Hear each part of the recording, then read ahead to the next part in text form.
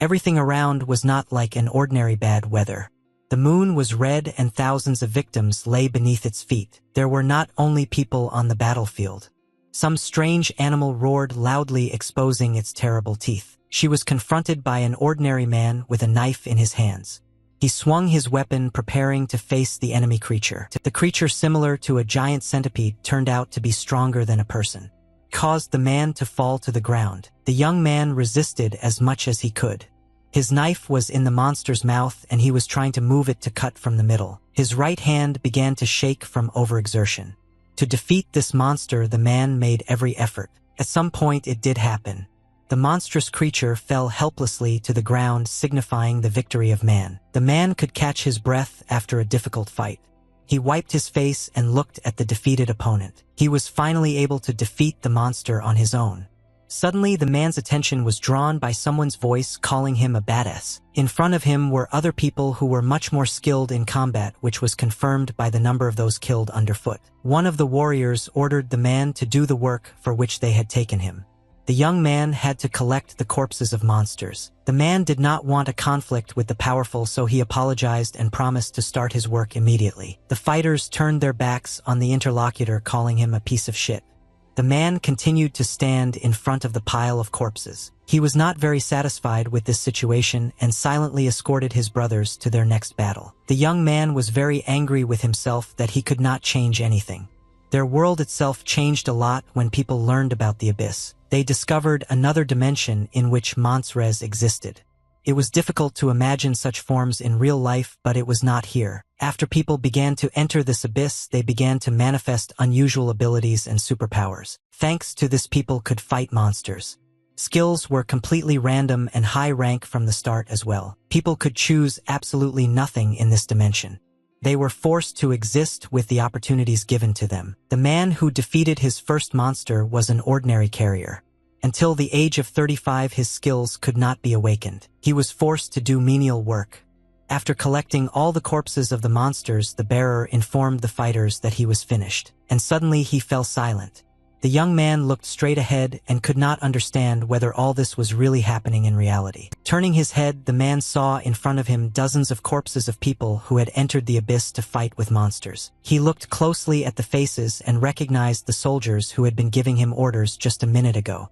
Now they were dead. The man realized that there was not a single living soul left around him. He stood alone in the middle of an unknown dimension. Suddenly, behind the bearer, something extremely strange began to happen. Some unknown force seemed to make its way from under the ground. It was one of the monsters, Asmodeus, who took his final form. He belonged to the most dangerous C-rank creatures. The man was shocked when he saw such a giant. However, he was not afraid because he knew that they survived here only thanks to victory. Nor was the monster going to stand still and wait for the man to wrap his knife into his other dimensional physique. The hand with which the man was about to strike the monster was torn off in a split second. He did not even understand what had happened. The man fell helplessly to the ground holding his hand. He did not expect that the monster would be so strong. Suddenly, even stranger things began to happen around. The herald drew attention to the unknown natural disasters around him. His gaze was filled with terror and directed into the void.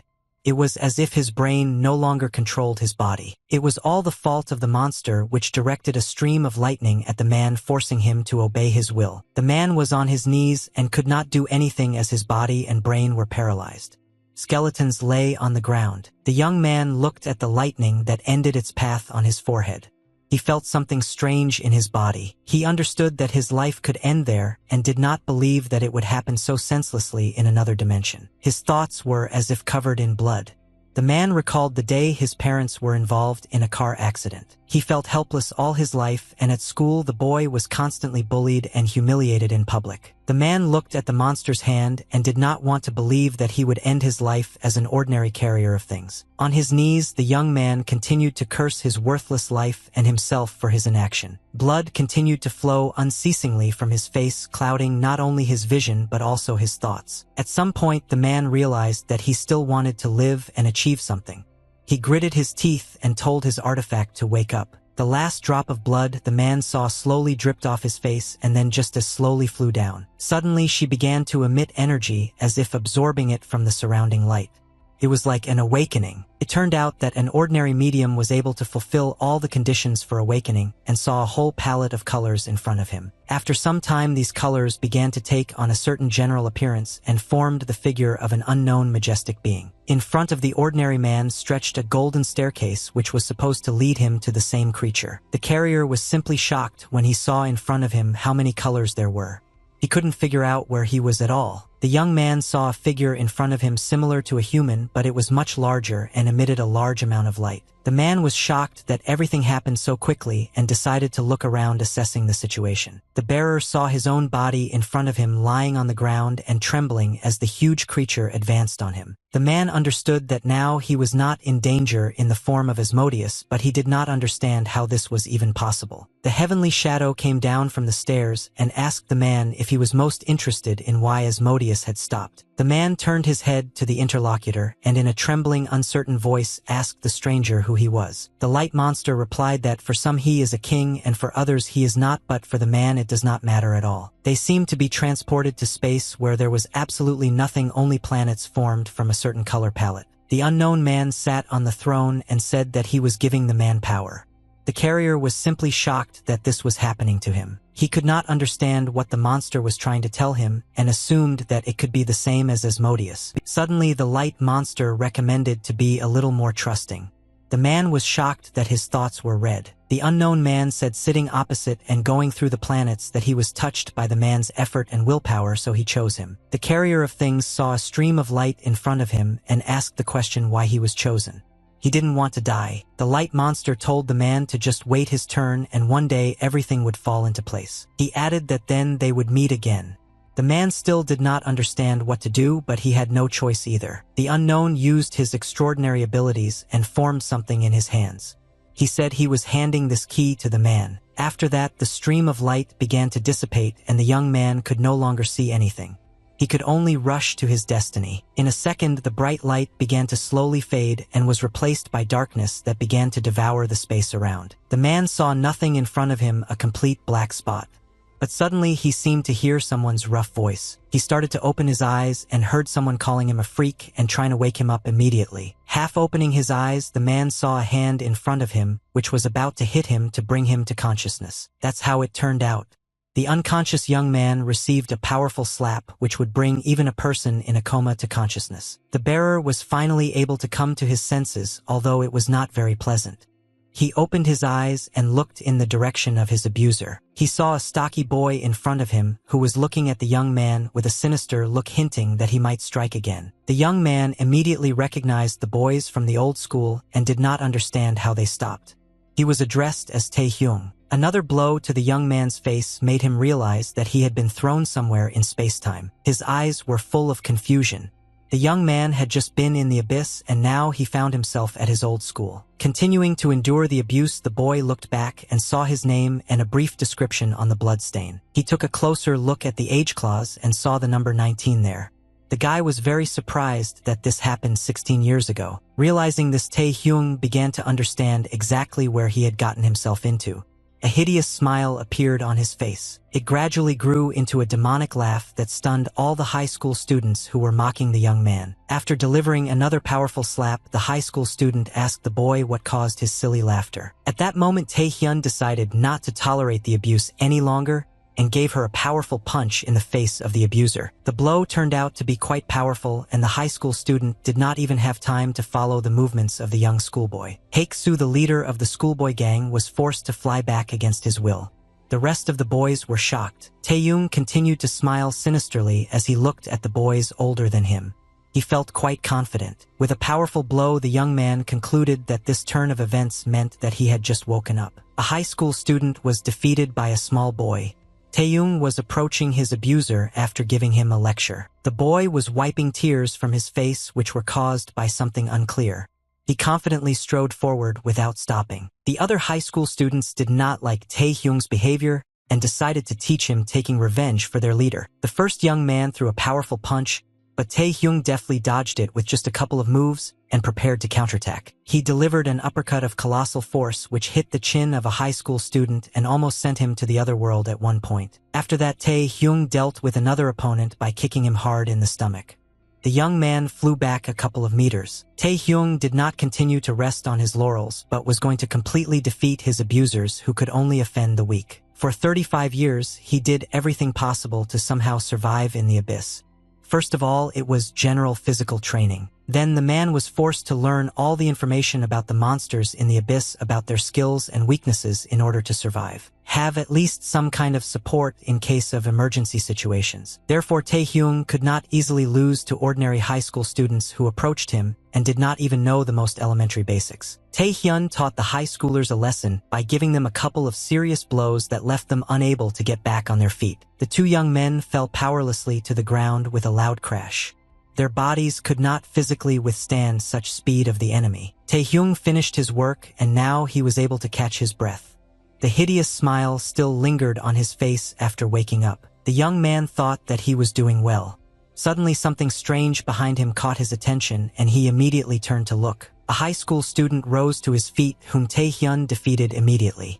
He called the boy a rascal and too weak under the circumstances. Hek-soo covered his body in stone using the stone skin technique. He wanted to kill the young man without thinking for a moment. Having completely transformed into a stone man, the senior class attacked with fists. His hand, although heavy, moved quite quickly. Tae-hyung managed to react to the enemy's first attack and avoided the collision with the stone hand by tilting his head down. Another blow followed from which the young man had to dodge again. It turned out to be much faster than the previous one. Tae-hyung had not expected such a turn of events.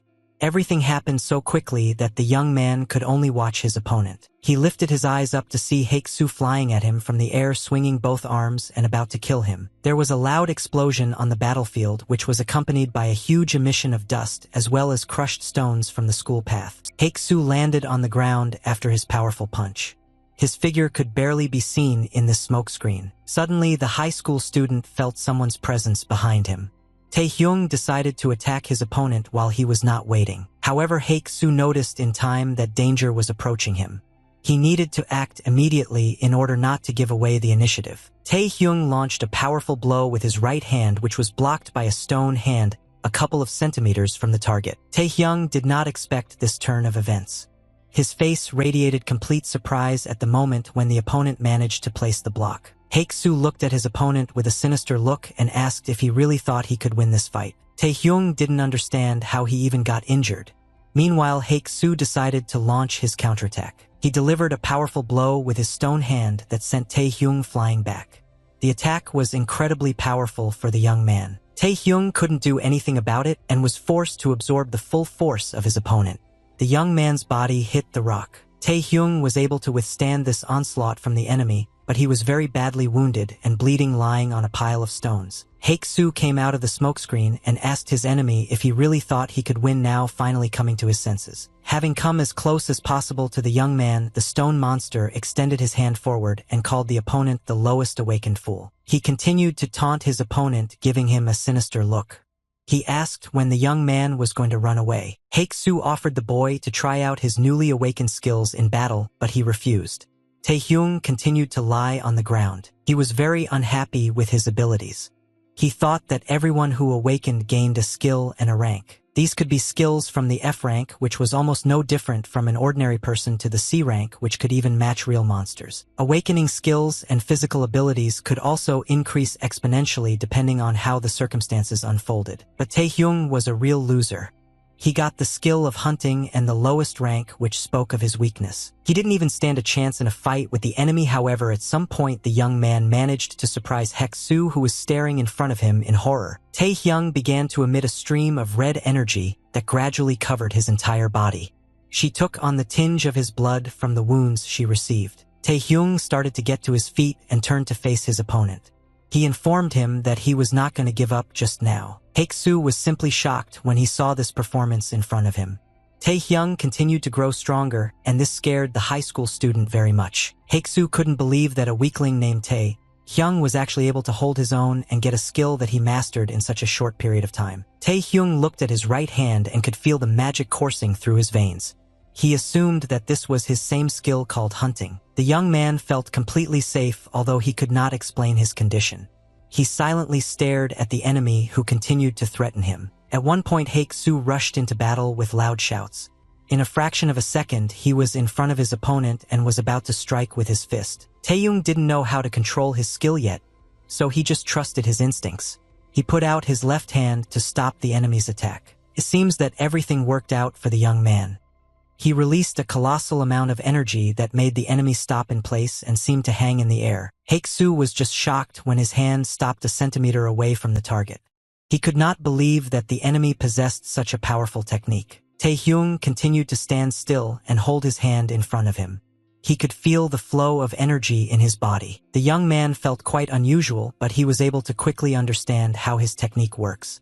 Now he felt the taste of victory on his tongue. Haeksu continued to attack Taehyung, but Taehyung showed no emotion in response and simply continued to block his attack. Haeksu did not want to believe that he was defeated, so he continued to press the enemy, putting his best effort into the last attempt. At some point, Taehyung decided not to sit on the defensive anymore but to counterattack the enemy and smashed his armor into small pieces. Meanwhile, at school, the children went out for recess and had no idea that something terrible was happening behind their backs in the backyard. Suddenly, a huge stream of red energy appeared outside the window, which was accompanied by a wind wave.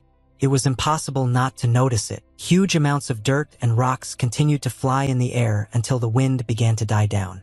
This fight seems to have been over. Taehyung was still standing in his place, his hand out in front of him. A stream of red energy had already left his body. Haeksu didn't look like he did before. He could not do anything against the enemy's force and was forced to admit his defeat. The stone man was left without his stone skin and fell helplessly at the feet of the newcomer who had just woken up and was able to defeat him. Hyung's hunt was over. The young man was able to catch his breath, but suddenly something strange on his hand caught his attention. She began to cover herself with stones. Taehyung's rank was raised to the rank of Yi, and in addition the young man was able to gain a new skill in his arsenal. After defeating his last opponent, Taehyung had no idea that he would receive his technique called Stone Skin. Taehyung decided to visit his old school after defeating a stronger opponent. The long break has just come to an end. The young man entered the office of a beautiful woman. She sat on her chair in front of the laptop and turned her attention to the guests. She was visited by a young man who carried two motionless bodies on his shoulders. He dragged one more across the floor. After opening the front door, Taehyung immediately lifted his bloody face up and greeted the woman with a friendly smile. The young woman was very scared and did not know what had happened. She was filled with negative emotions and misunderstandings. After the fight near the school, Taehyun took the students to the local medical center to the nurse's office. He also took Ba Hexa. The nurse used the spell to tend to the injured. Taehyung decided to take advantage of this. He had to lie to the woman about the true cause of such injuries. He replied that they all just fell down the stairs. The young man left school completely healed and was satisfied with that. He also managed to take revenge on Ba Hesk. But this was not the only thing that occupied Taehyung's thoughts. He constantly scrolled through the possible events of the past in his head. He was worried about the technique that saved his life and helped defeat the enemy. Hunting was the main problem now. Taehyung thought that he would have to work for years to raise his rank, but hunting allowed him to attain the rank of Yi immediately. He should have stayed on F, but that was not the strangest thing. With the help of this technique, he managed to take away the enemy's equipment. As he walked up the stairs, Taehyung wondered why the king had given him this power and sent him back to the past. And this was not the whole list. The young man caught himself thinking that he needed to focus on one thing. There was one thing he had to do without fail: learn all about hunting techniques. Taehyun walked up to a large building that consisted of several floors. He looked at the building with nostalgic eyes because he missed his home very much. He had not been here for 15 years. After the death of his parents, Taehyung was forced to live with his uncle. The man also had his own family and son. Taehyung remembered the events of the past with a smile on his face. They did not amuse him at all, but family remains family. The young man entered the house, opening the door. He was going to look for information on similar techniques while his uncle was not at home. Taehyung continued down the hall and entered a room. What he saw made him change his plans. There were some bandits in his uncle's house, and a very young guy was collecting money which for some reason was lying on the floor. It was Taehyung's uncle's son, who immediately recognized his nephew. He was not very happy to see him at this moment. Taehyun turned to his cousin named Hwang Jane, asked him why he was at home at all because the lessons were not over yet. Suddenly Taehyung noticed one thing that left him speechless. The young man looked in front of him with frightened eyes. The object of his gaze was a cardboard box with money lying on the floor. Taehyun accused Jane. Even before Taehyung's regression, Jane dreams of hanging out with gangsters and once stole all the money from the house. The bandits asked the boy what was the matter. Jane whispered in the ear of one of the thugs who their uninvited guest was. Taehyung realized that it was the same day from the past. Jane's cousin is a guest, he is an unwanted guest here. The leader of the bandits came closer to the young man and told him to get out of the house if he wanted to move around this planet. The man put his hand on Taehyun's head and called him an unawakened loser who wouldn't do anything to them anyway. Taehyung watched silently as the bandits ransacked his uncle's house. But it didn't last long at all. A sinister smile appeared on the young man's face. It was the perfect moment to test your new abilities. The leader of the gang didn't even notice that a fist was approaching his face in a split second that would knock him down. Taehyung delivered a powerful blow to the bandit which he could not resist and fell to the ground. But this was not enough. The leader of the bandits did not expect such a turn of events because Taehyung was always the weakest opponent. His wards were also shocked along with Jane. For now, they were standing still near the central window. Taehyung wasn't going to stop there, so he decided to start testing his new technique right away. He raised his hand up and began to bring it to his opponent's face. The bandit shouted loudly, ordering him not to do this. However, Taehyung was unstoppable. Having raised his hand to the right distance, the young man prepared to use the hunting technique. He was extremely pleased at this moment as he could finally fight back against those who constantly humiliated him. But very quickly, the young man's expression changed. He realized that the skill of hunting was not available to him at this moment in time. The leader of the bandits was still lying on the floor waiting for the continuation. He was very surprised when nothing happened. Taehyung continued to hold his hand near his opponent's face for a while, but the hunting technique still didn't work. Then the bandit decided to act and swung his leg to remove from his body the young man who dared to knock him down. Taehyung felt a powerful blow that hit him right in the face. The young man did not like this turn of events. He fell helplessly to the floor. Taehyung couldn't do anything since all he could counter was the hunting technique. Bandits decided not to leave this bastard alive, so they got into a position and were going to finish the young man on the spot. One of the black masked thugs used a C-rank technique and released chains covered in red energy from his hands. The other thug used a technique called poisoning, releasing a poisonous vapor from his mouth that quickly spread around the room. The bandit leader also possessed C-rank techniques and used bleeding to finish off the enemy with a triple strike. Taehyun had just gotten to his feet and powerful blows were being sent in his direction. The young man could not save himself in this situation. He raised his eyes at the last moment and saw that he would not be able to avoid a collision with the enemy's equipment. There was a loud explosion in the house that said Taehyung was no longer alive, accompanied by a large amount of light. In the room where the bandits were, poisonous smoke spread somewhere inside, which was the body of Taehyung. The leader said that the young man had no right to pretend to be awakened, so he paid for it with his life. But everything was not as planned by the man.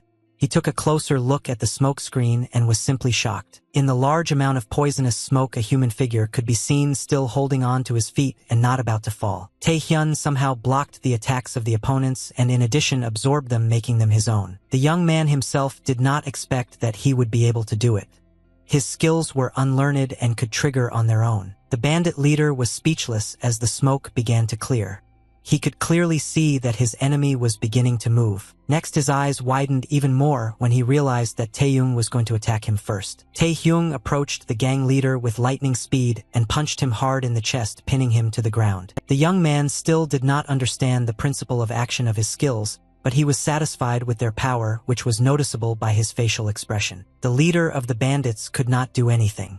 The opponent used a technique against him that he had never encountered before. Taehyung easily defeated the enemies who wanted to take away all the valuables in his uncle's house. The bodies of defeated opponents lay in front of the young man, and he himself smiled, pleasantly enjoying the result. After these events, he realized that only the awakened person can see the status window. All information was displayed there. But Taehyung noticed that even though he had enough mana, the hunt didn't work, so it wasn't just about mana. The young man realized that hunting has a passive effect that reflects all health-related skills such as bleeding. Taehyung continued to look at his defeated opponents and think. He was going to learn more about everything in time. But there was one thing that interested the boy more than the rest. Remembering this made Taehyung's face sweat. Suddenly, the thoughts were interrupted by unexpected actions from the brother, who fell to his knees and bowed his head to the winner. Jian raised his head and noted his cousin's fighting skills. He apologized for his shameful behavior. The cousin promised Taehyun to do whatever he asked. To Taehyung, this performance seemed as miserable and worthless as possible. Jian began to behave like a dog barking and serving his master. However, Taehyung kept thinking about something else. The main problem for him today was not his cousin but what would happen very soon. Taehyun stopped his annoying dog cousin and said he was sorry only for him to leave him alone. But these were not all the young man's conditions. He added that for this forgiveness the cousin should go with him and help him. In this city there was a factory that did not fulfill its direct purpose for quite a long time. At the entrance to the factory there was always a sign that forbade entry here to ordinary people and allowed only employees. Two women with a man at the head were standing in front of something huge, and it shone right in their faces. In front of them was a bunch of monsters that could enter the real world from the abyss. This was called a lost vault. The man said that such an event last happened 10 years ago, and now the gate opened unexpectedly. A disaster was approaching due to inaction, and one of the women emotionally suggested the immediate evacuation of nearby areas. However, the man disagreed with the idea and said that there was no need for it because he had a technique called a barrier. Monsters continued to break this barrier. The man added that the level of this rift should be C, so the strongest monsters too. One of them tried to press harder and harder on the barrier. Others joined him and managed to escape. While the man continued reading the moral, a pack of monsters approached him from behind. The women were very frightened. The man quickly turned his head back. He predicted such a development, but not so quickly. Having assessed the situation, the man decided to immediately enter the battle and delivered a powerful blow with his leg, taking off the monster's head. He understood that something was wrong and that he needed to quickly deal with the monsters that managed to escape. He was very surprised by the fact that the new rank C monsters also managed to break through his higher level B barrier. Taehyung took his cousin and they headed for an important task. The boy hoped that everything would be fine. He kept asking Taehyung how this could happen because the management team is supposed to stop the monsters. Taehyung confirmed that the members of the group were of a higher rank than the monsters and had to hold back their onslaught into this world. Jian didn't understand why they were running there at all if the management group could handle everything themselves. But Taehyung said that the fault might not be of rank C at all. Then Jian became very wary and frightened. The leader of the control group was able to deal with a large number of monsters that were now lying dead on the ground. Placing his hand on one of the monsters, the man confirmed that they were rank C. But he did not understand how they managed to break through the barrier. He looked at the gate and didn't want to believe that the mana coming out of it could exceed his rank. At this moment, the man was informed that something strange appeared again from the gate. It was a new bunch of monsters. The management group was ready to resist the uninvited guests. They immediately became alert and prepared for an attack. Monsters of various sizes continued to emerge from the gate. The last ones were the biggest and scariest. The management team was somewhat alarmed by the following events. They could no longer fully control the situation. Huge teeth appeared from the entrance gate, which belonged to a definitely not ordinary monster of the rank of C. The woman in glasses was simply shocked when she saw this monster in front of her. Behind a bunch of small monsters strode a gigantic one that could match the size of all of them put together. The management team did not know what to do in such a situation. For some time they just stood there hoping for a miracle. This largest and most terrible monster with 4 eyes was called the Giant Ogre. His rank was A. Seeing this in front of him, the man realized that things were bad. Now it became clear how they broke through the rank B gate. Before he had time to prepare for defense, the man was hit in the temple. His speed was enormous. After that, a loud explosion was heard, which was accompanied by a huge amount of smoke. The factory was destroyed. Jian still couldn't believe his older brother. He kept running and asking him along the way. The boy asked how the cousin could know all this. Taehyun replied that he could have been through this before. He added that this is called ordinary intuition. Jian didn't understand what the hell intuition could be in such a situation. Taehyun himself did not know how to tell his cousin about this properly. He exhaled and said that the boy would see everything himself. Just when Jian thought that his cousin wanted to play a trick on him, they met a bunch of people on their way running away from monsters. They all screamed and tried to run as fast as possible to escape from the fault, asking for help. Jian was simply shocked by his cousin's intuition. Taehyun ordered the boy to do what they had agreed upon. Jian turned to face the interlocutor and anxiously asked what the cousin would do in turn. Taehyung didn't say a word and started to act. Jian was shocked when his cousin did the following. Taehyung got ready to deal with the uninvited guests and said he would catch up with his cousin a little later. There was an emergency in the night city. The tallest building in the settlement began to glow at night. The man stood by the window and thought about the A-rank rift. It was too late to send help as the forces were in the dungeon. He turned his head back and said that the only saving solution now was an awakened A-rank man. Behind him stood another man on whom great hopes were placed. He had to save the city from A-rank monsters. It was an awakened A-rank. It was called the Blade of Madness, and to Hans the young man was crying at that moment. With tears in his eyes, the young man asked to leave everything to him since the hero and Hensu will definitely do it. Taehyung started smashing the monsters. He hit one of them squarely in the head, flattening his face. Another also received in the temple that his red eyes crawled on his forehead from such an unexpected attack. Taehyung didn't seem to notice anyone on his way. He easily dealt with another monster. The young man knocked down all the monsters at about the same point. They landed on the stones with a loud crash. All this was necessary in order to prove Taehyung's assumption. He was going to use a hunting technique. His opponents were powerless against it. The young man broke their bodies into pieces and whirled them into a vortex around him. Taehyung was satisfied and confirmed his guesses with the story. He had some time to rest and think. The activation of his technique was dependent on fatigue, which was currently at 52%. The technique could not be activated when the number was greater than 70. Most of the skills required a lot of mana, but Taehyung now realized that it wasn't all about mana alone. Fatigue is a much more important indicator that prevents the use of techniques and does not allow to move quickly. The young man found out that mana can be restored by absorbing the energy of slain monsters. His mana was almost full. Taehyung successfully completed the hunt and regained his strength. He was most satisfied with this result, especially since not only his rank has risen to rank D but also his hunting technique. He was getting stronger. According to the young man, at such a pace he could reach C rank or even SS in a matter of days without much effort. But Taehyung's ambitions were even wider. He planned to become the world's first SSS rank to defeat anyone. Looking around, Taehyung realized that the monsters were over here and he should return to Hwangyes. But suddenly unplanned circumstances arose. Something powerful attracted the young man's attention, and it was approaching. A man of the same age as Taehyung engaged in battle with the A-rank monster and knocked him down with his last attack. The young man was going to take revenge on the monster for the deaths of innocent people and swung his sword to kill him. It was an Hensu who considered himself a warrior of justice. He decided to do justice here and now. Taehyung took a closer look at the fighter's figure. He felt a little uncomfortable in such a situation. A rank monster wasn't going to just die. At some point, he found the strength to strike back. However, an Hensu expected such a turn of events and prepared his attack. He coated his sword in bright yellow energy. After that, he delivered more than 10 precise blows to the monster's body, which inflicted tremendous physical damage on it. A loud explosion was heard in the middle of the city, accompanied by a flash of light. It was like a comet falling from the sky. Taehyung felt like a total freak watching this fight. He was shocked to see it with his own eyes. The young man immediately understood that the one who defeated the A-rank monster must be the only A-rank awakened one. Blade of Madness and Hensu was right in front of him.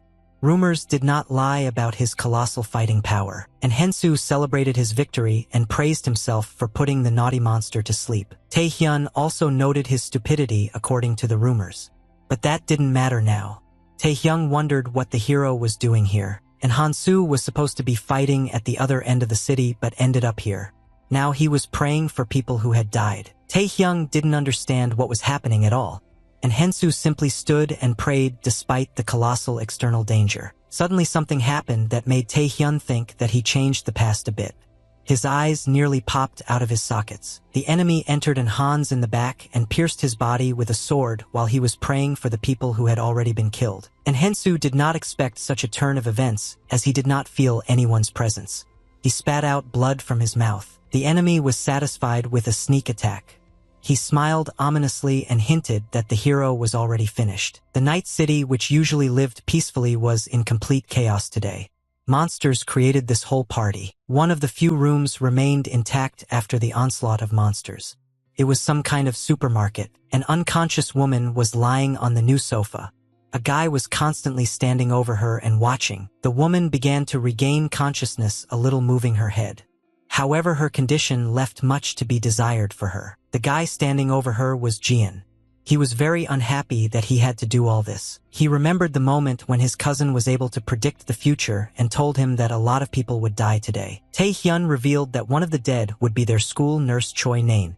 Jian didn't want to believe it. The young man explained that she will not die like everyone else but will provide first aid to people instead of evacuating herself. Tae-hyung ordered his cousin to put the nurse to sleep and carry her to a safe place so that she could survive. Tae-hyung behaved as calmly and confidently as possible. Having entrusted his cousin with only one task, he decided to do the rest on his own. Now Jane stood over the body of the sleeping nurse and wondered how Jane knew about all these events. The guy went through many options in his head, and all of them came down to something that was impossible to believe. He looked at the unconscious woman and tried to explain it in a more scientific way but could not find any clues. Suddenly a thought dawned on him and he jumped from his seat. He decided that he knew exactly what was going on. Jian believed that his cousin had awakened with the ability to see the future. But it was still hard to believe. The guy was crazy to think that such abilities existed. However, these were only guesses that were constantly questioned. There was a full moon outside shining on the city.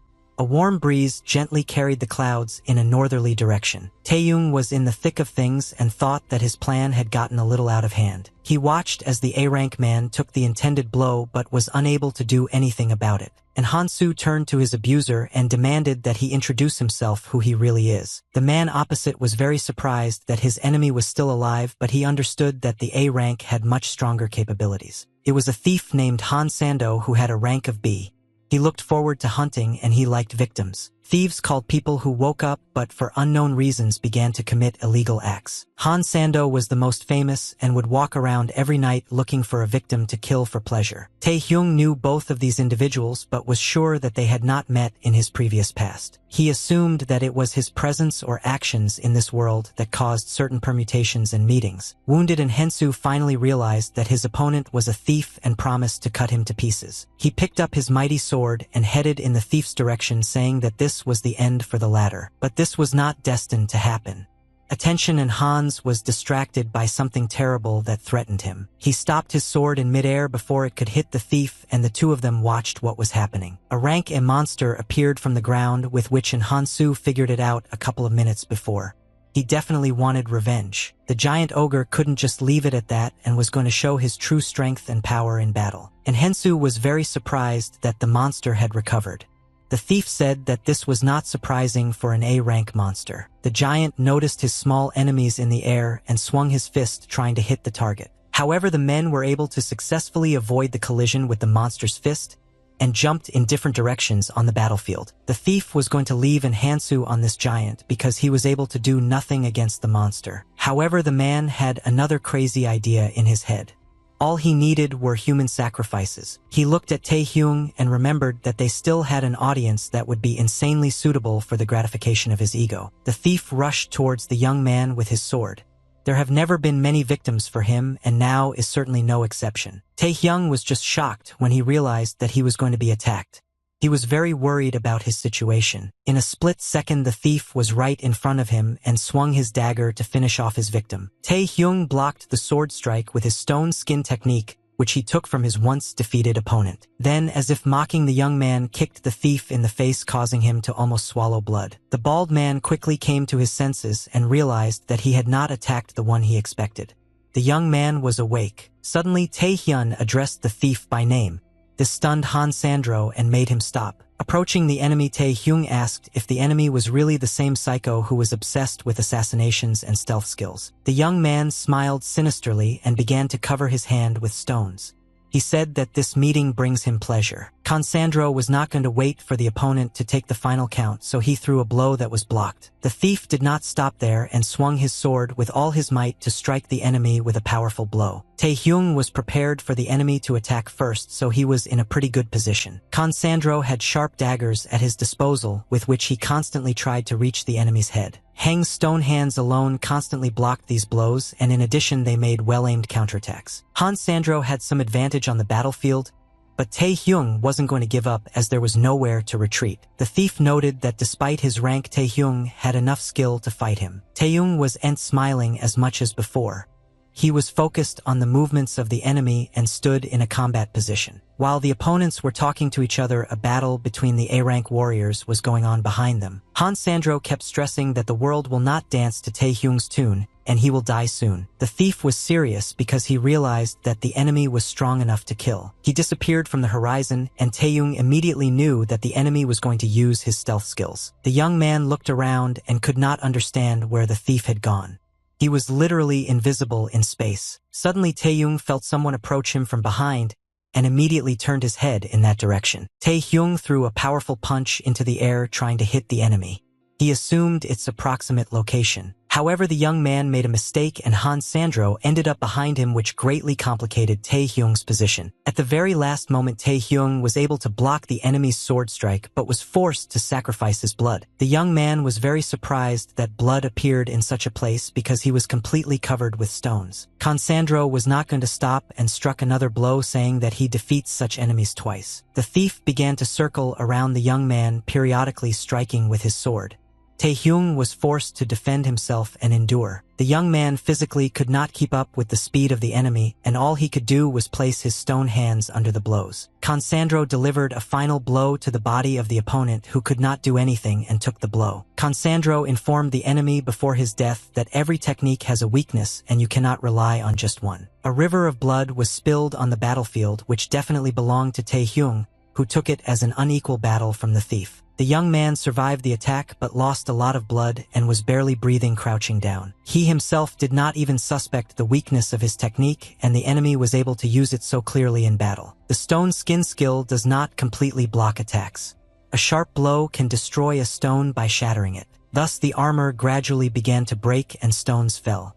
The more hits, the weaker the armor. Tae-hyung now realized that from the very beginning the enemy had understood his weakness and would target speed and accuracy. But Tae-hyung also realized that his abilities are far from rank D, and he can fight on par with rank B. Han Sandro was very surprised when the enemy said that he was going to finish the experiment. The thief thought the young man was crazy and rushed into the fight, saying that Tae-hyung just hit his head when he fell. Han Sandro simply stepped forward and ignored the enemy's question as to why he wanted to meet him. Suddenly the thief realized that he had better slow down because he saw something scary in front of him. This was the hunting technique that Tae-hyung was going to use. He said he wanted Han Sandro's technique. The thief did not understand what was happening in general and why his opponent was hiding this terrible technique all the time. Han Sandro decided not to show his fear to the enemy and called him an idiot because this technique is nothing. He added that Tae-hyung would not be able to use his technique until he was able to see the opponent's body. Raising his hand up, Tae-hyung spoke, hinting at his opponent's words that every technique has a weakness. The young man realized this after killing several monsters, but many of them escaped from him and remained alive. But at the very end, his hunting technique made all the monsters surrender and took away all their energy. Tae-hyung hinted that no matter where his enemy was hiding, no matter how fast he moved, it would all be useless. The young man overtook the thief with his energy, who thought that he was hiding quite reliably from the attack. Tae-hyung warned the enemy that his hunting technique would catch up with him sooner or later anyway. Han Sandro was shocked by this turn of events. He screamed loudly when he realized that death was approaching. Tae-hyung showed the enemy his true strength and demonstrated that he can also analyze and draw conclusions. Outside, the sun began to rise, illuminating the city with its rays. The situation in the city remained unstable. Among the ruins lay the body of a man who could not move. He was bleeding slowly and could not do anything. It was an Hensu who was almost finished fighting the monster and cursed the thief who pierced his body before the fight. Even an A-rank warrior cannot escape death. He cursed himself for not being able to assess the situation properly. The same giant ogre, which was never defeated, was coming at him.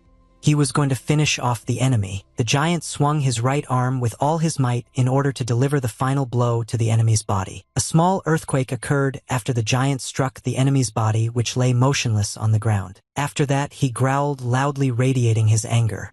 He didn't expect the fight to be over after that. Looking at the place where En's body lay, Hensu the giant noticed only emptiness and ruins created by his own hands. Someone turned to the giant and asked how it all happened, since he had recently been lying on the ground and did not move. It was Tae-hyung who came to the aid of the A-rank warrior in time. He managed to save on Hensu from imminent death. The young man held a wounded ally in his hand and decided that he would engage in battle with the monster using the hunting technique. Although the night in the city was quite restless, by morning everything seemed to have settled down. There were no monsters on the horizon. In one of the private houses near the center, the parents opened the door and were simply shocked to see the following in front of them. Their son Jian returned home with his cousin Tae-hyung, who immediately inquired about the well-being of his aunt and uncle. Parents were very happy to see their children with their own eyes. They immediately started crying because of the happiness that finally came to their home. They thought that the children could already be eaten by monsters, but fortunately everything turned out well, and they were invited to the house for breakfast. Taunting his younger cousin Taeyung said that the house looked as if bandits were here yesterday. Jian asked for silence. The Jian family was located near the center of the city among the same private houses, each of which had a small terrace on its roof. The next day, all the news channels and the public began to discuss urgent news about the great fault of the last 10 years. The news anchor reported that according to the top management, there is no danger from the monsters now, as they have been completely destroyed. The management decided to close the nearest schools for a week, as long as the threat of a second rupture still exists and children's lives are not a joke. The population gradually began to calm down. The management team leader still couldn't figure out how he could confuse the C rank with the A. The police asked the school nurse where she was, but the woman did not remember anything. She reported that she woke up already on the couch. The main character, according to the media, was interviewed and wanted to find out how exactly he defeated the monster, but he said that it was not his doing. According to news reports, people were still worried about the situation and thought that the decisions made by the authorities would be insufficient for security. A young man in a sports suit with a backpack on his shoulders watched the news and smiled. He was satisfied with the information he heard. It was Tae-hyung, who was glad that no one remembered him and did not come to this story. Now he could lock his phone and go on with his life. But Tae-hyun wouldn't be himself if he didn't find new adventures for himself. His anonymity gave him another green light. The young man was about to go to the tram tunnel to go to the next level. It looked pretty dangerous even for him. The young man saw his characteristics in front of him, which had already grown quite well with the exception of rank. He was full of energy for the trip. Also, Tae-hyung now had 3 skills. He considered stealth a pretty good reward for winning a difficult battle. But the young man perfectly understood that with his current level, it would be difficult to use all the techniques at once, and it could become a fatal mistake. Unwise use of mana could lead to an unnecessary state that had to be avoided at all costs in order to stay alive. Taeyung decided that the perfect solution would be a potion. They were purposely designed to restore mana and reduce fatigue. The young man entered the underground. He understood that potions were quite expensive and he would have to hunt a lot to get them. As he passed through the narrow passage, Tae-hyung remembered that this required a permit, otherwise the authorities would consider such actions illegal. Tae-hyung didn't know what to do to him in this situation. He had only one legal way to go. He decided to wander through the dungeons. He was immediately met by a bunch of monsters who looked at him with red, unfriendly eyes. The monsters immediately began to ask why the person came here. Tae-hyun asked back if they even had intelligence. These spiders were rank B, and the young man decided that this would not be enough to raise his rank, so he needed to absorb hundreds of them. Hearing these words, the owners of the dungeon immediately became angry with the uninvited guest and rushed into battle to drive him away. One of the monsters, who had pink hair, filled his mouth with a never-before-understood liquid and air, preparing to attack. Such actions were repeated by every monster that was nearby, and they formed a huge ball of energy that moved towards the young man. Tae-hyung stood still and watched as the monsters tried to create a joint technique to kill him. After releasing a colossal amount of energy from their jaws, the monsters began to taunt the uninvited guest, predicting his death. However, they by no means expected the next turn of events. Tae-hyung was able to absorb their technique with his hunting. The monsters were simply shocked when the young man used his technique and noted that his opponents had quite useful techniques. After that, Tae-hyung decided to start the business for which he came here. The monsters tried to negotiate with the guest, but it was too late. Real chaos and screams began in the subway. Tae-hyung began to gamsell all the monsters in a row, absorbing energy from them for himself. Meanwhile, the city returned to its usual life. The tallest building in the city housed the Players Association of the New South Korea. The entrance to the meeting hall was closed and carefully guarded. Only those who were invited could enter the meeting. Today, 3 interlocutors gathered at the table. They sat across from each other and just stared at each other for a while. One of those present was Deputy HR Manager Ho Tuk. He was in the hall with two of the best players in the association. Players are those who have awakened and have official permission to use skills for various purposes, such as going into the abyss. At the moment, there are 5 game centers of the association. Only those who had the strength to face monsters of various ranks were included. There are also 4 new South Korean guilds. These are 4 major guilds, one of which is a guild of fighters called Invincibles. Another guild is slightly different from the previous one in its methods. These are people who do not really want to fight but like to create alchemists. Another guild is unusual people who gained their power and popularity thanks to magic. Their guild is called sorcerers. And the last guild is the least interesting and simple. People here are usually informants and are subordinate to the Vagabond Guild. New South Korea Players Association is an organization that includes all these guilds and has the right to manage their members. Go-tuk did not feel very comfortable in such a situation.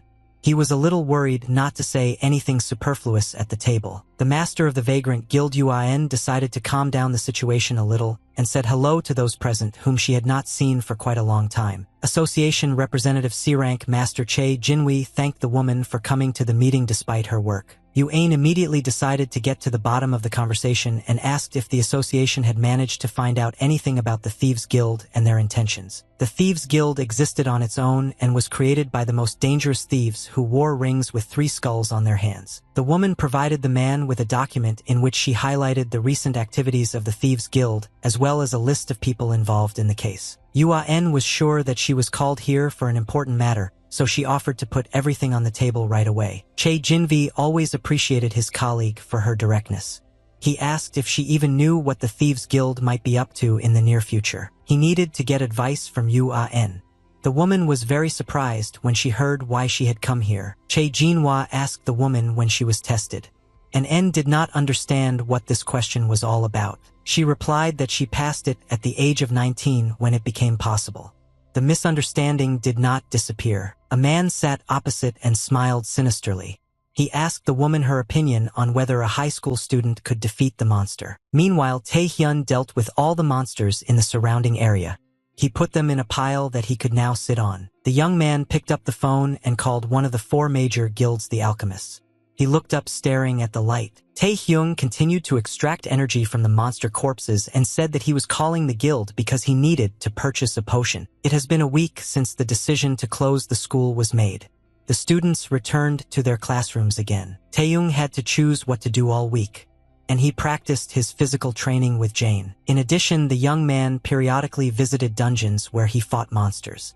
In a week, he managed to clear a couple of such dungeons. Of course, he decided to join one of the 4 great guilds called Alchemists to buy himself some mana. The people here were very surprised at how many jewels the young man brought and wanted to make him their permanent customer forever. In addition, Tae-hyung's training did not go to waste and his rank increased to C in a relatively short period of time. Despite all this, a rather thorny and difficult path awaited the young man in the future.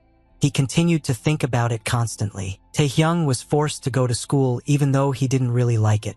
In recent days, he was constantly being watched from the sidelines. The classmates discussed hearing about Taehyung beating Ba Hesku, and they assumed that he was finally able to have fun. However, everyone believed that, in any case, the end would come to the young man because they would definitely come for his head and very soon. Meanwhile, at the door of the classroom, you could hear the stomping of feet. 3 people were approaching the classroom at a fast pace and were about to enter. Taeyong also heard someone approaching the classroom at a hurried speed. He glanced at the door to assess the situation. The guests were not very pleasant and immediately started throwing chairs. 2 of them flew to the school board and hit the wall. 2 tall high school students entered the classroom and showed their displeased faces about some question. They were not the main figures in this case. The leading young man was the last to enter and immediately sat down with his feet on the desk. Lee Changjae sat down across from Taehang and had a serious conversation with him. It was assumed that he would not leave this situation unresolved. Lee Changjae greeted Taehyung, calling him a friend and smiling mischievously. He was a C-rank awakened master. Lee Chang is the son of a rich man, successor in the 3rd generation of the Tezen Company, which sponsors their high school and many others. Tezen High School. They fear and respect him, try to match him. Taeyong remembered a moment from his past. He was beaten by high school students just like that without giving any reason. They smashed his face and continued to abuse him all the time. The boy considered it necessary not to react to it in any way. Above him stood two big guys who were just pawns, and behind them stood the head of it all according to Taehyung. In fact, Lee Changjae ordered Ba Hesk to bully Taehyung just because he failed to awaken his abilities. With the current options, Taehyung was going to just stay silent and asked why the boy came and sat across from him. Taehyung looked at the interlocutor with a sinister look and told him to shut his mouth and get out of here immediately. One of Lee Chang's supporters did not like the way the young man addressed their leader. He made a loud complaint to him. A second later, this young man was forced to take a blow to his face, which was delivered very quickly and from close range. Lee Changji gave this blow to his charge and warned him not to interfere with his dialogue. Kim Taehyun sat motionless and watched this circus. He was already a completely different person. Lee Changji celebrated Taehyung's victory over Ba Hex, but the undertones of this praise were anything but friendly. Taehyung was a bit worried when his would-be opponent stood up from his seat and decided to show his supremacy. Lee Changji released a large amount of fiery energy and advised Taehyung to choose his enemies more carefully from now on. Taehyung went from a state of shock to a state of surprise. He was amazed by the awakened C-rank magic. Lee Changji advised the young man to think twice before he began to act seriously. However, Taehyung did not think of giving up. He took his right hand out of his pocket and was about to use a hunting technique to see how the enemy would handle it. A blue-haired girl entered the room and immediately ordered Lee Changji to stop immediately. She used her frost technique against his supporters and went to speak with Lee himself. It was Im Ayun who was acting like she was at home. She turned to Taehyung and told him to stop as well. Taehyung looked pleased when he saw the girl in front of him. She evoked only good emotions in him. Name of Ayun was the class president, an aspiring model, and the #1 candidate everywhere. In addition, she is a C-rank master. The girl let go of the boy's hand. Her main problem was that Im Ayun was too principled and stubborn. She never backed down just like that. This case was not an exception, and she decided to deal with Lee Changji. Lee Changji replied with a smile that there was no need to stop him, and he was just talking to his friend. Name of Ayun asked if the young man could hit all his good friends in the face with such force. Lee Changji warned the girl that she might lose her temper and advised her to keep her mouth shut. Name of Ayun replied that she could also use force if he did not leave their classroom immediately. Taehyun watched this fight and thought that if things continued like this, there would be nothing left of the class. Lee Changji had a stubborn character and was used to always getting what he wanted, so he was not going to back down. Name of Ayun possessed even greater stubbornness and was capable of going to any lengths to protect her dignity and that of her loved ones. Suddenly, Lee turned around and said that he had no reason to fight the girl just now, but it was just acting. He asked if that was what I wanted to hear from him, Ayun, who was standing opposite. The young man gathered a magical fireball in his hand and directed it at a potential opponent preparing to attack. Lee Changji was quite serious, and there was nowhere to retreat and even more to lose. Name of Ayun also gathered her strength and was ready to repel the opponent at any moment of his attack. Taehyung decided not to interfere in this conflict and sat silently on the sidelines watching the development of events. Suddenly, a loud bell rang several times throughout the class, interrupting the conflict between the parties. It was announced throughout the school that all students needed to report to the main hall for a meeting with the Players Association. The message was heard not only within the building.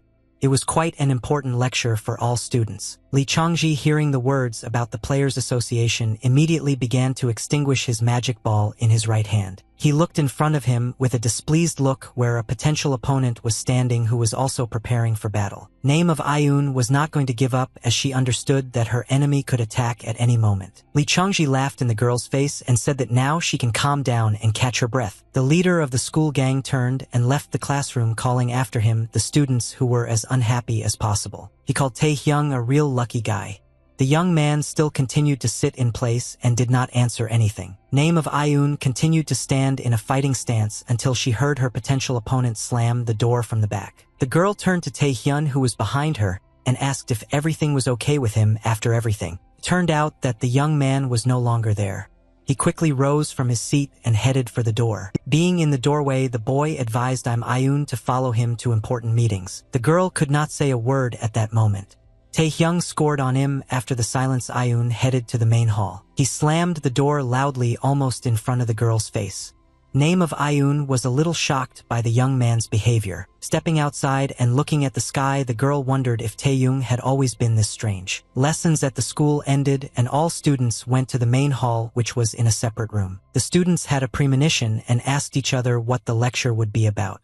They assumed that it would be about monsters. Everyone's attention was immediately drawn to Go-tuk, who greeted and introduced himself as the deputy manager of the Players Association. He said he came here to apologize for the lack of timely response from the players during the outage. But this was not the only reason why the man came to the school. He caught his breath and was about to tell the second reason. Go-tuk reported that there have been changes in the selection of players in whose hands the future of the Players Association of the New South Korea will be entrusted. Lee Changji was not very pleased with this gathering. He kept thinking about the young man he didn't like, Kim Tae-hyung. Name of Ayun also constantly thought about him. She was going to discuss something important with him in the near future. Tae-hyung in turn yawned at the gathering. He was bored and did not want to stay in this hall any longer. The meeting of all students continued in the main hall, where the deputy manager of the Players Association, Go-tuk, gave a speech. After hearing the following conditions, the students began to wonder why the minimum age was increased.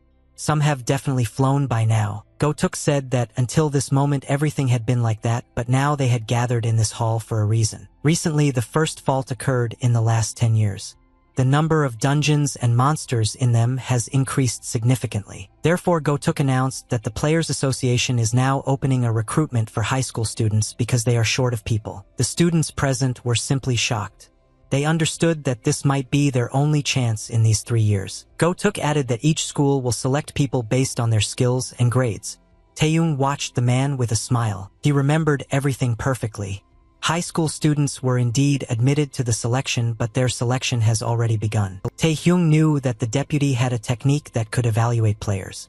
She was in his eyes. This technique was called the Eye of the Observer and could show the owner the maximum strength of a particular person. The eye could assess the general capabilities of the object, and if you focus you can even see the status window of the selected target. Go-tuk continued his speech and confirmed the words of the students when they started asking about their options. The man watched the students and was surprised that the numbers here were much higher than in other places he had been. But that was not what shocked him at all.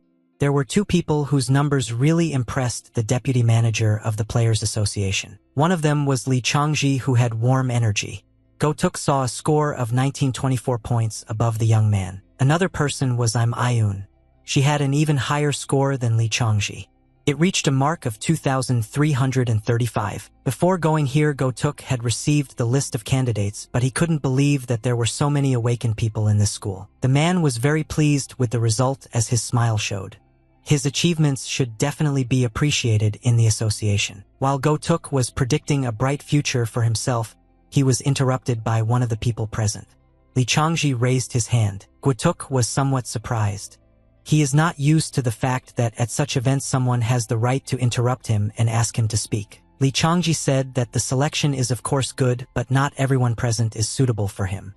Tuk asked what he meant. The young man explained that only those students who were able to wake up and could theoretically become players should pass the selection. Looking at Tae-hyung, Lee Changji added that there was no point in the unawakened even being here to listen to the lecture. Strength isn't all that makes a player a player. Knowledge of the Abyss awakening rank and ability to deal with situations are required here. To be a player, you need to have all possible characteristics in order to coexist on equal terms with monsters in the Abyss. Lee Changji taunted Tae-hyung because he thought that he still couldn't wake up. He said that selection has no value for such people. The gang leader looked at Tae-hyung again, with a sinister smile on his face, showing his dominance over him. Tae-hyung didn't understand why Lee Changjae would go so far just to check his awakening. The leader of the school gang really decided to just check it out. He wanted the young man to prove that he was finally awake. At this moment, intervened in the dialogue Ayun, who was standing in front.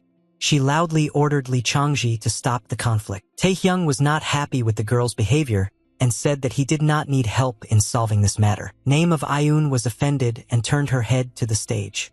She thought that she was tired of all this and would not interfere anymore. Go-tuk agreed with the correctness of such a position but emphasized that the players themselves have the right to choose to stay for the lecture or not. Lee Changji turned to Tae-hyung again and asked if it would affect him that he could not stay here because he could not do anything. Tae-hyung acted discreetly.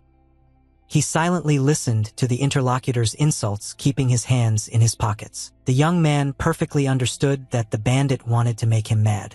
Tae-hyung understood that he really wouldn't be able to get into the selection without proof. But he remembered that he did not need to prove anything to be selected.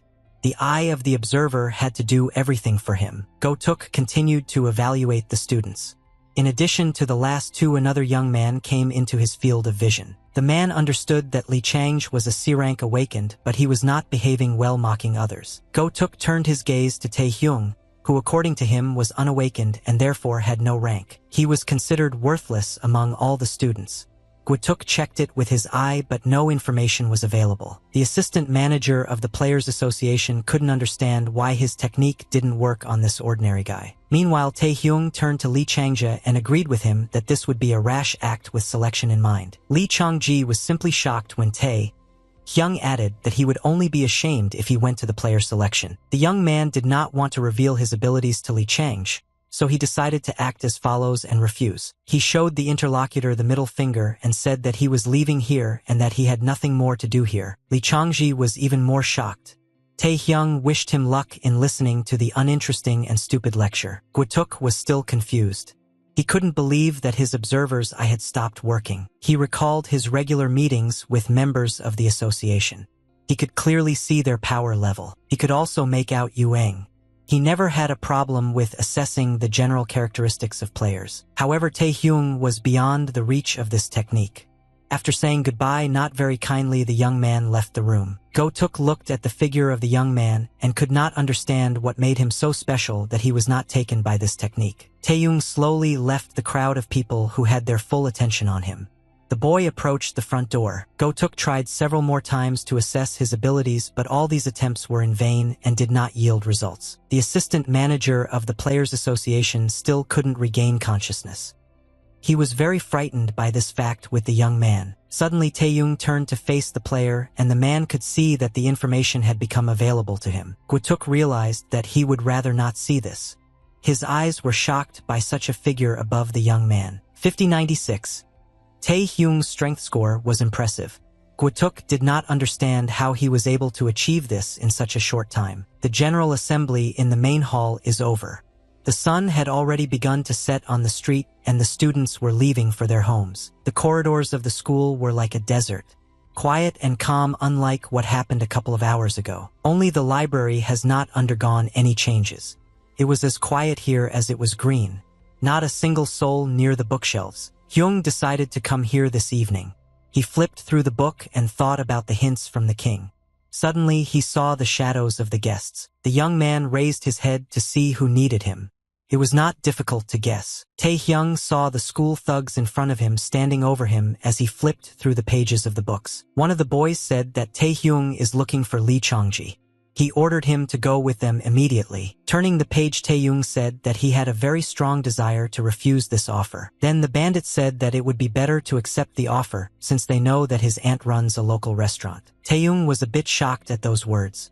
He understood that the robbers wanted to harm his family. The young man asked how they knew about it.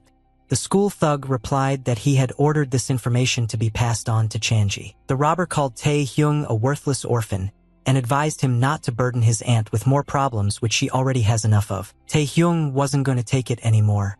The bandit did not have time to finish the sentence and a fist was already flying in his face. There was a loud explosion in the school library. The front door was blown away by the shockwave created by Tae-hyung. Shelves with books were destroyed and fell like dominoes.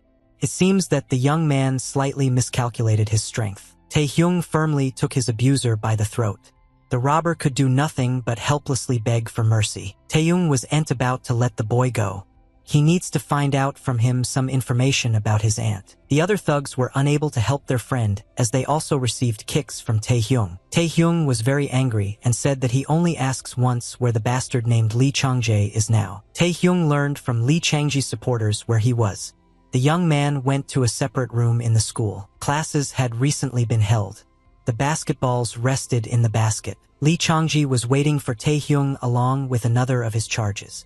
The two of them stood in the center of the gym. As soon as Tae-hyung entered the gym, he could immediately see that he was eagerly awaited. The man next to Li Changji waved his hand in Tae-hyung's direction and the young man asked the ward what he could say. It was Sol Hundo's bodyguard. He was rank A. He activated several of his skills to reveal his youth status, but they did not work on him. Sol Hundo surmised that the young man was an A rank if he could resist so effectively. As Li Changji had assumed, Tae Hyung was able to wake up. Now the leader of the school gang wanted to talk to the guest. Tae Hyung did not understand at what point the robber began to express his desire to communicate with him and not to fight. Taking a step forward, Li Changji apologized for his behavior and said that he just wanted to check on the young man. He added that he aims to establish a guild when he becomes the head of the Taesong groups. But he needed help with this. Li Changji asked Tae Hyung if he understood where the conversation was going. The young man stood in silence with a stony face. Li Changji added that he needs really talented people, not people like Ba Hesku who can be easily defeated. He pointed his finger at Tae Hyung and said that he absolutely fits the criteria of a talented and strong person. Li Changji promised Tae Hyung wealth and fame if he would work for him with a demonic laugh. Successor Tezin also promised to pull the young man's family out of the cesspool they are currently living in. However, this did not work for Tae Hyun. He said that the robber was talking too much, which surprised Li Changji. Covering his body with stones, the young man asked if Changji really thought he would believe all this delusion. Tae Hyung was preparing for a fight with a potential opponent. He said that this was the last straw that broke his boundary. Li Changji did not expect such an answer from the interlocutor. He was completely shocked by what was happening. Suddenly the young man's shock passed and he lowered his head down, smiling mischievously and saying that he understood everything. He said that he had forgotten that such dogs had to be tamed by force. Li Changji also prepared for battle. At that moment his bodyguard brought his hands together and placed them on the floor, emitting a stream of energy. He used a technique called a room, which made it possible to form a barrier that prevented the presence of energy from being felt. Everything around was covered by a wall that was made of a large number of hexagons. It was bright blue. Even the floor was covered with this barrier so that no one could feel the presence of magic inside this room. Sol Hundo could now rest assured that no one would feel his boss's energy and could shake his hands off the floor. The battle inside the room began. Both fighters rose from their seats and headed in each other's direction. Sol Hundo was outside the room watching the spectacle that he thought would soon end. Tae Hyung was as serious as possible because he understood that this opponent would be stronger than all the previous ones. Li Changji, on the other hand, felt quite relaxed as he believed that he could easily defeat his opponent. The fighters collided in a blow that sent a release of energy and created a large shock wave in the room. Changji's fiery fist proved to be stronger and shattered Tae Hyung's stone hand at the moment of impact. Tae Hyung sensed the strength of the opponent at this moment. He understood that he would have to make a lot of effort in battle. Li Changji was not going to stop there. He was in the air and swung his leg to launch an attack from there. The bandit delivered a powerful kick which threw the enemy back a couple of meters. A huge smoke screen was formed. Somewhere in it was Tae Hyung, who took the blow. It turned out to be quite powerful and the young man actually vomited blood. Li Changji quickly rushed to finish off the enemy and asked him if he now realized his place. Sol Hundo watched as his boss defeated his opponent without a chance. The battlefield was like some kind of fireworks. The guard thought that Tae Hyung was very brave. He felt only pity and sympathy for this young man. However, Tae Hyung stood up and decided to counterattack. Sol Hundo recognized that the young man had quite good skills. However, today everything was not in his favor. The guard knew very well that the young master was much stronger. Li Changji easily blocked Tae Hyung's counterattack. He continued to fight with a wicked smile on his face. The bandit prepared a hidden attack. He sent his hand forward, in which he gathered a large amount of energy. He conducted an attack dangerous for the enemy. Tae Hyung was forced to take on a powerful attack of rank C. Sol Hundo mentally advised Tae Hyun to surrender as he had no chance of winning the fight. However, the guard changed his mind a bit. He was shocked that events began to unfold in a different direction. Li Changji entered the melee, avoiding the powerful blows to regain his energy. Tae Hyung was forced to defend himself. At some point, the young man gathered his strength and decided to launch a counterattack. He needed to seize the initiative. Tae Hyung skillfully attacked the enemy, but close combat was a very strong point of Li Changji. Their fists constantly flew in different directions, trying to hit the enemy in the face. The battle began before the first hit. This was done by Tae Hyung. He was the first to hit his opponent in the face, which was literally almost crushed by it. Tae Hyung pushed his enemy back a couple of meters. Li Changji landed heavily with a loud sound. Sol Hundo couldn't believe that his boss had lost in a melee. This caused the husband to worry about the situation. Hyung's punch was so powerful that Li Changji punched the floor with his body. He sighed heavily in pain. The bandit loudly asked the enemy what he had done with his body because it could not move now. Sol Hongdu now realized that Tae Hyung was much more dangerous than he had thought of him from the beginning. The guard looked at the young man and asked himself who he was and where he got several skills. Tae Hyung was satisfied with the result of this fight. He finally managed to experience what he wanted for a long time. Thanks to hunting, Tae Hyun gained 3 skills. The first of them was stone skin in one of the first battles. Next, the young man defeated the thief during the break-in. From the most famous thief, Taeyong took away the skill of hiding his presence. Lastly, Taeyong gained the paralysis skill during his journey to the abyss, taking it from the monsters. From the beginning, Taeyong didn't use all the skills. However, in this fight, everything went completely differently. His stealth immediately disappeared under the influence of fire. C-rank stone skin lost to C-rank resistance. Therefore, the young man's only option was paralysis. But it was quite difficult to apply it in the conditions of such a battle. Tae Hyung decided to engage in close combat with Lee Changji, although it was dangerous, but paralysis could happen in such a situation. This skill worked very effectively despite the C-rank resistance thanks to the endless paralyzing strikes. Hyung's plan went perfectly. The young man was able to quickly assess the situation and see the weak side of the enemy. Lee Changji, on the other hand, underestimated the enemy, so he was forced to take powerful blows that inflicted devastating force. The leader of the school gang fell powerlessly to the floor. Tae Hyung stepped out of the smoke screen and began to approach the enemy. Sol Honda was simply shocked by the ending of the fight. He could not believe in the defeat of the master but did not interfere. The guard recognized the genius of Tae Hyung, who surpassed the cosmic level of Lee Changji in a one-on-one battle. Tae Hyung walked up to the motionless body of his opponent and stopped a couple of meters away. He looked at Lee Changji and remained silent. Heng's presence, Lee Changji laughed and said that he recognized Tae Heng's strength. The young man was surprised by this. The bandit added that he really underestimated the opponent, but he would not lose to such a scumbag as Tae Hyung. Lee Changji took out a purple jewel from his inner pocket and brought it up to eye level. After a couple of seconds, Lee Changji broke this stone with 2 fingers using all his remaining strength. Tae Hyung didn't understand what was happening at this moment. However, he guessed that it would not lead to anything good. Lee Changji rose to his feet, radiating a colossal amount of energy. Taeyong was somewhat shocked at this turn of events. Lee Changji said that he was no longer going to give in to the enemy, and from now on he would fight with all his might. Tae Hyung realized that he was in danger, so he immediately began to run away from where he was standing before. Lee Changji was not going to let the enemy go for a long distance. He began his pursuit with the help of a fire monster. Taeyong quickly ran forward, looking back from time to time. Suddenly, he felt a great amount of heat coming towards him. The young man rose into the air in time, avoiding an attack from the enemy. He was going to launch his counterattack. The fire monster missed the target. His blow was so strong that it began to break the floor as well. Tae Hyung swung his stone fist with all his might to counterattack before the enemy expected it. However, the stone monster began to form a huge ball of fire to attack the enemy in advance. Tae Hyun needed to counter this energy clot. There was nowhere to retreat, so the young man continued his attack. He struck the fireball with his stone hand, trying to counter the energies, and penetrated inside. Immediately after that, stones began to peel off from Tae Hyun's hand, and after a second his hand was exposed. The young man could not withstand the energy onslaught from the monster and flew down after a powerful collision with the enemy. Tae Hyung couldn't do anything.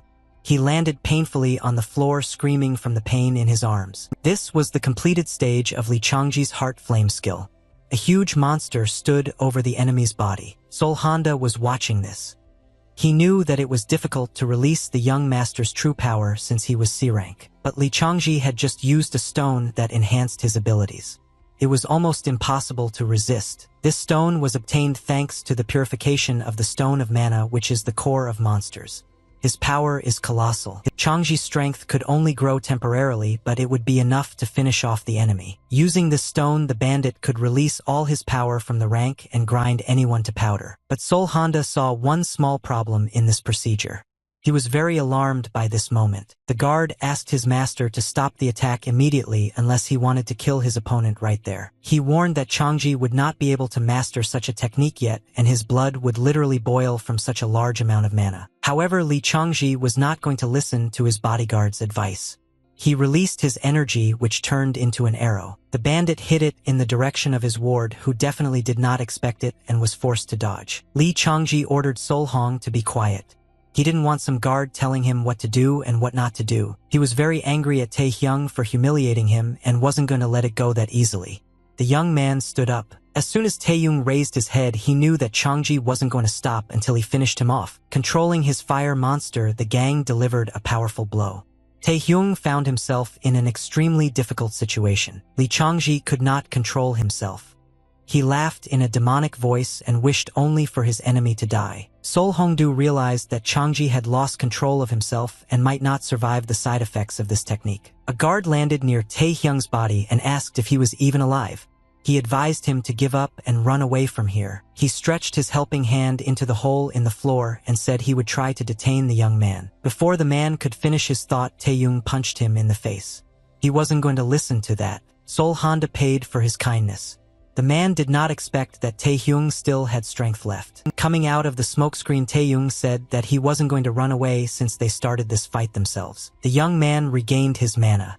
He admitted that the C rank was much stronger, but he wasn't going to back down. He decided to use the hunting technique and said that he had also finally finished playing tricks. Meanwhile, Go-tuk returned to the residence of the Players Association in the new North Korea.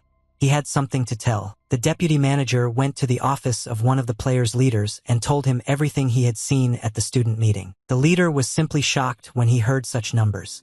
He could not believe at all that, at such an age, it is possible to score 1900 and 2300. Go-tuk confirmed his words and named these students. There was no doubt that they had awakened to the rank of. The secretaries were also shocked looking at the map. They assumed that the Japanese saints could be surpassed at this rate. Go-tuk was a bit alarmed at Tae Hyung's account. His thoughts were distracted by the words about the saints. One of the main players of Japan, who at the age of 18 had an average strength of 2,500, was called a saint. Go-tuk imagined the figure of this girl. Even with this monster, the indicator barely managed to exceed 2,500 points. The deputy didn't know what to think about that young man whose index was more than 5,000. The man was scared and alarmed. He left the leader's office with the thought that it could just be a mistake.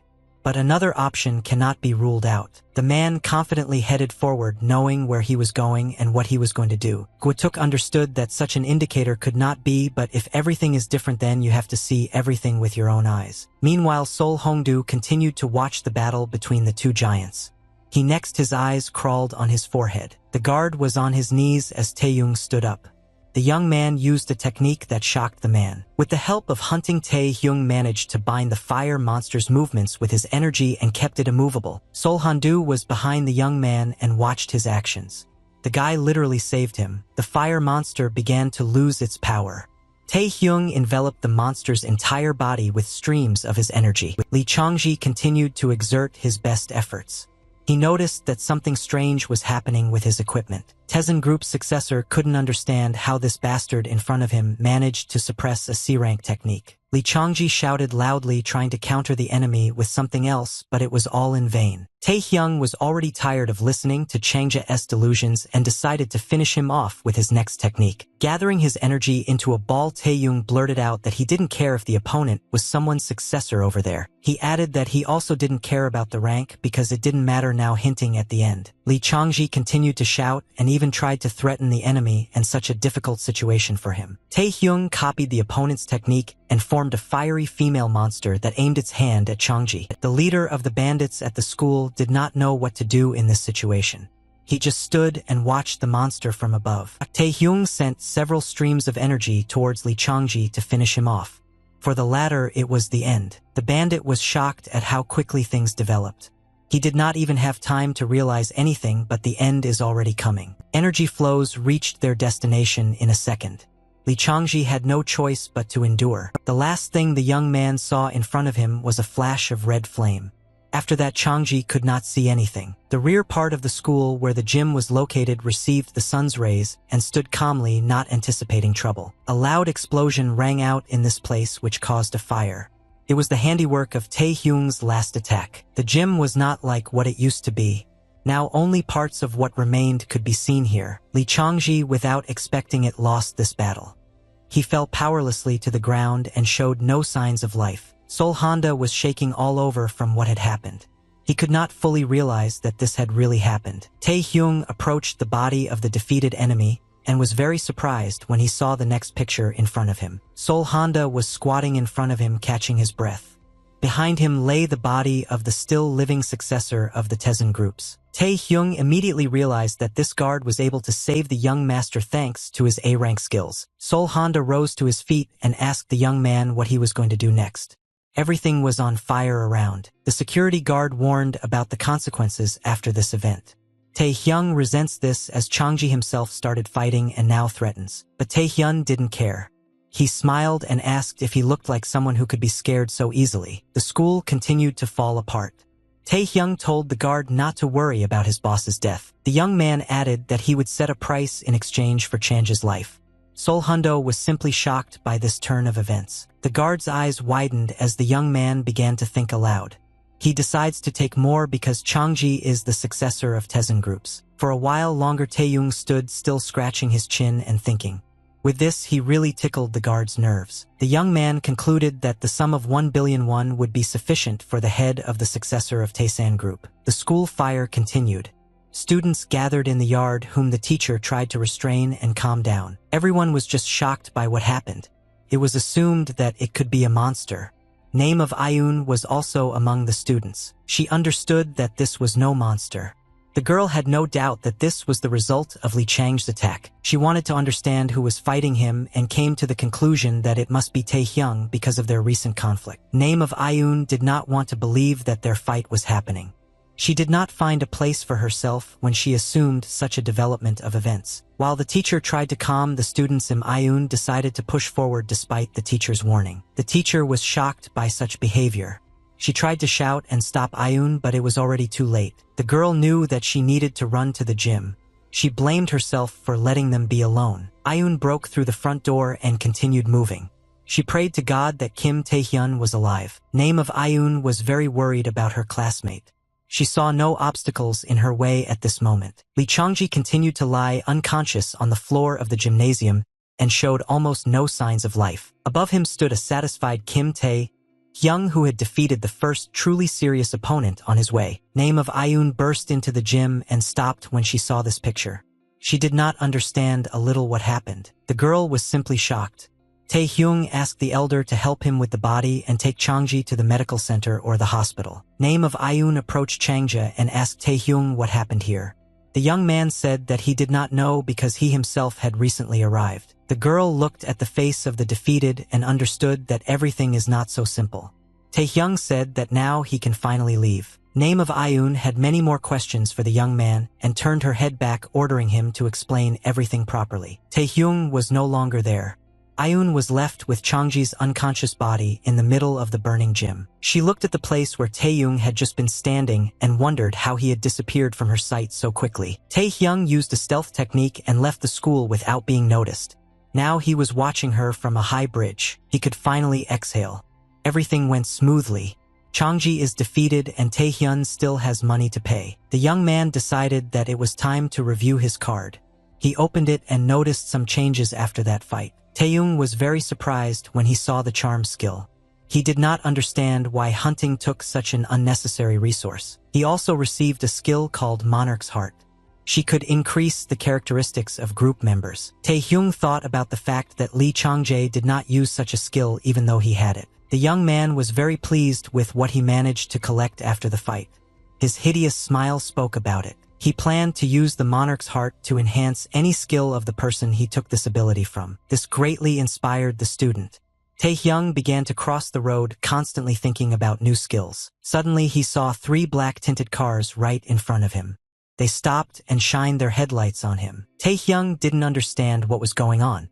Someone got out of the car and slammed the door shut. The man who got out of the car immediately greeted Tae-hyun. He was very glad that he had finally found the young man. He spoke alone, although Tae-hyung had many guests. The man said that he had a lot of questions for the young man. Tae-hyung stood motionless with his hands in his pockets. He was waiting to see how the dialogue would unfold. The young man recognized the person who was going to ask him a question. Tae-hyung didn't understand how the man ended up here so quickly. It was Go-tuk, the deputy manager of the Players Association. He asked the young man what he was doing inside the gym before that. Meanwhile, Sol Hundo headed to the Tezen Group's compound, which was on the outskirts of the city. He had to report everything. The man reported to the chief that he was drinking whiskey, that his son was hospitalized, and his abuser demanded $1 billion in compensation. Tezen, the leader of the groups, kept dogs near him which were constantly barking. They, like the man, expressed their dissatisfaction. Sol Hundo was trembling all over as he knelt before the Lord who sat on the throne surrounded by his black dogs. The bodyguard of the injured deputy apologized for this situation. His face was dripping with sweat from fear. Then the chairman ordered the ward to fulfill all the conditions of Taehung. Sol Hundo was very surprised by this but agreed. But that was not all the chairman wanted to say. He raised his finger and said that there was one more thing that needed to be clarified. Snapping his fingers, the man said that for the price they would pay they should collect their reward. In front of Sol Hundo, he was simply shocked that these people would go to the task. The guard tried to reach his head and said that the offender was just a boy, and there was no need to spoil his life. However, the group's president Tezen quickly silenced his charge. He didn't want to hear anything more from him. The president of the Tezen groups was a man named Lee Chong-soo. He was also a C-rank player and just plain nasty. Taehyung asks himself why Gwatuk needs him. The man asked what he was doing in the school gym. The young man was confused in this matter. He did not understand whether the man was talking about the explosion or about a moment during the lecture. Looking at Gwatuk, Taehyung understood that he did not come here of his own free will, and may know that he was the one who made the explosion. The young man decided that it was better to confess right away and asked if the deputy manager was now asking him about the explosion. Gwatuk did not understand at all what kind of explosion the young man was talking about. His gaze was full of questions. Then the man realized that Taehyung was referring to the fire and said that he has the situation under control and everything will be put out. Gwatuk asked his question again. Taehyung realized that the man did not know the true cause of the fire. The young man was very pleased with this turn of events. After that, a sinister smile appeared on his face. Taehyung asked Gwatuk if he really hadn't been told yet.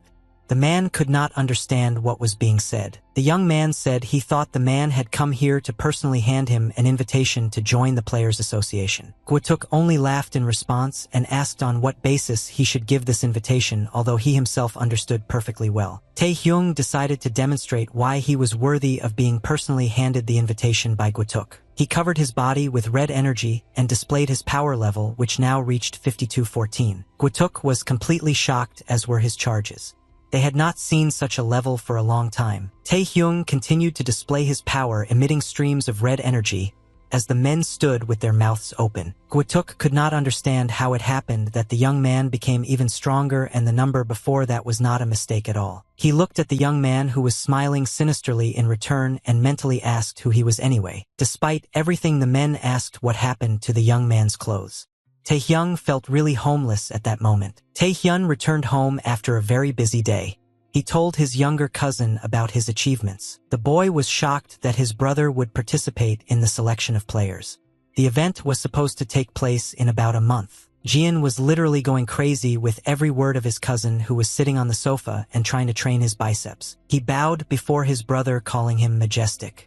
Taehyung told his brother to get up and stop teasing him. Taehyung had dealt with all his problems and now wanted to focus on training to be prepared in a month. Just as the young man assumed that all his problems were solved, his peace was interrupted by the phone vibrating on the table. Taehyung immediately looked at the screen to see who was calling him. But it was an unfamiliar, unknown contact. Meanwhile, Taehyung's cousin's house was watched by two men. They were on the roof of a neighboring house. They strangled a man who was guarding the house of one of the participants in the selection and did not understand why they were guarding him at all. The robbers were all very annoyed. They were brothers who wore distinctive clothes and were called Black and White Brothers. The older brother, Black, was an A-rank thief. He had skills such as stealth and a reinforced body in his arsenal. The man who strangled the guard was the younger brother, who was White.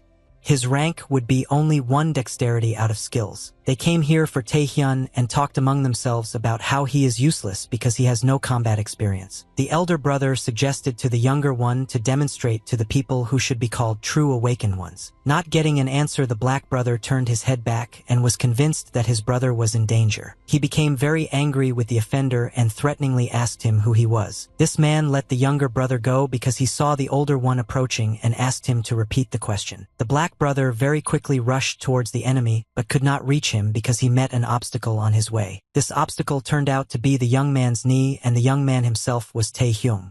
He gave the robbers a warm welcome on the roof. The black brother felt all the strength of the young man on his face. His nose was completely crushed after such a blow. After teaching both thieves, Tae-hyung stood up to his full height and introduced himself as the same inexperienced fool they had been talking about. A few hours ago, the gym was still burning. Tae-hyung demanded 1,000,000,000 won from the successor's bodyguard. Sol Hundo tried to explain to the young man that he could not solve such matters on his own, begging for some time. Tae-hyung reassured the man and said that he knows about everything. He decided not to be too strict with the regular guard. The young man emphasized that he is not an asshole who shifts all responsibility to the pawns, so he simply asked to help him. But Tae-hyung had one condition. He put his hand out in front of him and began to collect energy in it, which turned into objects. The young man offered to conclude a contract in case of betrayal.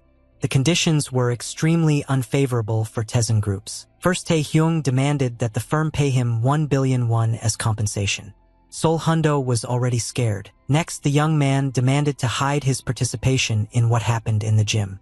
The next day, the news reported about the gas accident. Hyung's third condition was to notify him of any intentions that might harm him. That's why his phone rang. It was Sol Hundo who had to notify about the danger personally. Now he was in a deep forest. He warned the young man that the killers were approaching him. The man felt uncomfortable working on two fronts. Black and white brothers entered into battle with their goal. The elder fought with the sharp tips on his fists. He threw several quick and accurate punches, but Tae-hyun skillfully blocked each of them without any effort. In addition, the young man prepared everything so that it would be convenient for him to counterattack. He swung his left hand. After that, he delivered a powerful uppercut trying to hit the enemy, but he was no longer there. The black brother used his stealth skill and got behind the enemy to attack him from there. The older brother hit hard with his tips straight at the target, but the young man dodged and the weapon got stuck in the concrete. Black brother was shocked when Tae-hyung started to speak to them.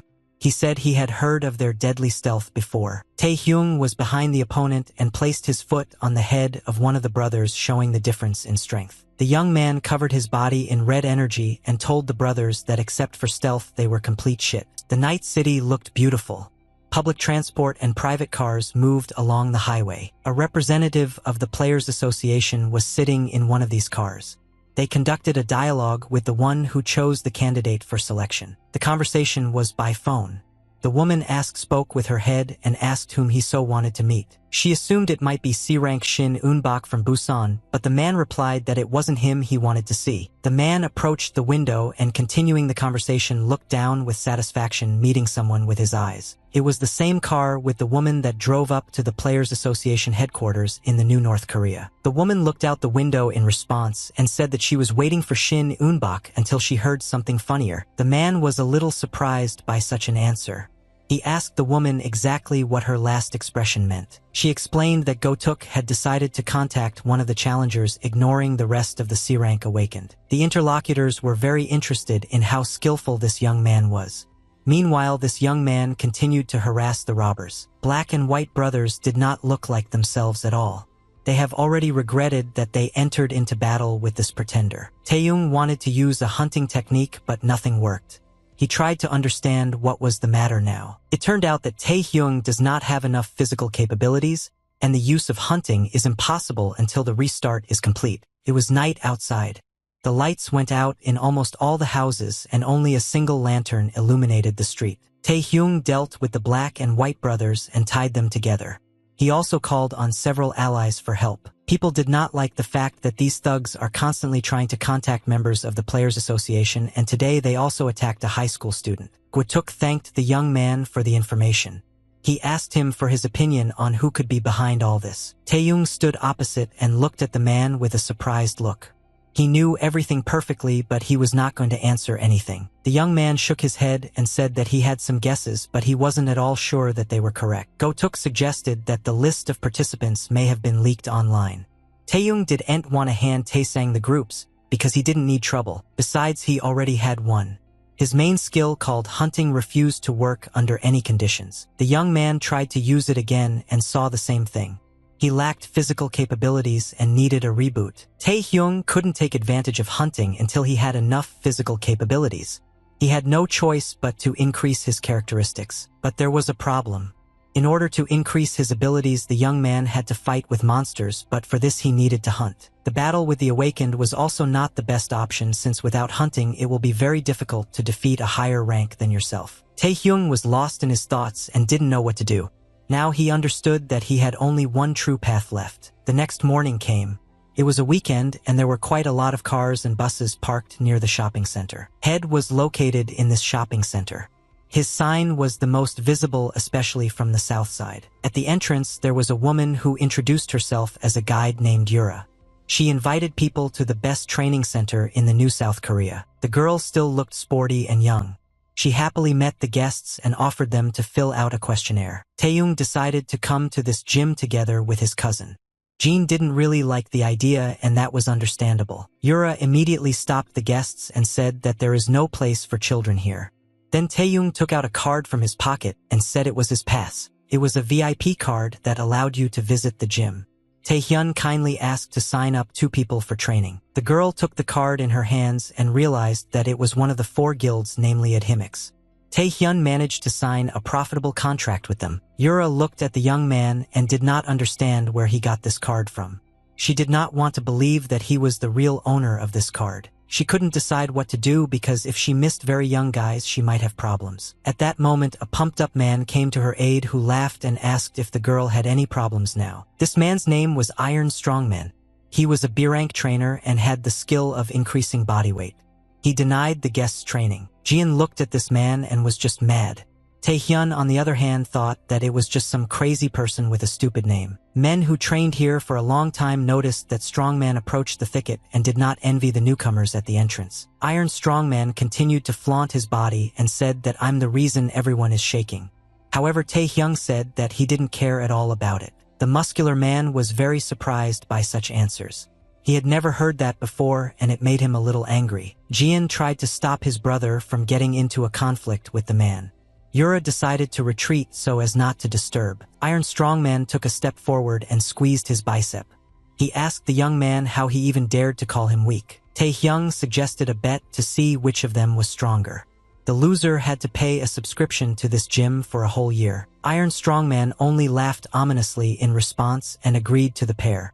He believed that he could easily defeat the young man. Literally, after a couple of seconds, these opponents moved into some kind of virtual world which very much resembled an abyss in terms of animal composition. 2 opponents sat in chairs and could control their virtual selves. It was a rather unusual world to test the capabilities of. Spectators were also present here who shouted at the top of their lungs, supporting their favorite. There were quite a lot of them as for a virtual world. Hyung's cousin was among them, Jian. He wondered what kind of abyss-like world this was. The guide from the gym told the boy that it was a virtual reality program to test capabilities. She was called Privrantic. It was a virtual world that reflected the surrounding world of the abyss. His main task was to hold competitions. In the least amount of time, it was necessary to destroy as many B-rank monsters as possible while maintaining a considerable weight. This was the most popular way to establish hierarchy within the training center. The competition has finally started. Almost everyone present believed that the newcomer had no chance against the rather experienced and strongest Iron Strongman. The man immediately rushed to kill the monsters, calling his opponent a stupid juvenile bastard for daring to challenge him. He delivered a powerful blow to the first monster and said that his body weight gain skill made him invincible. He considered his movement skill to be the best in this virtual world. The man demonstrated this on the case. Iron Strongman continued to praise himself and headed for the next monster. He was already thanking the young man for the annual subscription. But suddenly the man slowed down and turned his attention to something other than the monsters. The bright light blinded his eyes. Just in front of the man's face, a stream of purple energy whizzed by, killing a large number of monsters in its path. It was Taehyung who decided to finally really enter the competition and show that he has much stronger characteristics. He quickly headed towards the other monsters that were attacking him from the mountain. This was not a big problem for the young man. He easily dealt with a whole bunch of monsters just by jumping into the air and releasing a huge amount of shock energy. Taehyun wasn't going to stop there, as he needed to kill as many monsters as possible to win the bet. He moved with tremendous speed and was constantly looking for monsters in order not to relax and accumulate points. The tier rank fighter crushed the monsters one by one. He was simply unstoppable, as if his life depended on it. The young man felt a rush of strength in his body, and he liked it. He knew that, with such rates, he would definitely win the bet. The projected monsters from the abyss continued to attack the young man, but it was only to his advantage. He could kill them quickly. Iron Strongman could only watch as the young man defeated him. Taeyong has already reached the mark of 999 twisted monsters. The coach was simply shocked by this result. His expression conveyed all his inner emotions at that moment. There were also some shocking results.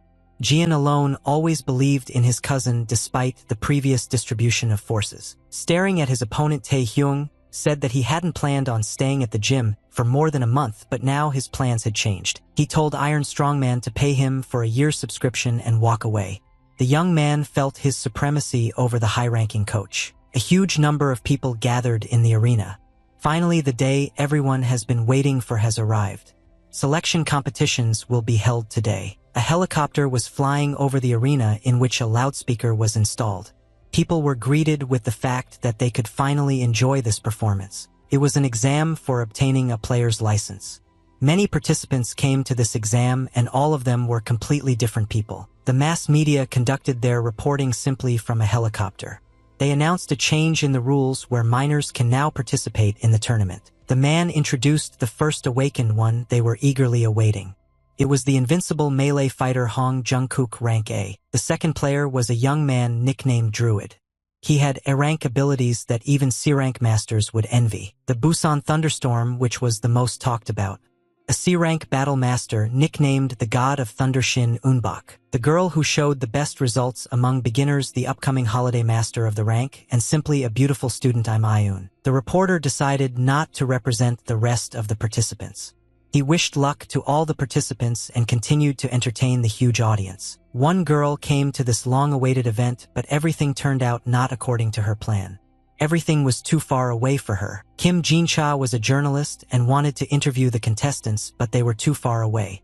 Her future career depended on this. The girl was at the very end of the crowd, which did not consider letting her pass. She could only hope to take a couple of photos. Kim Jincha thought that this was the end of her journalistic career and was sad. Meanwhile, a man approached her from behind. The girl raised her tearful eyes and looked back. She looked at the man and wondered why they were all coming here. Suddenly, this man asked a question to the girl how the participants of the selection made their way here. Kim Jincha couldn't believe her luck. For her, this participant was like a ray of light in the darkness and the only hope for an interview so that she would not be fired from her job. This man turned out to be Taehyung, who was nevertheless included in the list of participants. He didn't really like this crowd of people either. Kim Jincha, standing on her knees, reached out to the young man and asked him for only one favor, to give her a short interview. The arena was full. A large number of people came to watch only one event, the player selection competition. Taehyun had already been called to the arena and he had just arrived. If he had delayed the interview even for a minute, he would not have made it. The young man politely greeted and apologized for this situation. He was pleased that he would be allowed into this arena after all. Taehyun entered the closed room and saw a crowd of people in front of him. The young man could not believe that there would be such a large number of people at the competition. There were simply too many applicants. They were located so close to each other that you could forget about personal space. All these people came here with only one goal, to demonstrate their skills and become a player of the association in the future. Those present immediately drew attention to the fact that they were in a confined space. They were surrounded by white walls on all sides. Even the ceiling in this huge room had an identical structure. This moment somewhat alarmed the participants, although not all of them. While the rest tried to assess the situation, one girl was troubled by a completely different problem. She was momentarily speechless. The reason for this was Taehyung, who was standing opposite. The young man turned his head towards the girl and did not understand what she wanted from him. It was Ayun, who was very surprised that Taehyung is here. The young man politely greeted the headmaster of his class. The girl immediately drew attention to the young man's toned body. Taehyung replied that there was nothing special here, he was just walking around the hall for a bit. Name of Ayun understood that the awakening could affect him greatly, but it was simply impossible to change like that in 1 month. The girl was still interested in one unresolved issue. She asked what Taehyung did last time at the gym with Lee Changjae. At this moment, the dialogue of the interlocutors was interrupted by a loudspeaker. A man was shown on the screens in the room who greeted the participants. Everyone focused their attention on this man in glasses. He said that now he will tell the rules of the first selection test. He said to pay attention to his breasts.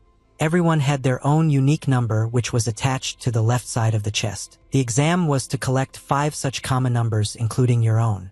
In other words, it was impossible to lose him. The man raised his 5 fingers up and called this exam a race for exam tickets.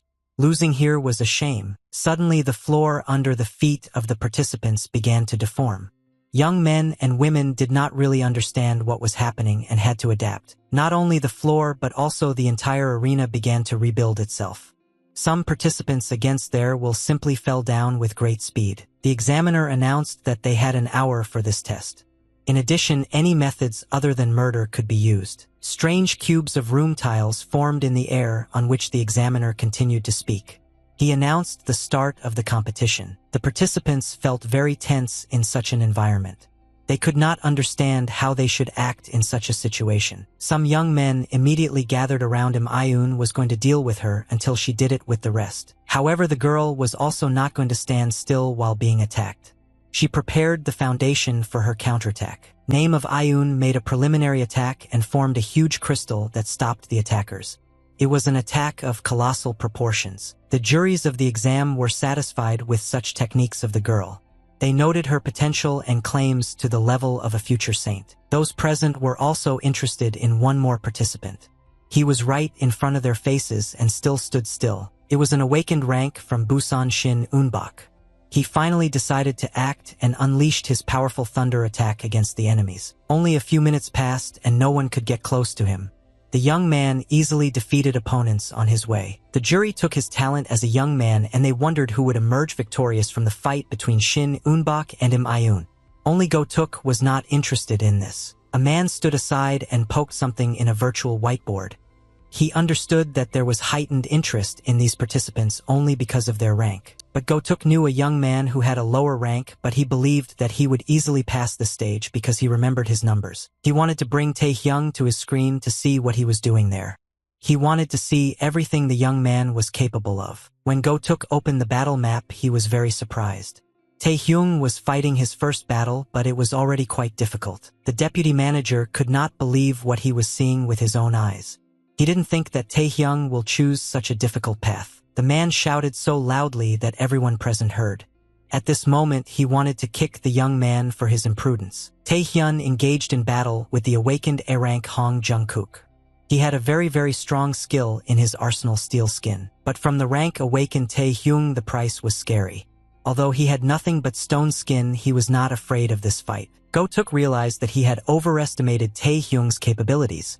And the rank awakened one pressed him, and the young man did not even defend himself. Suddenly the man realized that everything was not as bad as he thought. He remembered that this carelessness might be the young man's plan. Taehyung decided to fight as openly as possible. He dodged as little as possible and tried to attack his opponent as much as possible. He actually went to the breach not afraid to get hit in the temple. Taehyung was completely confident in his abilities. In a moment, the young man paid for his carelessness, and Ho Jungkook delivered a powerful punch to his face, creating a shock wave. The boy of steel turned to his opponent and called him a bastard, asking why he kept looking down on him. Heading in the direction of the enemy, Ho Jungkook added that stone would never defeat steel, so he might not even try. However, Taehyung had his own plans on this account. Ho Jungkook was forced to stop when the young man asked him when he would finally shut up. What stopped the enemy was this. Taehyung decided not to save his strength and use all his capabilities in battle. Everything was not very rosy. After a month of training, the lock on the use of hunting still did not sleep. Perhaps this was not enough. Then Taehyung decided to go to the next stage of training, to load his body to the maximum in order to reveal the hidden characteristics. A rather strong opponent had to help him in this. The young man swung his fist to strike the opponent. The young man was like a clear plan of action according to which his own exhaustion was absolutely normal. He was going to fight to the last. After delivering a powerful blow to the enemy, Taehyung did not follow the enemy's hands and was hit back. His face was damaged. Hyung, who suffered in this collision. Ho Jungkook also got hit in the face and flew back. Taehyung was pleased with the way the fight was going. A hideous smile appeared on his face with which he saved the enemy. Ho Jungkook couldn't believe that he could lose this fight. He shouted loudly to someone, calling the enemy a real monster. Taehyung delivered the final blow and knocked the opponent to the ground. The battle was over and the young man came out victorious despite everything. Taehyung took his number from the loser. Half an hour of the tournament has already passed and the young man was able to get only 2 numbers out of 5. Go-tuk got the most out of this match. He laughed histrionically after Taehyung still won. Colleagues drew attention to the man's strange behavior. They concluded that the deputy manager was too excited about this tournament. Go-tuk felt goosebumps at the recklessness of the young man who decided to practice just during the tournament. This could be a big problem for Taehyung. He needed some rest to regain his strength after the hard fight. Go-tuk would advise the young man to regain his stamina and target the member who was the weakest. However, Taehyung seems to have decided to do something completely different, which scared the deputy manager a lot. His eyes were in shock. They saw that a member with a rank of C wanted to enter a battle with someone whom he would definitely not defeat. Taehyung decided to choose the most difficult path. He climbed onto one of the cubes and watched his potential opponent. In front of him, the young man could see a huge pile of defeated enemies. All this was the work of only one person. That person was the C-rank awakened Shin Eun-bak, who had defeated 147 enemies. He immediately turned his attention to another guest. Taehyung immediately expressed his admiration for how many numbers Shin Eun-bak took. He hung them all over his body. Taehyung couldn't even count them, but he didn't care. He said that there is no point in counting them since there are certainly more than 5 of them. Battles continued in the arena. Now all the attention of those present was tied to Taehyung's confrontation with Shin Eun-bak. An explosion accompanied by a wave of smoke rang out at the place where the 2 participants met. So far nothing was clear. It turned out that the Thunder Youth was the first to attack his opponent with a natural disaster, but Taehyung managed to avoid the attack. Shin Eun-bak was not going to give in to his opponent. He did his last attack with just 1 finger and was going to do it further. Taehyung had to constantly change his location to avoid being shot. He managed to do it successfully and effectively. The young man decided not to sit on the defensive anymore but to attack the enemy. He covered his right leg with stone skin. This was done just before the attack. Taehyung was a couple of centimeters away from his opponent's face and was about to hit him. However, the stones on the young man's leg began to disperse at the moment when he approached the enemy's zone with it within a few centimeters. Taehyung immediately felt it on his limb. Shin Eun-bak did not expect this from the enemy and praised him for his tremendous speed. He admitted that he could not even follow the young man's attack. However, Taehyung's foot was never able to reach the enemy's face. A powerful explosion with a smoke screen rang out on the battlefield again. This was the signal that the Thunder Youth was attacking again. Taehyung was forced to retreat to stay unharmed.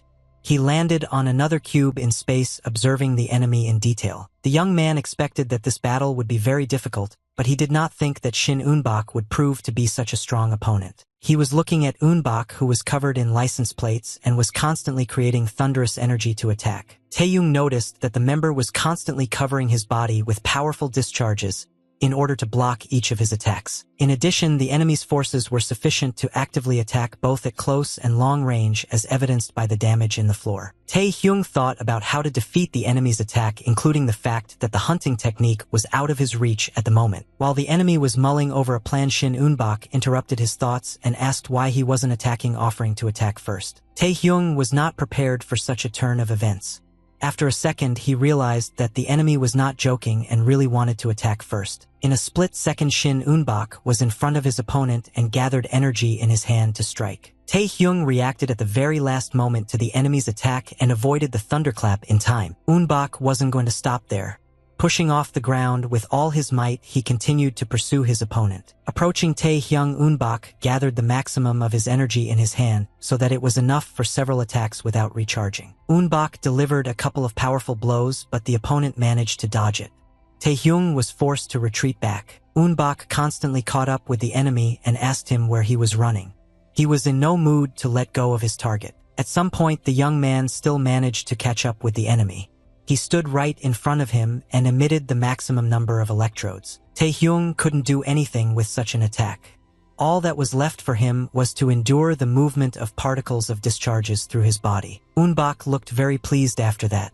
He asked the enemy why he entered the battle if now he wanted to run away from him. Taehyung decided not to reply to the enemy. He gathered all his strength into a fist and began to cover his body with stone skin. The young man managed to get out from under the pressure of the enemy. Taehyung swung his stone hand to counterattack the opponent. However, Eunbok once again created an electric field and prevented the enemy from striking him. He called Taehyung a real fool after that. Shin Eunbok released the maximum amount of energy to counter the enemy's strike. A huge amount of light appeared on the field. Taehyung had to cover his face with his hands to avoid being blinded by it. So far, he had no idea what was happening. Having discovered his right, the young man was simply shocked. He could not believe that the enemy could move so quickly. Shin Eunbok rose into the air and swung his right arm to attack the enemy, who was currently on the ground. The Thunder Youth once again prepared to use only one finger for his attack, channeling the right amount of energy at the victim. Taehyung had seen this before, so he knew perfectly well that he was in danger. It was necessary to make a decision immediately. Eunbok sent a huge stream of thunder energy at his opponent. The scale of this attack was incredible and amazed anyone. Taehyung knew very well that he would not be able to escape from this onslaught. Therefore, the young man decided to stand until the last, covering his face with his hands. Eunbok noticed that the young man was still standing. He praised him as he was the only one who managed to resist his attack. Suddenly, Eunbok realized that his opponent was anticipating his movements. He realized that the young man could be watching him all this time. All the while, Taehyung could watch his would-be adversary defeat enemies who simply ran away from him. Eunbok believed that the only contestant who could cheer him up in this election would be an awakened rank Im Ayun. But she was not the only one. Yeonbokov faced another rather strong opponent, which certainly pleased the Thunder Master. Suddenly, Shin Eunbok noticed that his stream of lightning energy had dissipated. The reason for this was something unknown moving towards him. Eunbok didn't have time to react to the thing hitting him in the face. He did not understand at all how everything happened so quickly. From this blow, the young man began to spit blood. All he knew was that Taehyun had somehow managed to get through his thunder defense. Turning his head slightly back, Eunbok noticed that his opponent had landed on one of the blocks in the air and was about to attack. Taehyung quickly approached the enemy and dealt him a powerful blow before he could recover. It all happened as quickly as possible. Shin Eunbok couldn't do anything at such a speed and was forced to take the hit himself. He flew helplessly back a couple of meters. The attack was so strong that the young man started coughing up blood even more. He still did not understand how the enemy managed to get close to him. Stone skin was no match for the fury of the god of thunder. Taehyung understood that even using this technique perfectly would not help him in any way. But he noticed one interesting thing that allowed him to win. This was the material from which the site for the qualifying battles was built. This platform was created to contain the power of the awakened. Therefore, the young man decided that she is much stronger than his stone skin. Taehyung decided to use a piece of the platform's material as a weapon to penetrate the enemy's absolute thunder defense. The young man was able to clearly assess the situation and gain an advantage in this match. Now he had a much better chance of winning. Shin Eunbong couldn't believe that he would actually lose. The young man began to shout loudly, calling his opponent a complete bastard. However, these words did not change anything. With all his might, Taehyung struck the enemy with a powerful blow with a stone block which flew apart after the collision. Shin Eunbok lost this fight. Everyone thought that he would win this selection, but fate turned a little differently. On his way, he met an opponent whom he could not defeat. Taehyung skillfully took advantage of the terrain and won. People watching this match were simply shocked. The stone block in the air began to crumble after being hit by Taehyung. The jury couldn't believe that the C-rank awakened lost to the C-rank. Gotuk stood behind and was no longer surprised by anything. He smiled contentedly and scratched his beard. He appreciated that Taehyung made all these people worry and respect him. Suddenly, the hideous smile disappeared from the man's face. He noticed someone else's presence near Taehyung, not including the defeated enemy. Taehyung was standing over Shin Eunbok's body and holding license plates in his hands. He took only 3 of them to pass to the next stage. He completed the main task to move on. Now the young man had only to wait for the end and win the selection. But not everything was so simple for him. Someone suddenly attacked Taehyung with an ice arrow that quickly moved towards him. At the last moment, Taehyung managed to notice the approaching danger and jumped in the air to avoid an unnecessary collision for himself. The young man immediately drew attention to the material from which the arrow was made. It was ice, which greatly alarmed the participant of the selection. Taeyong raised his eyes to take in the situation.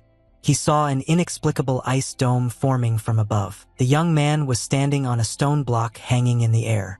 At times, the ice dome assumed a more and more complete contour. The ice sphere completely covered the stone block in the air. It was round in shape and kept freezing. Taeyong was just shocked to see it with his own eyes. He understood that the situation was definitely not in his favor. In the end, the sphere assumed its almost final form and was similar to the planet Earth, which has only one continent, Antarctica. However, that was not all. The frost inside the sphere continued to intensify and the temperature dropped.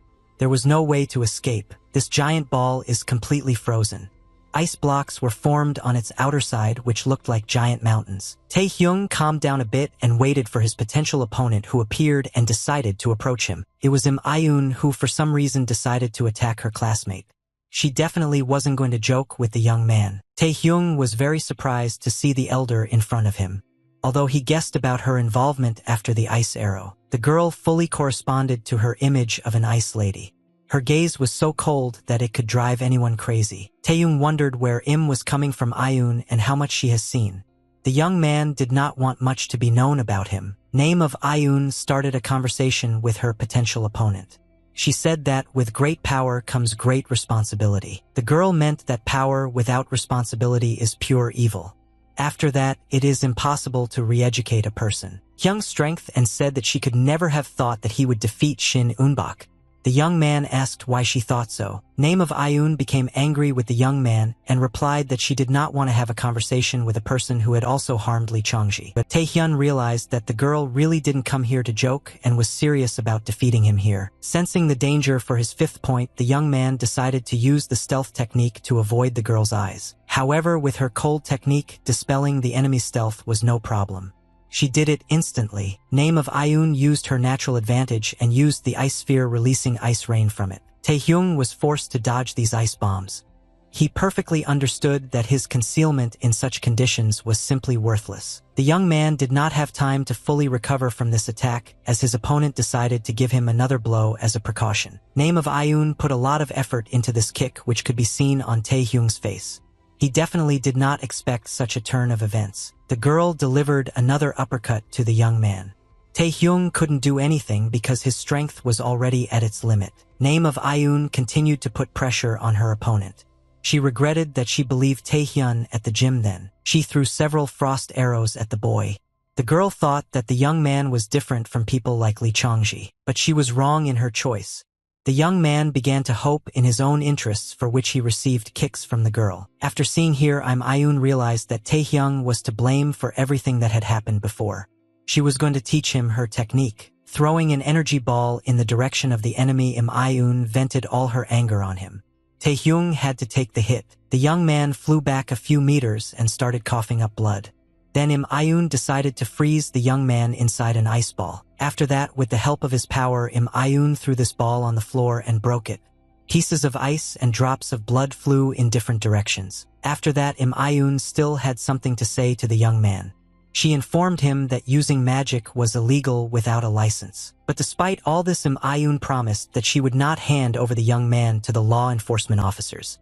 She wanted to solve it on her own. Name of Ayun just wanted the young man to get out of the qualifiers.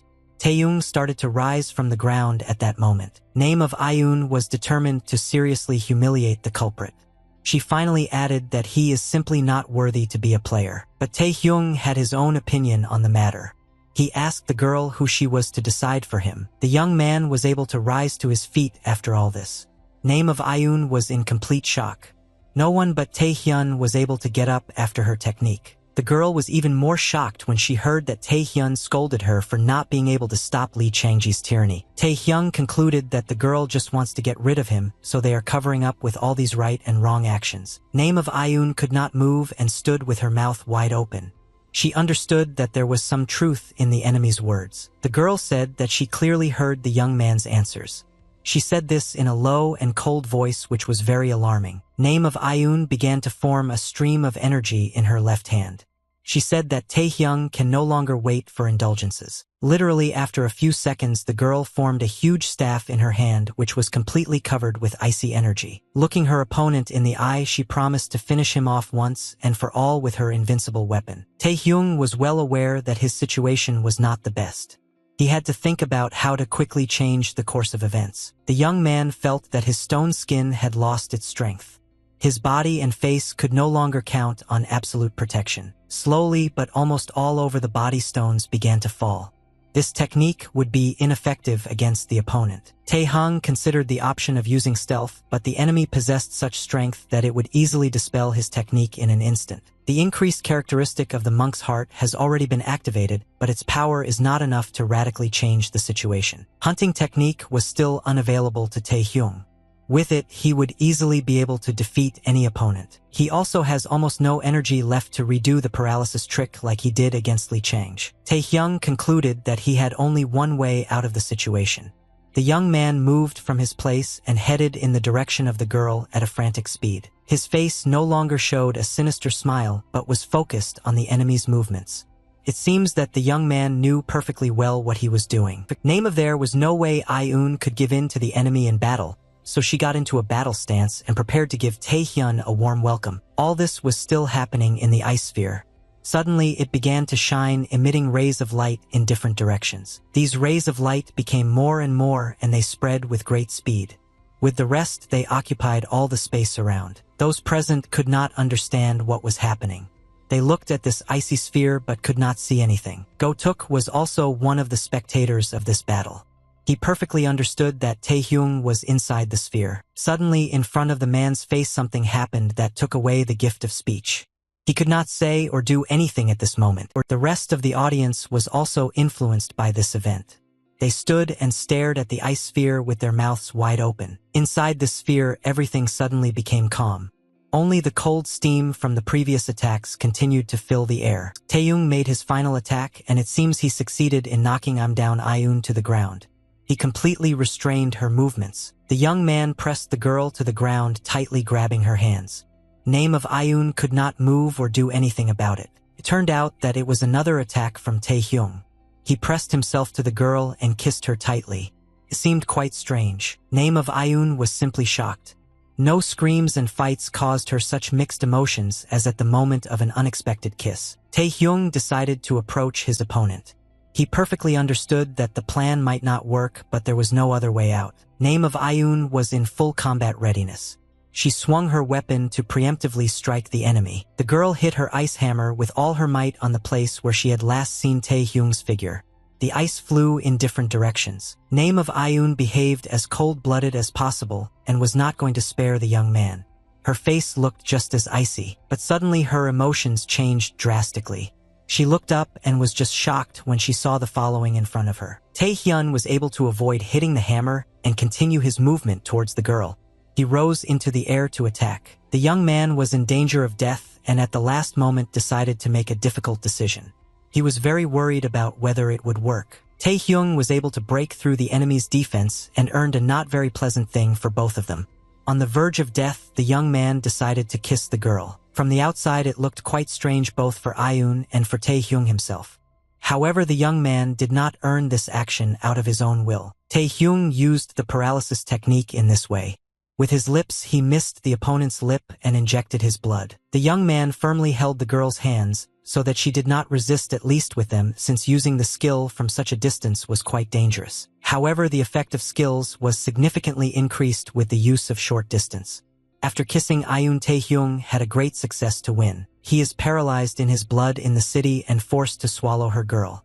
Although it looked like a kiss, it definitely wasn't. Ayun naturally tried to resist with her techniques from the rank. It was becoming increasingly difficult for Taehyung to push his blood inside. However, the results turned out to be in his favor. Rising to his feet, the young man looked at the girl lying on the ground. The paralysis worked. Name of Ayun could not move. She was completely paralyzed, and even the resistance could not help her. Taehyung delivered a colossal psychological blow to his opponent, and his charm increased by 3 points. Miraculously, the young man won. Suddenly something caught Taehyung's attention, not counting the girl on the ground. He looked to the right and fell silent to listen. A voice rang out in the arena announcing the end of the first test. All participants were told to remain in their current seats. The voice again announced the completion of the test and added that a group of doctors would provide first aid to all victims. After the first examination, all those injured were immediately sent to the doctors.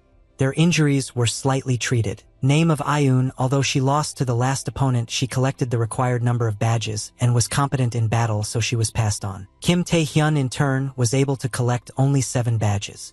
But he defeated 2 shocking opponents, Yoonbak and Ayun. This event greatly surprised all participants.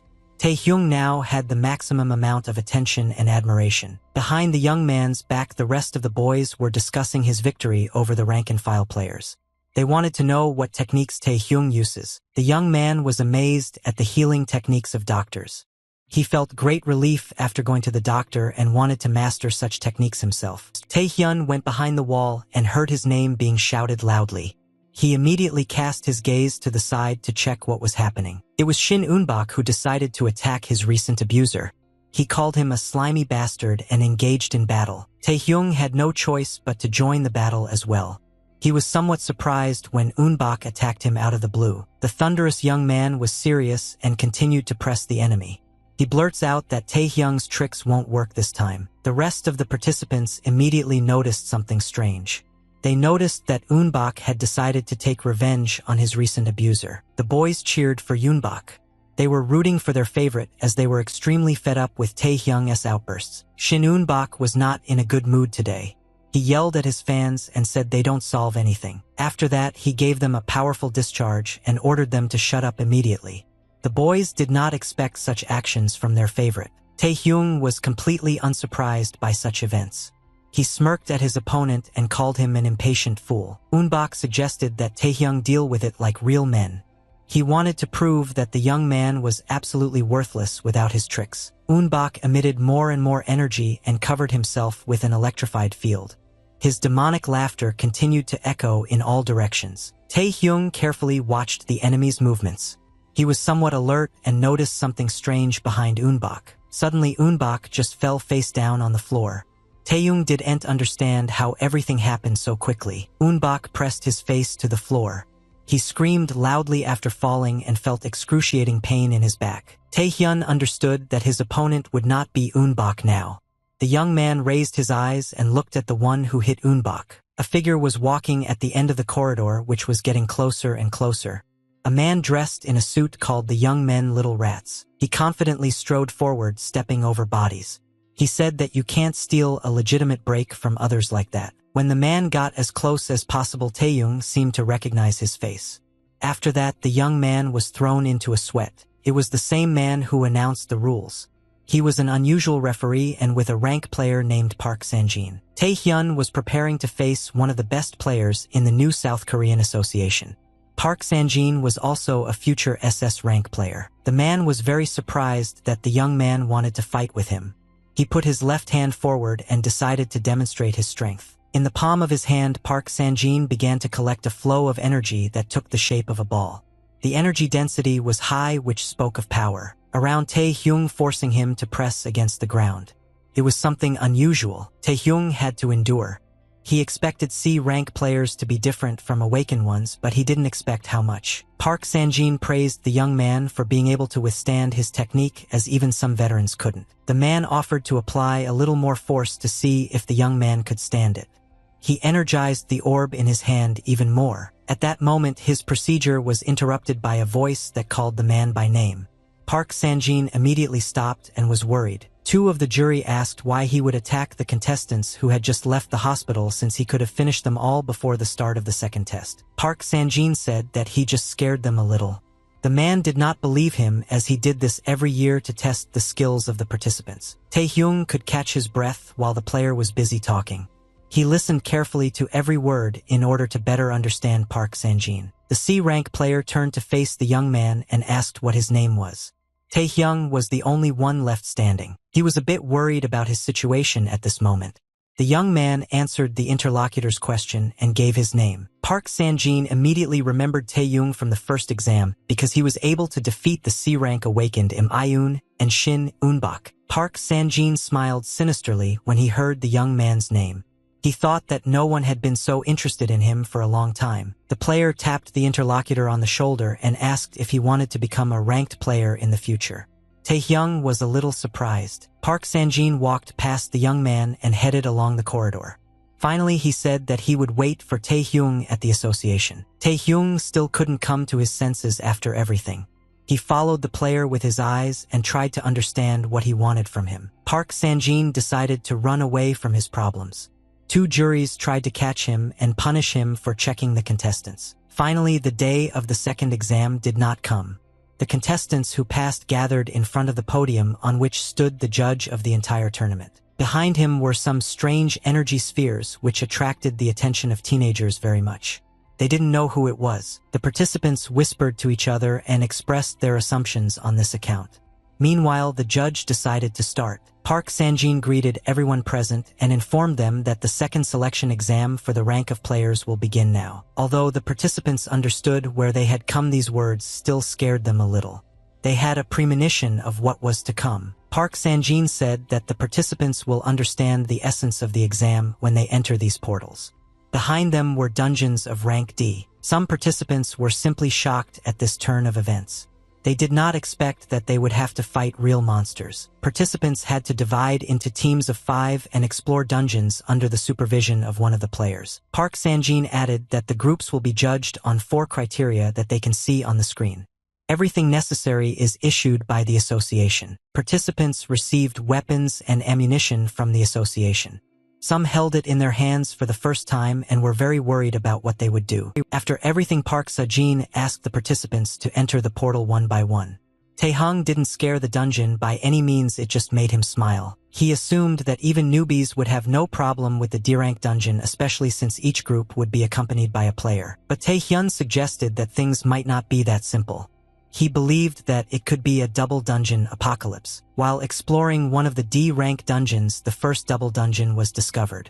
Apocalypse had the rank of. A large number of players, including the first group, died during the study. This led to a huge number of faults. Entering the portal, Taehyung wanted to warn about getting into the dungeon with a rank, but he understood that no one would simply want to listen to him. To survive the first time, Taehyung just needed to avoid being in the first group. He had the advantage of knowing the future. A wonderful windy day. Nothing foreshadowed trouble, but Taehyung knew for sure that it would.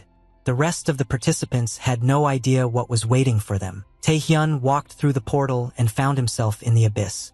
His face didn't look very pleased when he saw his group in front of him. He was met by the player who was supposed to accompany them and greeted the last participant. The rest were already waiting for the last partner. The supervisor of this group was a man named Ma Do-hak with rank A. He offered to advance if everyone is ready. Knowing that Ma Do-hak was the first explorer of the Apocalypse Double Dungeon, Taehyung knew that his end would come very soon. The group entered the territory of the dungeon and began to explore. A rank D monster immediately appeared on their path. The participants were ready for battle and the setting was serious. They used their techniques to defeat the local hosts. The group consisted of 5 people, but only 4 were active. Although even at 4, they easily dealt with low-ranking monsters. When the contestants dealt with their enemies, the warden applauded them and praised them for how they performed throughout the fight. Ma Do-hak, meanwhile, watched everything from the side. He came out of the cave and added that he was impressed by the teamwork of the participants. Continuing to applaud, the man noted the first combat experience of the teenagers and said that they really deserve the title of players. Participants began to praise the man's mentoring skills and downplay his achievements. Taehyung watched this silently. He was unhappy that of all the teams he got into this one. This was the same first research team that found the double dungeon. Taehyung has no doubt that the ring on the Overseer's hand is a unique item belonging to the first explorer of the Proto-Ring of the Sage. This artifact had a unique rank and could increase strength, endurance, speed, as well as mana several times. The young man watched his group and thought about how to avoid the apocalypse, since even the current one was not sure of his powers. Taehyung decided to take on the task of saving the entire group. Despite everything, the young man promised himself to avoid the apocalypse with the group. After talking among themselves for a bit, the group with the mentor continued their exploration in the dungeon. Suddenly they stopped and just looked in front of them. There were two diverging roads ahead. The group had to choose one path that could lead them to get more points. One of the participants asked the supervisor what they should do next. Ma Do-hak scratched his mustache and replied that this happens quite often during research. The man offered to hold a vote so that everything would be fair. But one of the participants did not want to listen to him and ran past. It was Tae-hyung who decided to lead the group on such a path. The rest of the participants and the supervisor tried to stop the young man. Tae-hyung didn't stop even when the player yelled at him. The young man clearly followed his plan to save the group. Turning his head back, Tae-hyung offered to choose this particular path. He perfectly remembered that the other leads to the apocalypse. Tae-hyung continued to run forward, ignoring the mentor's words. He literally made the rest of the group follow him. The young man jumped into the cave and went down, sliding on his back. He told his group to follow him and everything would be fine. Tae-hyung's plan worked and the group led by the player went after him. Now they were not in danger of falling into the apocalypse. Tae-hyung ran ahead of everyone and chose the path by himself. At one point, the young man turned aside but realized that it was a mistake. The group stopped following the enterprising young man. They were looking at something big that was emitting a lot of light. The participants could see in front of them a very beautiful portal with different shades of purple and blue. It was different from the one they entered. The members of the group could not understand how the portal could be in the dungeon. Tae-hyung was the most shocked of the group. He realized that he had led his group to the wrong place. It was a portal to a double dungeon apocalypse where they were threatened with death. Tae-hyung was standing right in front of this portal and didn't understand how his movements had brought him here. All his efforts were in vain and they came across this portal. One of the participants expressed a desire to see where this portal would lead. He moved from his place and headed in the direction of the light. At this moment, Tae-hyung shouted loudly and ordered his group to stay put. The boys were surprised by the reaction of their partner. The young man explained that this portal was different from what they had seen before, so they could not enter this suspicious gate. He turned to Ma Do-hak, asked if they should inform about this before making any hasty decisions. Ma Do-hak stared at the portal and said he had never seen anything like it before. He agreed that it was necessary to inform the headquarters first. Tae-hyung relaxed after these words from the mentor. He understood that the man would choose the right path and not risk the lives of the group. But Ma Do-hak has not said everything yet. Tae-hyung was just shocked when he heard that the man was going to continue his point with the word but. Ma Do-hak said he plans to do everything himself. He could not stop before such a novelty. His words spoke the soul of the researcher. Tae-hyung tried to interrupt the warden, but he did not listen to the young man. He said he understood what the member was trying to say. But approaching the portal, Ma Do-hak said that the number I have inside is small, especially since this is a D-rank dungeon. He said that researching this portal would definitely give their group extra points depending on who prepared this portal. Tae-hyung was just shocked by this decision. He called the warden crazy and added that the rules had to be followed. Ma Do-hak turned his head in the young man's direction and just smiled back, saying that he wasn't the only one breaking the rule here. The man pointed a finger at Tae-hyung and hinted that it was because of his inability to work as a team that they ended up in this portal. The rest of the participants completely agreed with the mentor. They expressed their displeasure towards Tae-hyung, who made decisions on his own. The young man was very angry with his partners.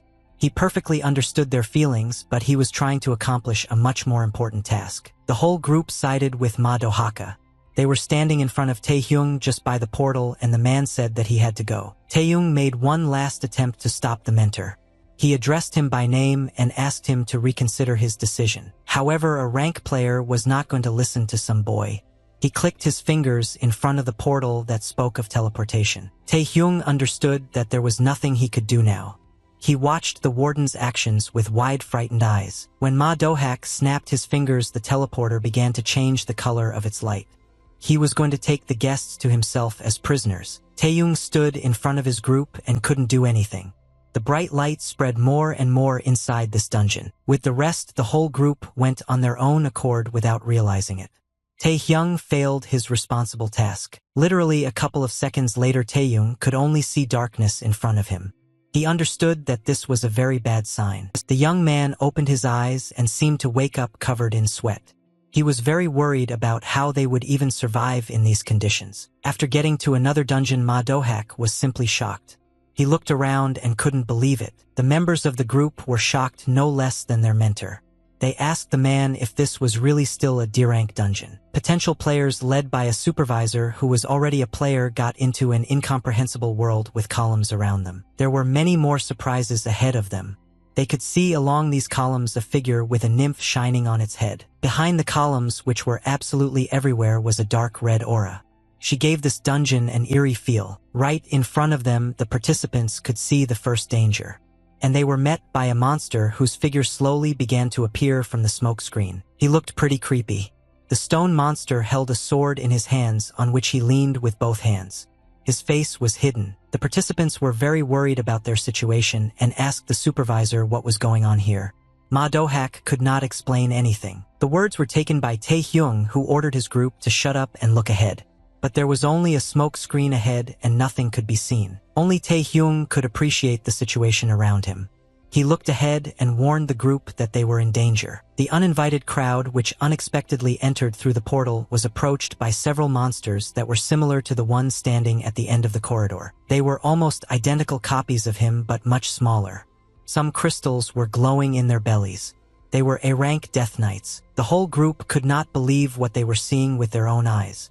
They were a little scared because they didn't know how to act in such a situation. The mentor stood silently for a while and watched the monsters.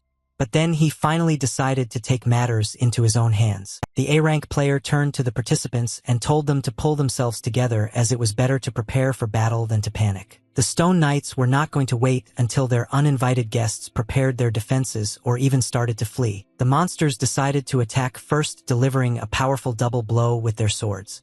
A huge energy wave was formed, and the members of the group were forced to dodge. They were very scared at that moment.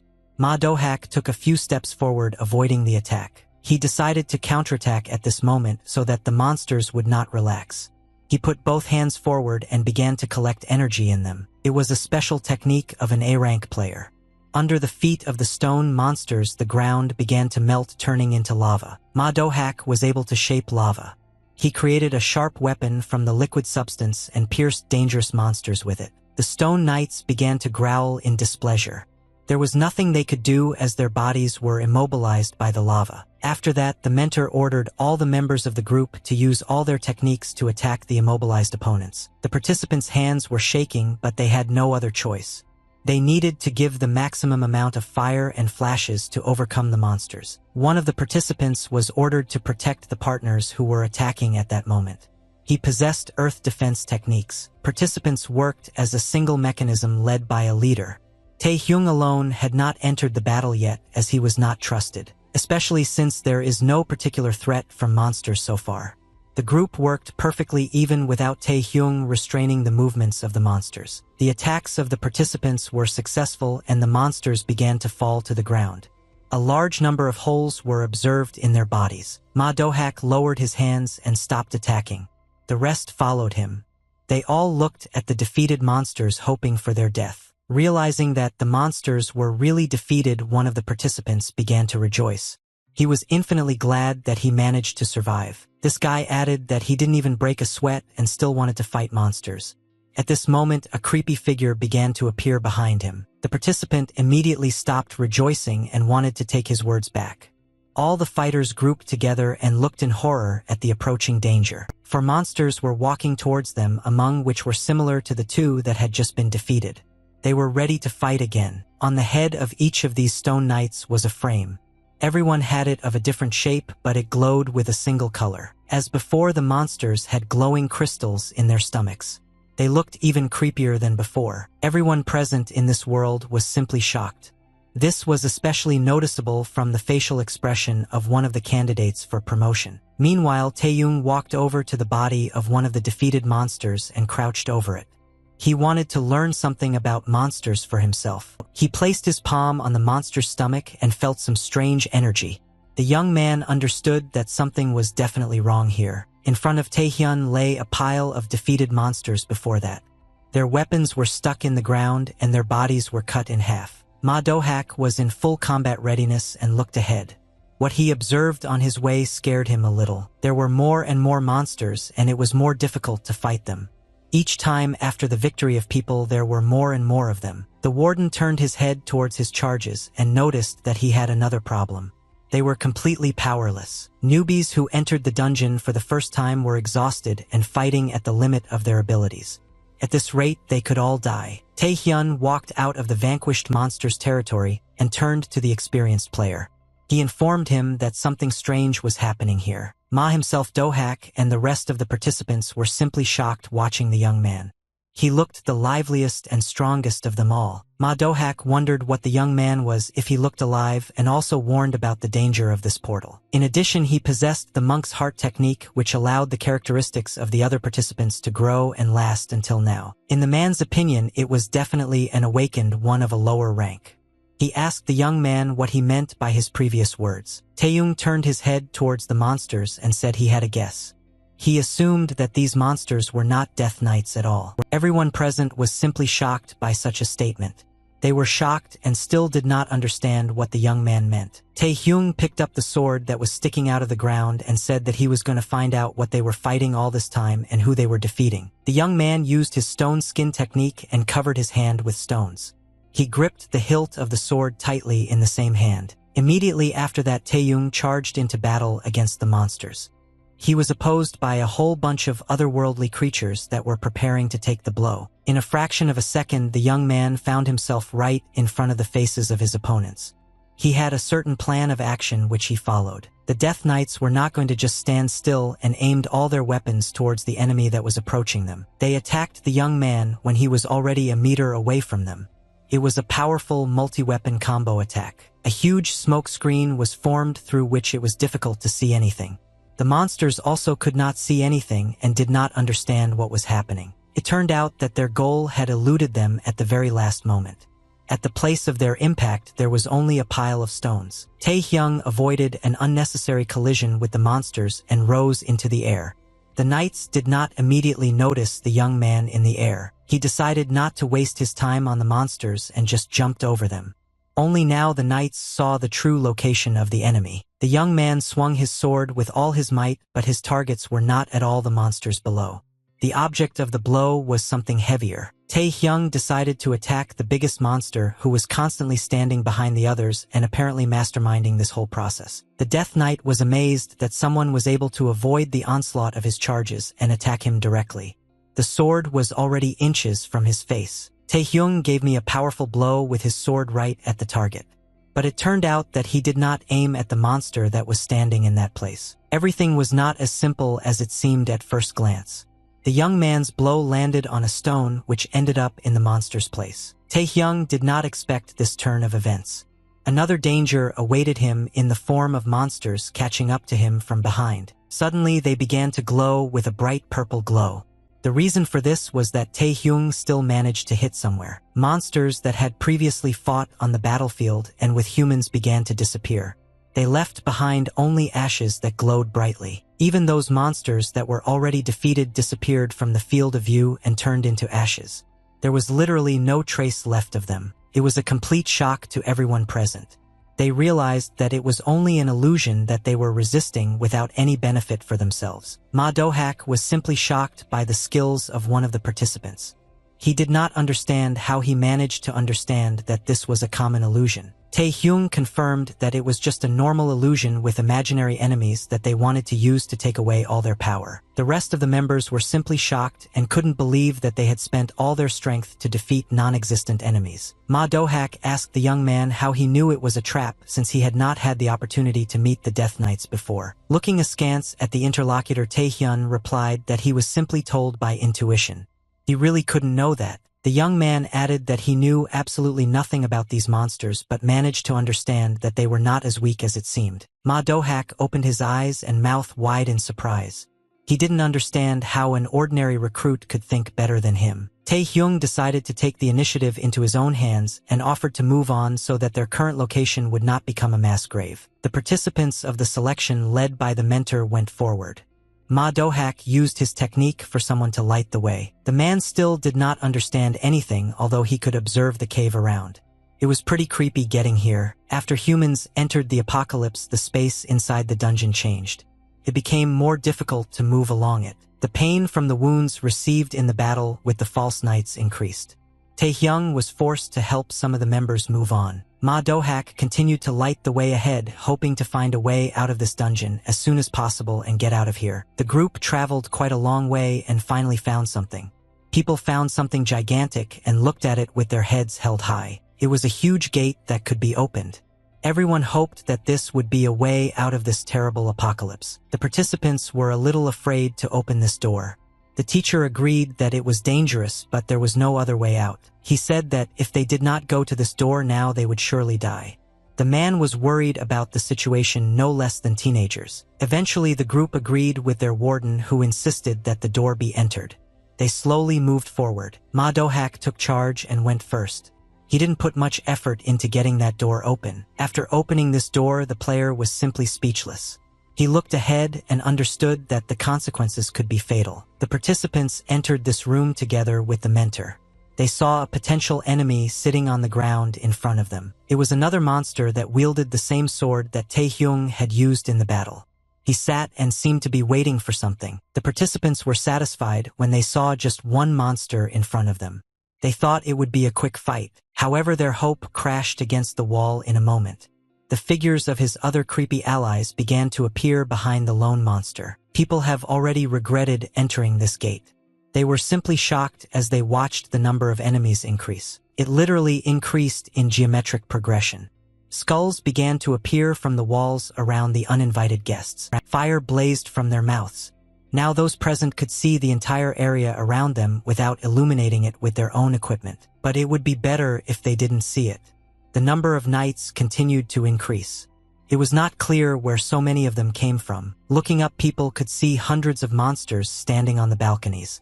They all looked the same, like clones. The guests found themselves in a trap they themselves fell into. They had to defeat countless very strong enemies. Inexperienced participants were simply shocked by such an event. They couldn't believe that all these were death knights above them. A huge throne was formed in front of them, to which stairs led.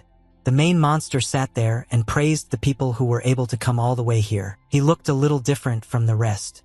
His aura was the most terrible, and in addition, the dimensions were simply unearthly. He was called the boss of the double gates of the apocalypse and was the head of the Death Knights, having the rank of C. The monster ordered his wards to start the battle. The Death Knights were lined up in formation. They stood still in their places as if waiting for the commander's order. They held swords in their hands on which they rested with their hands. The tips of the weapons in turn stuck into the ground for support. At some point, the column started moving forward. They finally decided to act, which was definitely not in the hands of the guests. The stone monster that was walking ahead stopped in front of the people and put its sword forward. None of the participants understood anything. People wondered what this stone monster wanted from them. Taehyung suggested that he wanted to challenge one of them to a duel. The participants were simply shocked by such a conclusion. They had almost no mana left, so none of them could fight. Taehyung tried to calm his teammates down. He said that their goal is not to fight monsters but to avoid encountering them. The participants took these words literally. They turned and began to run away from the danger, screaming loudly in fear. More than anything else in their lives, they didn't want to give it away. To die was the worst thing for them, and they were even ready to give up their status as a player. The Death Knight immediately noticed that his prey wanted to escape and rushed to attack in order to stop the fleeing boys. Having reached the entrance gate, the monster gave a powerful blow to the nose with the blade of his sword. Ma Do-hak and Taehyung were forced to dodge. In less than a second, the blow reached its target. He cut down all the fleeing boys with one simple movement of his sword. People who managed to survive were simply shocked. The first blood appeared on the battlefield, and it began to splash right in their faces. Taehyung couldn't believe that he would ever find himself in such a situation. Now he was helplessly looking at his partners and did not know what to do. He turned to his mentor and proposed a plan. The young man wanted to distract the monsters and thereby gain some time. And he told Do-hak to run away at this point and try to find a way out of here. However, the man did not really appreciate such a plan. He pushed the boy back a couple of meters from him after his words. There was another injured member with Taehyung. Ma Do-hak decided not to rely on the participants' unproven abilities and take everything into his own hands. He began to create a large stream of energy. Taehyung raised his head and didn't expect the mentor to do that. He was amazed at the scale of his mana. The young man asked the overseer why he did this because Tae-hyung wanted to enter the battle himself and not sacrifice the player's life. Ma Do-hak ordered the participant to be silent as he is only awakened and knows nothing. The man pointed the young man to his true place. Tae-hyung didn't expect such words from the player. He did not think that Ma Do-hak will take all responsibility for this battle into his own hands. The fighters stood facing each other across a wide wall. Ma Do-hak began his story about how he wanted to become a ranked player. He worked very hard on it and developed his skills, but he could not get closer to the goal but only moved away from it. Tae-hyung was shocked when Ma Do-hak called the situation a difficult task that was supposed to help him achieve his goal. But the man made the wrong choice. He has always stayed behind and now could only laugh at it. One of the Death Knights was going to attack the enemy. He rose into the air and swung his purple sword with all his might. Ma Do-hak wasn't just going to die like that, he wanted to fight back. He gathered a colossal amount of mana in his right hand. He used this energy like a sword to cut the monster into small pieces, saving himself and the members in the process. After that, the man said that he believed in Tae-hyung. He saw great potential in him and wants him to achieve his goal. The monsters continued to advance. Ma Do-hak ordered the participant to run and save himself, taking with him all who managed to survive. Ma Do-hak decided to stay one-on-one with these terrible monsters. At the very last moment, he took on the responsibility of the elder. Having collected a colossal amount of mana in both hands, the man promised the young man that he would try to stop the knights at all costs. Tae-hyung was no longer going to talk the mentor into backing down. He realized that his decision was firm and nothing could change it. The young man decided that he needed to fulfill the mentor's order and save all those who managed to survive. He turned his head back. In front of Tae-hyung lay the body of the contestant, which the boy was carrying on his shoulders. He noticed that she was no longer showing any signs of life. This fact simply shocked the young warrior. He did not know what to do in such a situation since there was no one to save. Suddenly, a loud explosion sounded behind him. Events on the battlefield unfolded much faster than the young man expected. The boy immediately turned his head back to see what had happened there. He covered his face with his hand from the dust and dirt. Tae-hyung realized that it would be better if he just didn't come back and ran away. The knights were able to defeat a rank A player in a couple of seconds. Ma Do-hak died in battle trying to protect his charges. A sword was embedded in his back, emitting a purple stream of energy. His glasses flew off his face and crashed to the ground. One of the monsters stepped over the dead victim and headed forward. Tae-hyung was very scared at this moment. He perfectly understood that he would not be able to cope with all the knights and that his end would come very soon. All his partners, including the last girl, were killed. It was a group of rookies completely unprepared to face such monsters. Even an experienced A-rank player fell in this fight in a matter of seconds. Ma Do-hak gave his life for the future young man. But now this future might not exist. Tae-hyung was staring straight ahead and sweating. He was very worried about himself. The Death Knight raised the blade of his sword, which was all covered in blood. The red liquid slowly dripped onto the ground, leaving traces. Opposite the tip of the sword stood a young man who did not know how all this could end. The monster said, challenging him to a duel. Tae-hyung immediately began to run his eyes in different directions, looking for help. But I saw only the body of a girl who could not survive even before that. What can be said about a girl if even an experienced player could not help him? Ma Do-hak was already dead for several seconds. Tae-hyung stared at the blade of the enemy's sword but was not afraid. He understood that there was no going back, so he had to invent something. The Death Knight, having expressed his claim to a duel, stood immovably in his place and waited until the young man said at least a word. Tae-hyung didn't know what to say to him. Perhaps he would like to refuse, but it is not a fact that the knight will let him go in this case. Suddenly, the young man noticed one small detail. His gaze dropped sharply to the ground and a drop of hope appeared in his eyes. All hope was given by a small object lying on the ground and sparkling. Tae-hyung began to take a closer look at this item. It turned out to be a ring with a gold frame. In its center was a red precious stone from which the light came. Tae-hyung immediately knew who the ring belonged to. He had previously mentioned the Ring of the Apocalypse Pioneer, which can do a lot of things. The Death Knight realized that he would not wait for an answer from his potential opponent, so he decided to attack him immediately. Tae-hyung was still thinking about the ring and couldn't decide how to act. Literally less than a second remained before meeting death. But Tae-hyung wasn't stupid enough to choose death. He avoided the sword strike by jumping to the ground and sliding across the floor. At the same time, he took the ring that was lying on the floor. He considered it his only chance to survive and get out of here. The young man immediately began to stand up and put on the ring at the same time. He begged her, however, to wake up and take action. Pulling the ring on his finger, Tae-hyung immediately noticed that something strange had begun to happen. A flow of energy began to form around the ring. Tae-hyung had too little time to wait for his action. Monsters were approaching him from all sides who wanted to cut him to pieces. At the very last moment, the ring began to work. She saved the young man from imminent death and gave him hope. The C-rank Death Knight was simply shocked by this turn of events. He did not expect that there would be any problems with this young man. When the ring completely wrapped around his finger and began to work with its help, Tae-hyung was able to defeat all the monsters that were around. The head of the Death Knights did not understand what had caused such colossal strength in the young man. He tried to understand where it came from. After wearing the ring, Tae-hyung increased all of his stats by 10x. Now he could face these monsters on an equal footing. In addition, Tae-hyung was very pleased to see that the restriction on his main skill had been lifted. He could use hunting. Quite a lot of people died in the double dungeon, which was called Apocalypse. Their bodies were lying near the gate that Ma had opened Dohak. Tae-hyung was in the middle of this room and had awakened a colossal power. A burst of energy began to form behind the smoke screen. Heng's tenfold strength. He was able to defeat the monsters around him, scattering them to the sides. But the young man's problems did not end there. There were too many monsters to defeat in one blow, and they continued to attack. Tae-hyun gathered his strength to get out of here alive. Hunting was available to him now, and he was going to use it. The young man delivered a powerful sidekick to stop the monsters. He needed them to stay in one place for at least 10 seconds. It was all about the skill of hunting. It took 10 seconds to fully deepen someone else's skills using hunting. However, Tae-hyung was well aware that he could not depend on hunting alone in this battle.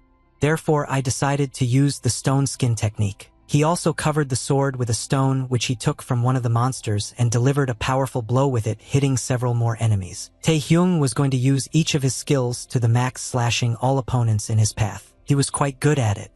With another swing of his sword, the young man was able to cut the monster in half. However, these Death Knights were seemingly endless.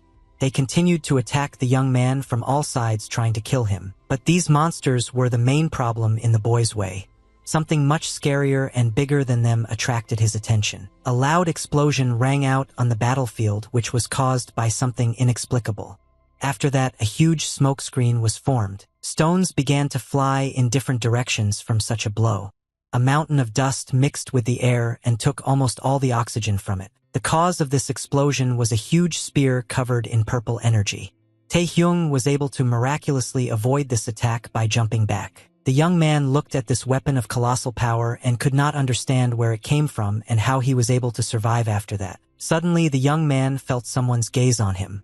This scared the young fighter very much and made him think about his current situation. Looking up, Tae-hyung saw before him the mighty figure of the chief knight, who stood up from his throne and stood at full height. He continued to hold his arm straight with which he had thrown the spear.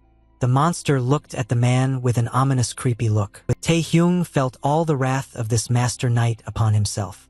Just one look made the young man think of imminent death. Meanwhile, the head of the Death Knights launched several more sharp objects in the air that were meant to kill the enemy. Tae-hyung immediately sensed the safety from above and began to run so that no sharp object could hit his body. The weapons continued to land on the floor, raising the air from the bodies of the slain knights.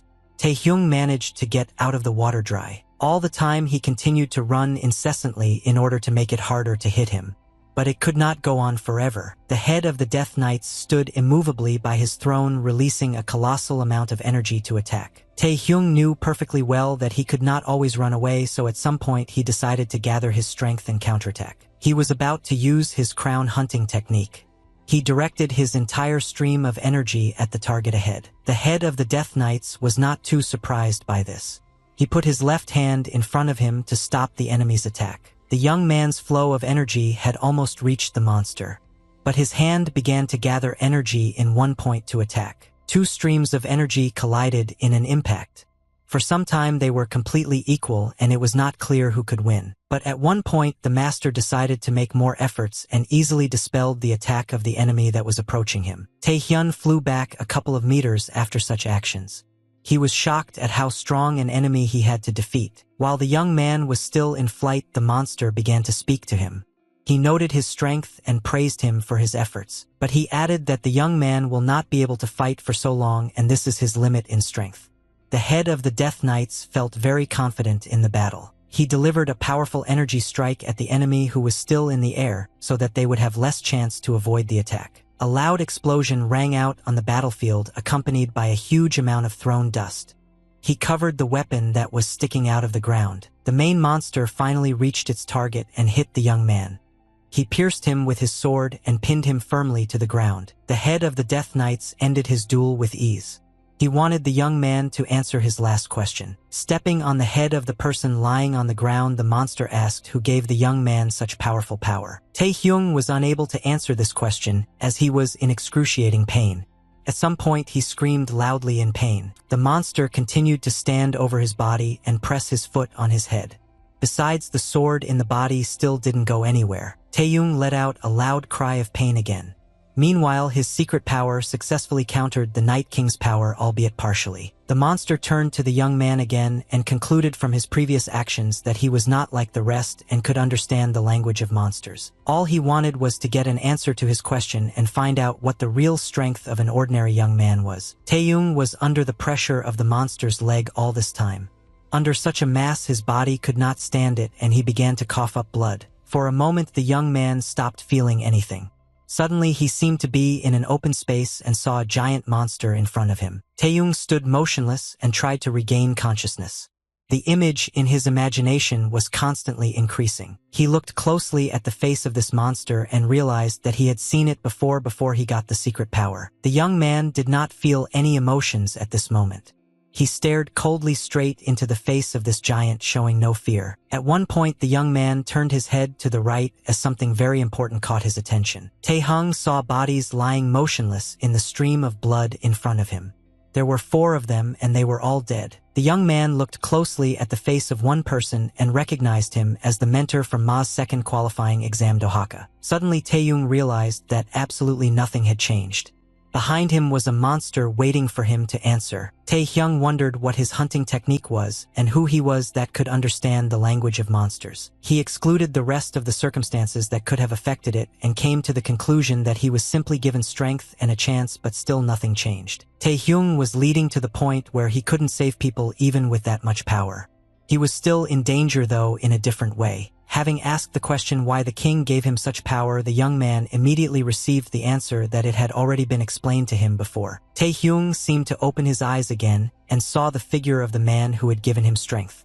He came out of the sun and was approaching it. His fair bright hair developed in the wind. He repeated again that he liked the young man for his stubbornness and determination. The king told the young man that he did not need to change anything and change himself. Tae-hyung was just shocked to hear this. The king advised the young man to just go forward no matter what. These words awakened a real beast in the boy, and he came to life. The head of the Death Knights stood over Tae-hyung waiting for an answer. He came to the conclusion that the young man no longer had the strength to speak. He began to draw a sword from his arsenal to kill the person lying on the ground.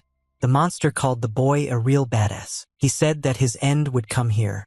But suddenly something interfered with the knight's actions so that he himself could not figure out what was happening. Tae-hyung used his hunting technique again and got out of the trap, knocking the sword out of the monster's hands and saving his life. Immediately after, the young man used a powerful stream of his energy to cut off the knight's right hand, which was holding another weapon. The flow of energy continued to increase steadily and was like a storm surge. He lifted into the air the bodies of coma monsters that had already been killed. The head of the Death Knights could not understand how this was even possible because the boy had just been lying on the ground slowly dying. Tae-hyun rose to his feet and was ready to fight. The monster laughed at him and asked how he would fight in such a state. However, the young man did not care at all about the thought of some monster. He increased his mana several times and was ready to face the otherworldly force. The head of the Death Knights continued to laugh at the man. He said that this would be the last battle for the young man. He thanked him for the opportunity to have fun, and at the same moment rose from his seat to attack the enemy. The monster regained its hand and delivered a powerful sword strike, creating an energy wave that had tremendous power. The head of the Death Knights powerfully struck the opponent, who was standing on the ground. After this blow, there was almost nothing left from the young man. The monster was absolutely confident in his abilities. He perfectly understood that no person is able to stand up after such a thing. But something absolutely inhuman was happening in this fight. The monster could see through its flow of energy that the young man was still alive. Taeyong simply placed his left hand at the moment of the enemy's strike and blocked the powerful flow of energy with his hunting technique. The monster could not believe that such a thing was even possible. None of his enemies had survived this before. Taeyong wasn't going to wait and decided to attack the monster at that very moment. He gave him the opportunity to feel his power. Taehyung reached rank B. He delivered a blow of colossal force, throwing out a stream of energy that was like lightning. The head of the Death Knights cried out in pain for the first time on the battlefield. Taeyong launched an attack that even this monster couldn't handle right away. Throwing his enemy to a great height, the young man decided to take the sword that was nearby and use it in battle. Taehyung knew perfectly well that the battle would definitely end, but it was not known in whose favor. The sword was supposed to help tip the scales in his favor. The young man rose quickly in the air before the monster had time to regain consciousness. He threw a couple of blows at him, but the knight dodged. After the third hit, Taeyong was absolutely certain that he had hit, especially since there was a burst of light. The head of the Death Knights felt this blow and let out a loud cry. He was very angry that the young man dared to hit him. The monster raised a sharp weapon from the floor into the air and covered it with a stream of purple energy. He was going to use them to attack. The knight put his left hand forward, directing the flow of energy. He launched a weapon at the enemy, somehow lifting it from the ground. Taehyun knew perfectly well that he had to do something about it. He began to gather a red stream of energy around him. The young man paid special attention to his right fist with which he was going to strike. The concentration of mana in this place was the maximum. Heng's entire figure resembling a sharp weapon in shape. The young man delivered a powerful blow with his fist to counter the enemy's attack. It formed a huge swirling flow of energy. By doing so, Taehyung was even able to reach the body of the monster that was further away. The knight couldn't do anything about it. He simply flew back a couple of meters, watching the enemy. He admitted that the young man simply did not have human strength. After that, the young man directed his fist at the almost defeated enemy and decided to confess to someone that this is really not human strength. He informed his opponent, however, that this power belonged to the king. The monster was simply shocked by what the young man said. Taehyung, in turn, continued to stare at his opponent with a cold gaze. He felt much more confident than before. After telling the enemy where he got his strength from, Taehyung decided to finish him off. He launched an attack using a hunting technique. The head of the Death Knights began to slowly dissolve in this colossal flow of energy that devoured everything in its path. Taehyung won the extremely difficult battle. After that, he received a new skill called the Spirit of the King of Knights. A lot of people, including 2 ambulances and the police, gathered near the portals from which the test of the second qualifying round began. Everyone already knew that the level D dungeon turned out to be quite difficult. All participants were in danger in the apocalypse. Sanjin arrived at the scene again. He was informed that C-rank magic was emanating from the portal. The jury did not know what to do in such a situation. They had already announced an immediate evacuation, but they could not wait for the relief party until the fault started. Park Sanjin understood that no one could survive in the C-rank dungeon. He needed to think and make decisions immediately. The man did not come up with a better idea than to interfere in this procession himself. He really didn't want to do it, but he had no choice. As soon as the player thought about crossing the portal, it began to glow, emitting a large amount of energy. No one understood what was the matter. Park Sanjin concluded that this could be a fault and ordered his wards to immediately prepare for the worst possible development. The portal continued to emit a colossal amount of energy that spread out. It was impossible to stop the fault. All that remained was to prepare. Everyone present who somehow could fight the monsters gathered around the C-rank player Park Sanjin. They were very accepting of their position, but everything turned out to be completely different as the man assumed. Sanjin, he was a very strong green when he saw the following in front of him. From the portal suddenly appeared not a monster but an ordinary person. Her figure slowly approached the people opposite. It was Taehyung, who miraculously failed to survive in this dungeon. He looked very tired but was happy with the final result. Thanks to Taehyung, the situation with the double dungeon was resolved and the examiners were evacuated.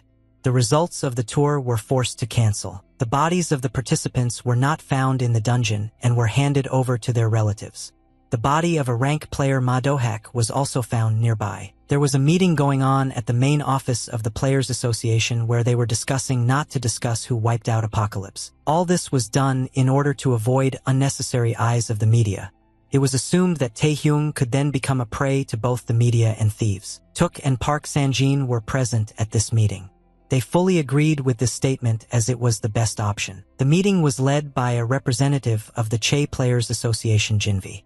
He thanked the audience for supporting him and moved on. He asked two men at once what they thought about this. For a few seconds, there was a dead silence in the room. Che Jinwoo clarified that he was referring to Kim Tae-hyun, who was able to clear the C-rank Apocalypse dungeon by himself. Park Sanjin replied that if this young man was able to handle everything by himself, then he would surely be able to fight on an equal footing with C-rank players. Gwatuk added from his observations that this young man's true rank was much lower, but he possessed a strength that was difficult to assess. Che Jinwei guessed that there was a pretty good chance that this young man might have a national rank, which was a very rare occurrence. The men opposite exchanged glances. Apparently they agreed that absolutely anything could happen to this young man. The big burning sun was hiding behind the moon. The sky was bright red, which was similar to Tae-hyung's hunting technique. A certain young man was breathing heavily from what he had to go through. Stones were flying around him, and it was quite hot here. He continued to be attacked by monsters that roared loudly. Judging by their appearance, they were not of a very high rank. However, their colossal number was impressive. There were so many of them that they almost filled the land, sea, and air. The young man climbed to the edge of the cliff and looked down. He was very much surprised when he saw a large number of monsters under his feet. It was Tae-hyung who didn't understand anything at all. He asked himself only one question: how he ended up in the abyss, and does not remember it. Suddenly a figure of a man with blonde hair appeared from the sky. Tae-hyung guessed that it might be, but he couldn't say for sure. When this man came down, Tae-hyung recognized that it was the king. He accompanied his descent to the ground with an emission of bright light. The young man was simply shocked to see the man who had given him strength. He did not understand at all what was happening to him at this moment. The king had almost descended to the ground. The monsters, when they saw the man's figure, began to roar, expressing their desire to attack him. The king decided to put the animals that were bothering him here to sleep. He put his left hand out in front of him and was about to use force. After a split second, the man began to collect a stream of light energy in his hand. Tae-hyung still couldn't understand anything. Having formed the right amount of energy in his hand, the king threw it at the monsters that were on the ground and continued to roar. He literally pulverized them in one motion, leaving only white ash behind. Tae-hyung watched all of this while standing on the edge of the cliff. The young man was even more shocked than when the king came down to earth. He had no idea what kind of power this man could possess. When there was a dead silence, the king began to speak to the young man. He said that he would wait for him. The young man did not understand. Tae-hyung was in complete shock and tried to understand what exactly the king wanted from him and what he needed to do for it. Suddenly, the figure of the king began to disappear. Finally, he said that he would wait for the young man in the most secret corners of the abyss. After these words, Tae-hyung opened his eyes. His clothes had changed and he was sweating from what had just happened before his eyes. The young man felt his bed and realized that he was in bed. It was just a nightmare in his mind. Tae-hyung looked at his left hand to make sure he was really in his room. It was a pretty scary break for him. The young man was not in his room and remembered that he was hospitalized after he visited the Apocalypse dungeon. Tae-hyung continued to look at his hand, which was also sweating. He remembered his dream, which was too realistic not to be. The young man remembered the words of the king, who would be waiting for him somewhere. He tried to understand what exactly the giant blonde man meant. Tae-hyung didn't mind meeting the king as he had too many questions. They were about hunting and understanding monsters. He decided to review his stats after a recent trip to the dungeon. His rank increased to B and one characteristic was added. Even during the fight, Tae-hyung guessed about the promotion, but he was not sure until the end. Now he could see the result with his own eyes. His figures were simply colossal for a 19-year-old. With such characteristics, the young man could easily face C-rank players. Tae-hyung looked at his new Night King spirit skill and remembered how the monster used his technique on him at full power. He was very pleased that he could now control such a skill.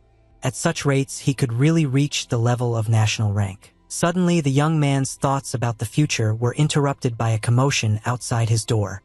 He could not understand what could be going on loudly in the hospital. In the corridor, doctors and nurses tried to stop a guest. Taehyung couldn't understand who wanted to break into him so badly. The uninvited guest slowly opened the door to the ward. He was outraged that he was simply not allowed to visit a sick person. Taehyung was just shocked when he saw who walked in on him. The young man was speechless at this moment and opened his eyes wide. It was a woman who decided to break into the young man's room by force. Of course, she is not a simple woman but a representative of the Players Association of the New South Korea. Yu Ain, the master of the Vagrant Guild, greeted the sick man and asked him if he was happy to see her as a guest. It was rush hour on the street. There were a lot of cars on the road, which could not be said about the sidewalks where few people passed. A man was sitting in one of the cars who was asking his boss to drive the car for him. But he received a negative answer. It was Yu Ain who decided to take Taehyung from the hospital. She replied that the young man was still her guest, so she would take care of him herself. Taehyung sat silently in the car for a while and watched out the window. At some point, the young man decided to start the conversation first, which surprised the woman. Taehyung had one question and decided to ask it. He didn't understand what the head of one of the strongest guilds needed from him. The woman replied that she just wanted to take the boy home after discharge and at the same time look at the young man who was able to survive the apocalypse. Taehyung immediately did not believe Ain's words and said that she could have come up with some more original and true reason for her actions. Yu Ain noticed the young man's sharp tongue. It wasn't a problem for her, but rather she liked it, unlike her assistant behind. Taehyung looked out the window at the skyscrapers lit up by the evening sun. Ain asked him if he knew what happened during the third round of selection. The woman said that the third round was also a game of survival, but unlike the first, the participants could be watched by outsiders. She warned the young man that his powers were put on display, and now all the guilds will start hunting for the boy who survived the apocalypse. Taehyung was not very happy with this dialogue. He understood what the woman was going for, but judging by his expression, he wasn't interested. Yu Eng began to raise her hand up and asked the young man to think about her offer rather than rejecting it immediately. She promised to give him everything he wanted, including fame and money. And Taehyung in turn had to simply join the vagabonds. Taehyung was not at all surprised by the offer to join one of the strongest guilds. He reacted with a cold look in the woman's direction. Yu Eng knew how to negotiate with people. She insisted on her proposal not with words but with a bright and open look. Taehyung continued to look at the woman with uninterested and cold eyes. He thought about how he would answer correctly. The assistant head of the Vagrant Guild did not feel very comfortable in such an environment. She was very tense at this moment. Taehyung decided not to invent a cycle but simply answered as he saw fit. He said that he was not interested in the offer at all. Yu Eng was simply shocked by such an answer and shouted loudly to the whole car. Taehyun realized that he would rather walk home. Wanderer Guild Master Yu Eng took the young man almost to the house. It was already evening outside. The lights started to come on in the houses. Despite the tense situation in the dialogue, the young man thanked the woman for giving him a lift. Then he was going to go alone. Ain did not expect that the young man would refuse the offer and jump out of the car. Standing on the steps above, she tried to stop him. The woman asked the promising player what was the reason for his refusal because she promised him everything he wanted. Ain suggested that the young man might have received an offer from another guild. Taehyun was not feeling very comfortable and it was starting to annoy him. The young man replied that he had no particular reason for refusing. Ain then became even more entangled in this case. Hyung added that he didn't receive offers from other guilds and asked why the woman thought her vagabond guild was so special. The young man thought that it was all nonsense. He was not interested in this as much as possible and he was not ashamed to talk about it in front of his face. Yu Ain was amazed that the young man refused her so tactfully and coldly. She simply lost the gift of speech and could not say a word. After a brief dialogue, Taehyung asked to bow out and go home. He turned his back to the interlocutor and headed down the stairs. Now he did not feel any discomfort and was absolutely sure that he had done the absolutely right thing without offending anyone. But Ain thought completely differently. She did not want to leave this matter alone, so she decided to force the young man. The woman quickly approached Taehyung closely and grabbed his face with her right hand. She held him very tightly. Taehyung couldn't understand what was going on.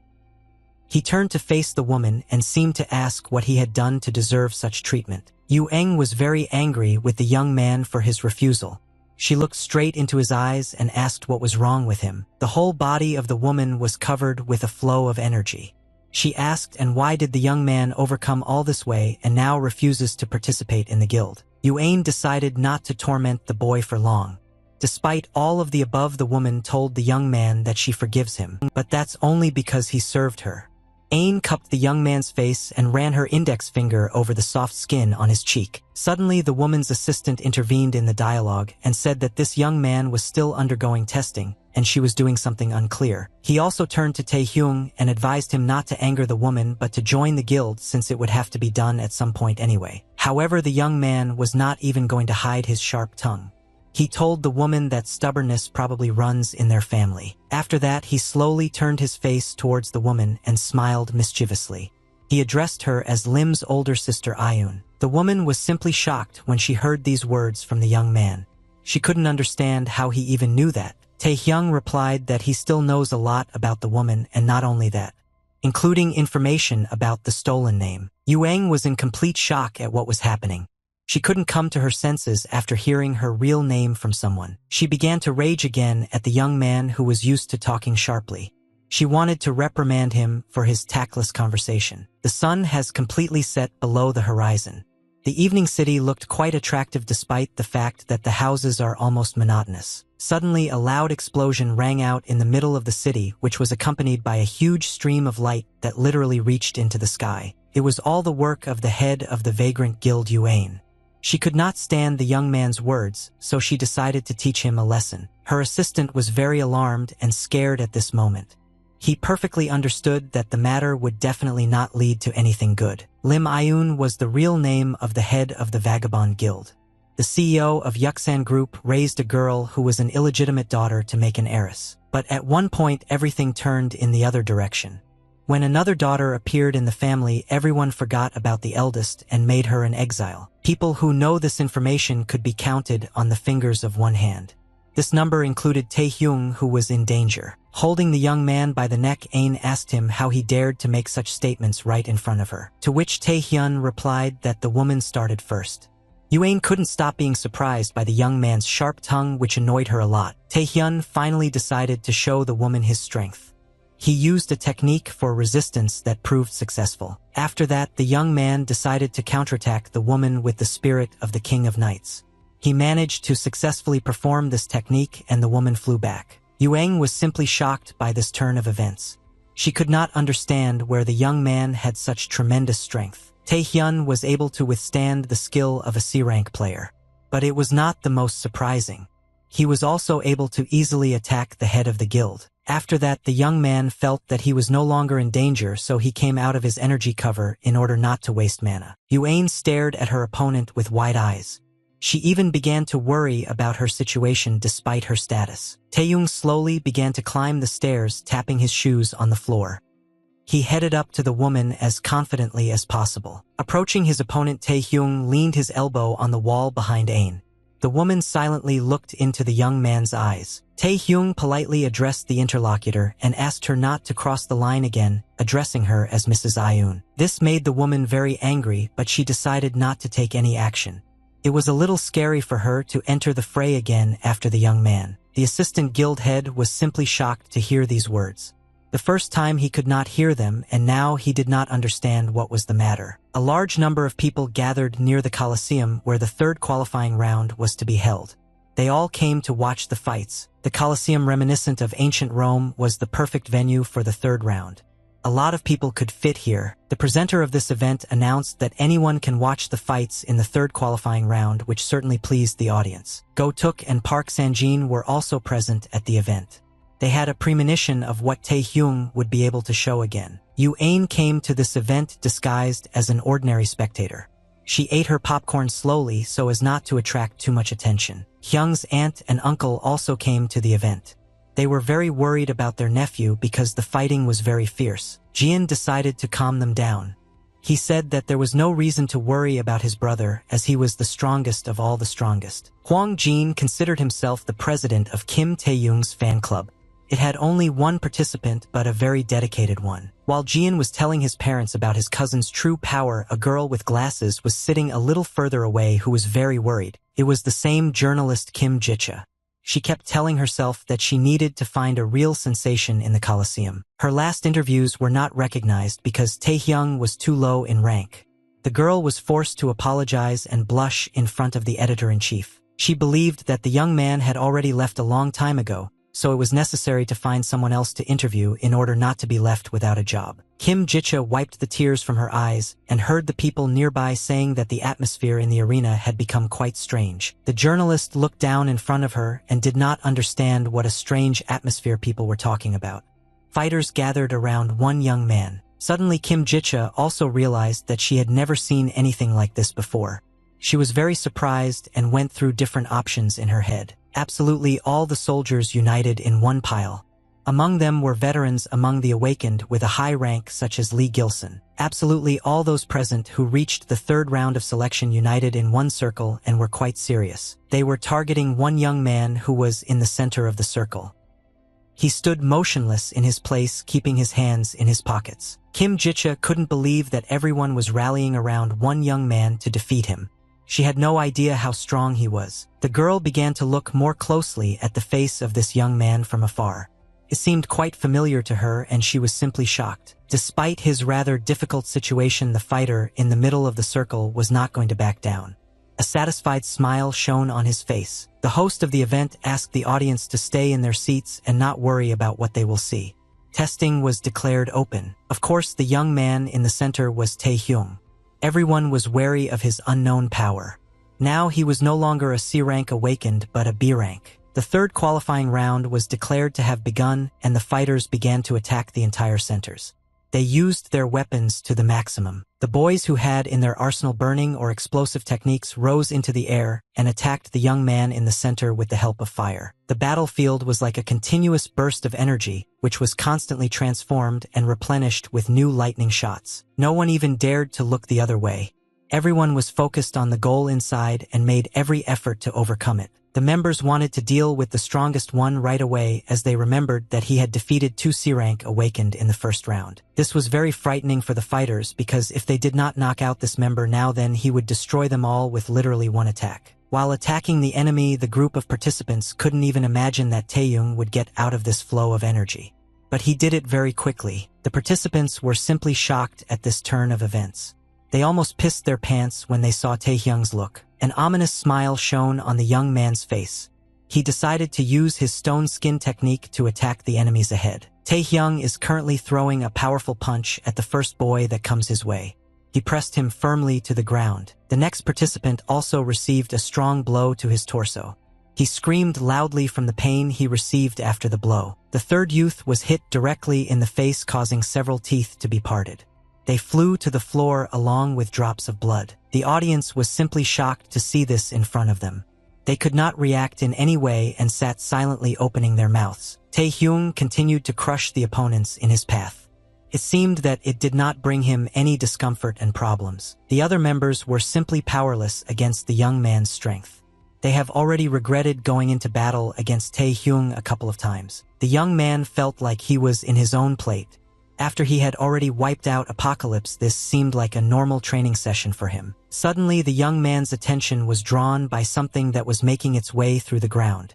The floor began to crack and Taehyung noticed a strange green glow. Literally a second later, radiation vines appeared in the arena which were created to attack Taehyung unexpectedly. It really worked out for one of the participants. The vines quickly enveloped the young man and restrained his movements so that he could not use his techniques. However, Taehyung was completely unconcerned about this. He looked straight ahead and praised the one who used this technique. The young man who used these vines informed the enemy that he would pay with his life for his negligence in battle. It was the ranking genius Lee Gilson who felt his supremacy.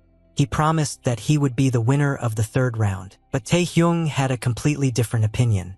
With the help of his hunting, he broke the vines and attacked the enemy, pressing his head to the ground. Lee Gilson was simply shocked by this turn of events. He did not expect that someone would be able to break his vines so easily and also counterattack. Taehyung was simply at his best in these competitions. Having defeated another enemy, he warned him that in the future it is better to keep his mouth shut. The participants were very afraid of the young man. They planned to constantly attack him from different sides so that he would be constantly occupied with defense and exhausted. However, the participant's speed was much lower than Taehang's. He immediately noticed the next opponents and pointed his finger at them. He was seriously determined to test his new technique, which he had not tested before. The fortitude of the King of Knights. The participants of the third selection rushed into battle against the opponent. They were quite serious, although they were afraid of the enemy. And not for nothing. They didn't even have time to get a couple of meters closer to the enemy when unknown equipment began to act on them. One of the participants was simply shocked when he felt her power. His eyes widened in surprise and sweat began to flow down his face. Taehyun showed all his power in the most terrifying way. The flow of energy emitted by the young man pinned the opponents to the ground. There was absolutely nothing they could do about it. The technique had a colossal destructive power and did not even allow it to move. The spirit of the King of Knights showed itself in all its glory. Participants could see this eerie energy in front of them in the form of skeletons. They just lay pressed to the ground by this flow of energy. Absolutely no one expected that they would have to endure this. Jian and her parents watched this and were simply shocked. They had no idea that their relative possessed such a powerful technique. Gotuk was no less shocked than the old men. Park Sanjin, on the other hand, watched this process with satisfaction and smiled sinisterly. Journalist Kim Jicha had no idea who she was interviewing. Now she saw the true power of a boy who had a low rank. Taehang continued to pressure his opponents with the power of the king's spirit. He felt like an absolute dominator on the battlefield. Yueng was quite reserved compared to the other viewers. She continued to eat her popcorn without showing any emotion. At some point, the woman reacted to the technique and called the young man a psycho. She didn't think he would use this technique in the very center. The battlefield looked like the apocalypse after Taehyun dealt with his opponents. The smoke screen has not completely dissipated yet. Taeyong could exhale after the fight. Dozens of defeated opponents lay around him. It was an absolute triumph for the young man, but he felt the presence of another person not far from him. One mention of her caused a pleasant smile in the young man. He looked straight ahead and saw the figure of a girl coming out of the smoke screen slowly approaching Taehyung. It was Im who had already managed to get injured in this fight and was holding her hand. She was going to continue the battle. Taehyun asked the girl what she was going to do next and added that he wouldn't be offended at all if she just decided to give up. Name of Ayun really felt an advantage on the young man's side. There were different thoughts in her head, but she was definitely not going to give up. Taehyung continued to inflame the situation and taunt the girl.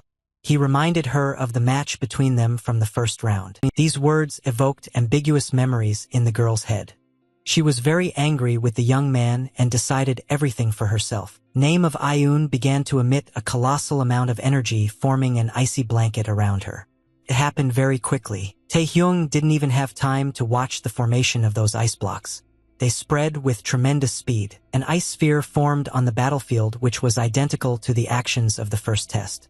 Opponents were inside her. Taeyong was surprised since he had seen it before. He said that Ayun could come up with something new for their meeting. The girl ordered the young man to shut up and take better care of himself. She formed the same ice staff in her hands. She promised to deal with her opponent quickly and emphasized that she will not make the mistakes that were in their first match. Taeyong was very happy to see his old friend in such a state. He constantly provoked her by asking inappropriate questions. The fight between the rivals ended as suddenly as it had begun. Inside the ice sphere, the last breaths of wind blew. The battle was over and the staff of Ayun was lying on his side, broken in half. The smoke screen began to slowly dissipate. Im's bright hair could be seen in this huge pile of snow Ayun. It slowly developed, which spoke of the girl's movements. She seemed to pass by Taehyung, who stood unmoved in his place. The girl slowly bowed to the ground. After that, Ayun did not fall hard on the floor. She was completely exhausted and unable to resist a stronger opponent. The girl lost consciousness from the fact that she had spent all her energy. They lay motionless on the ground, showing no signs of life. Taeyong even sweated a little after this fight. He removed the mask from his face with his hand and said that he did not expect anything less. He admitted that Ayun was his strongest opponent in this tournament. However, she still came out a loser from this fight. The ice ball dissipated and the audience could see who won the final battle. This is the end of the third qualifying round. Taehyung was the only winner in the third selection. He was given an award for first place in the qualifiers. It was a knife and a figurine. He was personally greeted by a representative of Che Association Jinvi. He informed him that Taehyung was a C-rank player as of today. The man added that he wasn't surprised that the young man won the tournament, especially after he swept Apocalypse. Taehyun behaved quite modestly in his husband's office.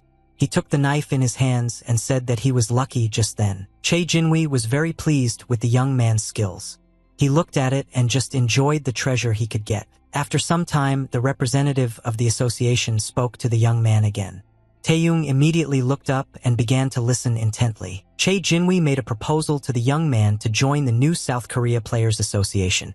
It was not expected. Taehyung had no idea why he had come to this office.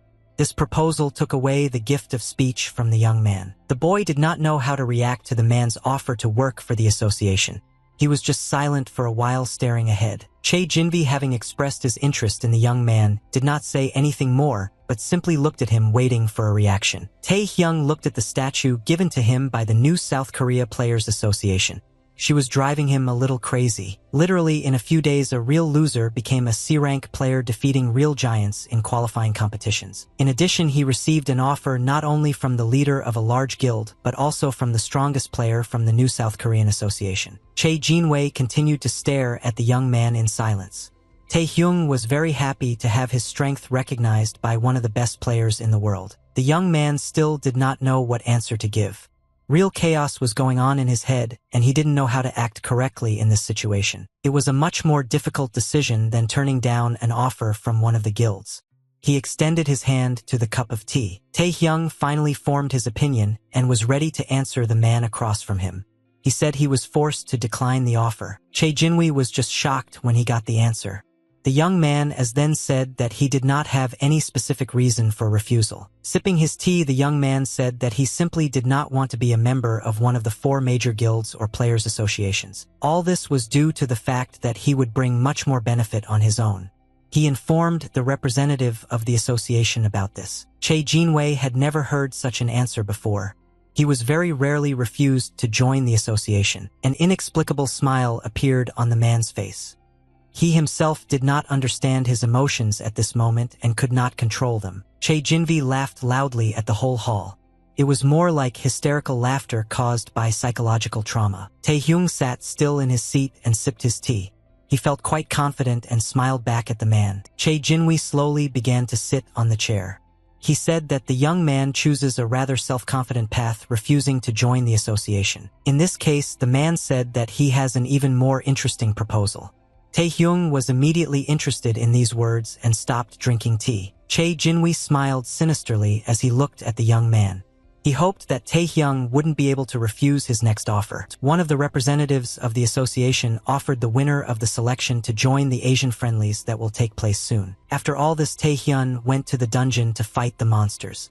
This was the first necessity in his case. After a few days, the young man felt at home in the monster territory. He defeated them with ease using only one hand. After dealing with all the monsters around with the hunting technique, Taehyung was finally able to catch his breath and look around. He cleared another dungeon. A portal was opening in front of him, which was supposed to return him to the world where ordinary people lived. The thought of the Asian friendlies that Che had mentioned kept on Taehyung's mind. Jinvi. The young man still could not decide what to do next. Asian friendlies were held surprisingly among Asian countries. They were considered quite prestigious on this continent. The contestants chose 5 representatives from guilds or association members from each Asian country to hunt down monsters and thieves. To become a representative, you need to prove that you have hunted down monsters and thieves for the good of the country, earning some valor points. Taehyung remembered Che's words, Jinhwa, who gave birth to him, to participate in these games to go to the next level, but it was not so easy. Taehyung has recently become a C-rank player, and to make up for the lost time, he will have to hunt down stronger monsters and thieves. During this month, the young man cleared all known associations of the dungeon, but was still unable to achieve high results in obtaining valor points. Taehyung approached the portal and had a crazy idea. Although it was quite dangerous, the young man saw no other way out. The young man slowly began to step into the portal. He thought about the fact that he still had to go to the place he was thinking about someday. The site of Tezen groups stood quietly on the outskirts of the city. The birds flew away from here because something was bothering them. In the middle of the building there was indeed something restless. A glass of whiskey suddenly fell to the ground and broke. The liquid spilled on the floor. The president of Tezen Group decided to teach one of his wards. He used his technique to grab him by the throat. It was Sol Hongdu who worked as a bodyguard for Li Changji's heir. He asked the president to spare him and calm down. Li Changsu couldn't calm down as long as his son was still in the hospital and the culprit flourished and smelled like a C-rank player. Head Tezen was too excited this evening. He threw his ward to the ground with all his might, not sparing him. Sol Hundo was forced to bear the wrath of his boss. His body landed on the floor, which cracked with it. It was very painful. Suddenly a secretary came to the president and told him the news. Guests from the Thieves' Guild came to him. Li Changsu was very angry because he didn't want to see the guests who took money from him for killing some jerk, but couldn't fulfill their promises. He began to cover his body with a flow of energy and was going to teach the guests. But something very strange and creepy stopped him. The space around his secretary began to distort and the woman seemed to be pulled into another dimension. The man was a little wary at this point. A man came out of the portal and immediately apologized for the situation that happened to the president's son and asked him to calm down. He justified this by the fact that this bastard is still the ultimate goal of Tezen. Li Changsu was shocked and frightened to see such a guest. This man was wearing a respirator on his face. He said it was nice to meet you and introduced himself as the deputy head of the Thieves' Guild. He looked rather creepy, emitting red streams of energy. He told someone that he can be called Shadow. His true rank was unknown. Meanwhile, a portal opened at the other end of the city. It was different from what the Thieves' Guild warriors used. From this portal, the figure of a young man began to appear. It was Taehyun who finally returned to the real world to rest for a while. No sooner had the boy left the portal than someone greeted him here with loud greetings. Taehyung didn't understand what was happening. He saw a man in front of him standing in front of the central gate and holding a tablet with something written on it. The man said that he would accompany the young player to the auction. He was an A-rank alchemist guild player. He introduced himself as Pak Gun. He behaved quite strangely, maddened by the young man. He expressed great honor when meeting him. Taehyung felt very uncomfortable in the company of such a person. Park Jenin added that he is a fan of the young man and asked him for an autograph. They were to go to the auction in the best hall in Asia. It was called East Point. There was always a lot of money at this auction. It was the largest in all of Asia. People from different parts of the continent came here to buy something. After all, only at this auction could you find gigantic lots that literally mesmerized the eye. But they cost accordingly. Automatic translation of spoken language was also available at the auction. East Point had many advantages over other auctions. Taehyung autographed the man's forehead as he requested. He added that the main advantage of this auction is security. So guards like Park Jenin played some important role in the auction. All of them had a very good skill of being able to control the portals. Park Jenin explained that the constant changes in the warp point reduced the possibility of entering the auction without an invitation to almost zero. Taehyung completely agreed with what his bodyguard told him. The auction really had an enviable protection, but there was something that made the young man think about his safety. This could not be avoided even with such a colossal defense. Taehyung was referring to C-rank terrorist thieves.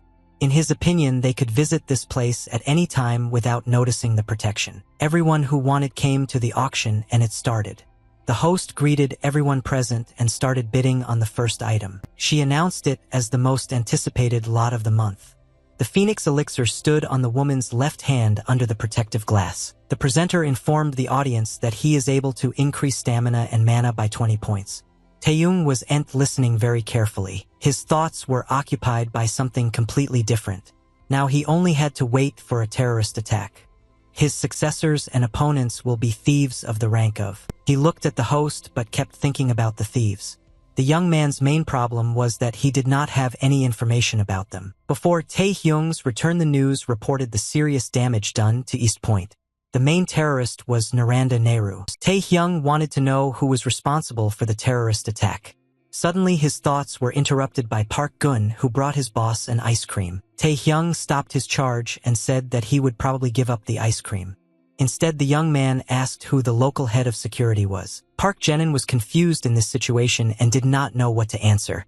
Taehyun asked what happened to him and why he was so concerned. Park Jenin replied that he did not really want to talk about the security chief in his presence. This man came to the auction in his own person. Park Jenin announced that he is the 12th C-rank player of the new South Korea and also the youngest among all C-ranks. Those present were simply shocked to see such a motorcade in front of them. Pan was accompanied by a large number of people everywhere. This young man is at home everywhere. He was moving in front of the entire convoy and headed towards Taehyung with Park Gun. Coming a little closer, the young man expressed his satisfaction that they were finally visited by the most famous young player of North Korea. Isaki Rihei was the head of security at East Point as well as a C-rank player from Japan. He had a rather creepy nickname. Taehyung asked the name of this young man from his bodyguard. Park Jenin was just shocked and could not say a word at this moment. Finally, he came to his senses a little and remembered his work. He informed his young boss to be careful. Park Jenin told a story to the young player about how Rihei stabbed his brothers for profit and was given the nickname Devil after that. Isaki Rihei expressed his respect for the young genius of the new South Korea Association and extended his hand to greet him. Taehyung edited ambiguously at such a gesture from the interlocutor. He looked at this hand for a while and remembered Park Gunun's words. From this first movement of the security head, Taehyung could tell that he was left-handed. It looked strange enough in the young man's eyes. In the end, Taehyung decided to extend his hand in return to show some respect to the other person and not offend him. A young C-rank one-handed player. Immediately after their compression, something strange related to energy began to happen. Taehyung did not expect this turn of events. He felt an electric current running through his body, which was not very pleasant. With every second, the pain in the body only increased. Taehyung tried to counter this technique by using his own. Isaki Rihei was indeed a most treacherous player.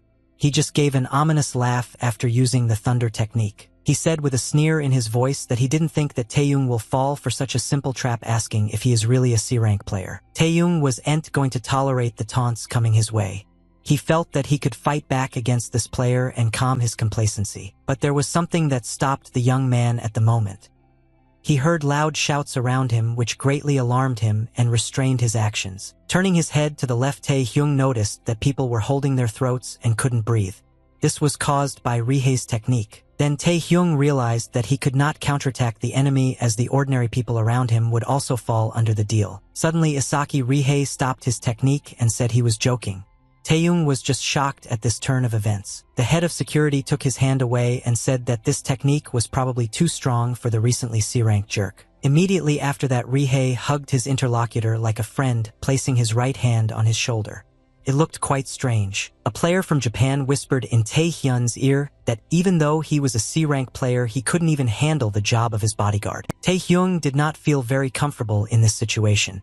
Rihei warned the young man not to rant if he didn't want to get into trouble. Isaki Rihei really behaved as if he were at home. He ended the conversation with his vis-a-vis and let him go. Afterward, the head of East Point Security Service bid farewell to his guests and wished them a happy auction while continuing to sneer. Park Jenin noticed that his young boss was not feeling well after that. Taehyung was straightening his left arm after the collision with the enemy. Taehyung followed his potential enemy with his eyes and ran his name over in his head. He thought that it would be stronger than he thought to defeat him. The next morning came. In one of the new South Korea, there was a huge building with many floors. Inside it was one group standing under a lantern. They looked like a real crime-fighting squad. People from this detachment looked in front of them and could not understand who it was who visited them and how they managed to sneak in here unnoticed. The squad leader replied that it didn't matter who they were. He said that the teleportation gate control office was on the side they were coming from. The man ordered his charges to cover him and was going to deal with the enemies himself, since he was the only one on the team who was an A-rank player. But not everything turned out to be as rosy as the squad leader assumed. They were defeated literally in a few minutes with absolutely no chance. The A-rank warrior was completely helpless against the enemy's equipment. A purple energy monster was holding his face. It was all the work of only one person. A C-rank thief. No one knew anything about Narendra Nehru. He looked very old. His wards did not even interfere in this match. They informed their master that certain changes had taken place in the auction house. The man reported that Kim Tae-hyung, a new C-rank player from New South Korea, had arrived at the auction with a purpose. The ward asked the boss what they should do next. Narendra Nehru scratched his head and began to think. He never made rash decisions. The old thief replied that the young man was nothing compared to him. He spoke in a slow and restrained voice. The wards listened attentively to their master. No one even thought of interrupting him. He added that Taeyong will receive punishment from God. The two-story building was located on an unknown island in the middle of the sea. It was surrounded by water on all sides. Suddenly, in one of the high-rise buildings, which was lower, a loud explosion rang out. It was so powerful that even the water began to sway. The auction was held in neighboring buildings. The host of the event continued to conduct the auction. Few people are already left in the final race, but no one was destined to take the main prize. The explosion from the neighboring building reached here as well, which caused a huge panic. People calmly strolled through the beautiful corridors, sipping cocktails and talking to each other on various topics. The terrorist attack in the building ruined the lives of everyone present. They couldn't do anything about it. The fire started to fill all the rooms. In contrast to the size of the building, the explosion looked quite large. Moreover, its sound scared the people present very much. Literally, after a few seconds, explosions began to resound throughout the territory of both skyscrapers. Almost the entire territory was mined. Park Jenin immediately began to care for his young boss. He shouted loudly, trying to reach him through the smoke screen. When the smoke cleared a little, the guard could see Taehyung looking up. The man advised them to get out of here immediately. Taehyung was just shocked by what happened. He knew that there would be a terrorist attack, but he did not expect that the whole building would be mined. People tried to evacuate from the building.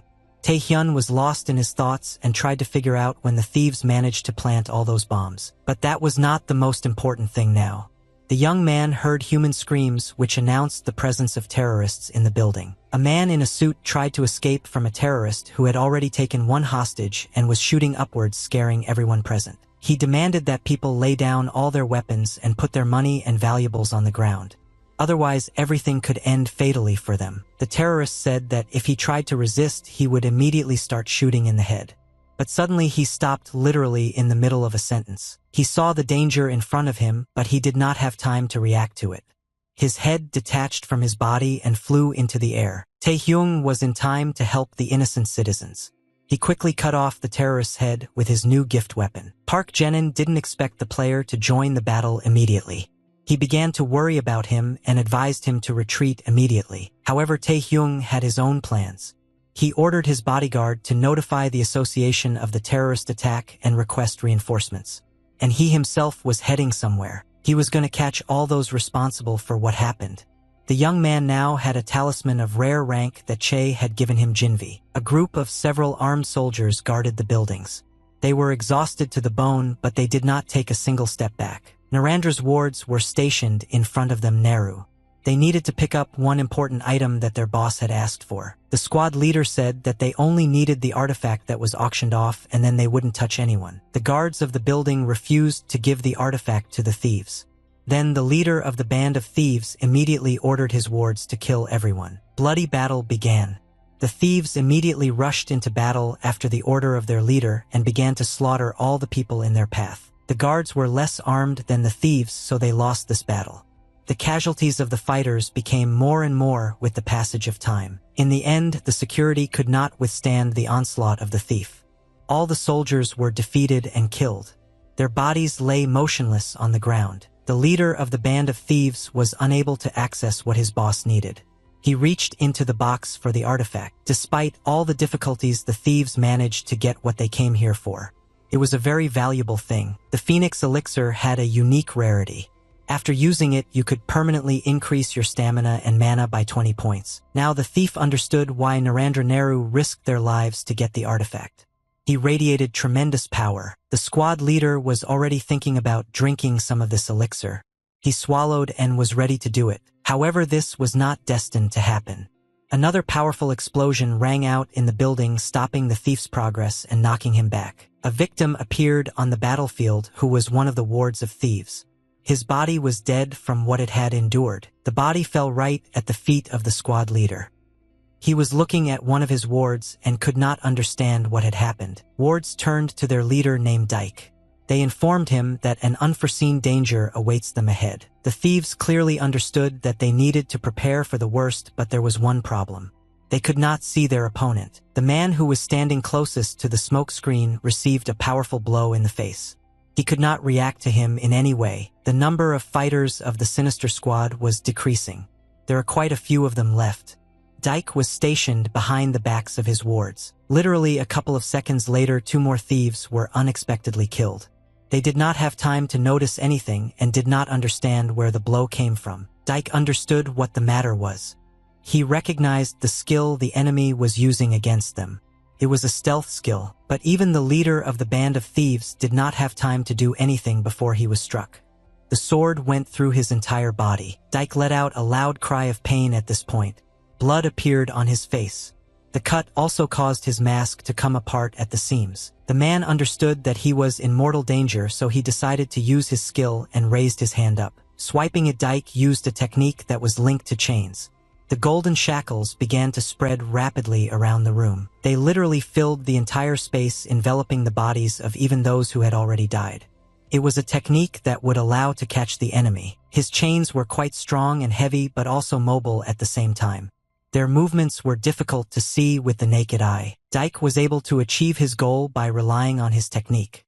He caught an enemy using a stealth technique. He turned to the enemy and informed him that his concealment had proved useless and that his end would soon come. Dyke was satisfied with the result of his counterattack. He put his left hand to the wound and told the enemy to prepare to die. The unknown enemy also began to speak. He admired the skill of predicting the location of a person using stealth. It was Tae-hyung who was definitely not going to prepare for death. He wanted to take the skill from the man so that it would become a great substitute for his hunting. A lot of people died in this battle.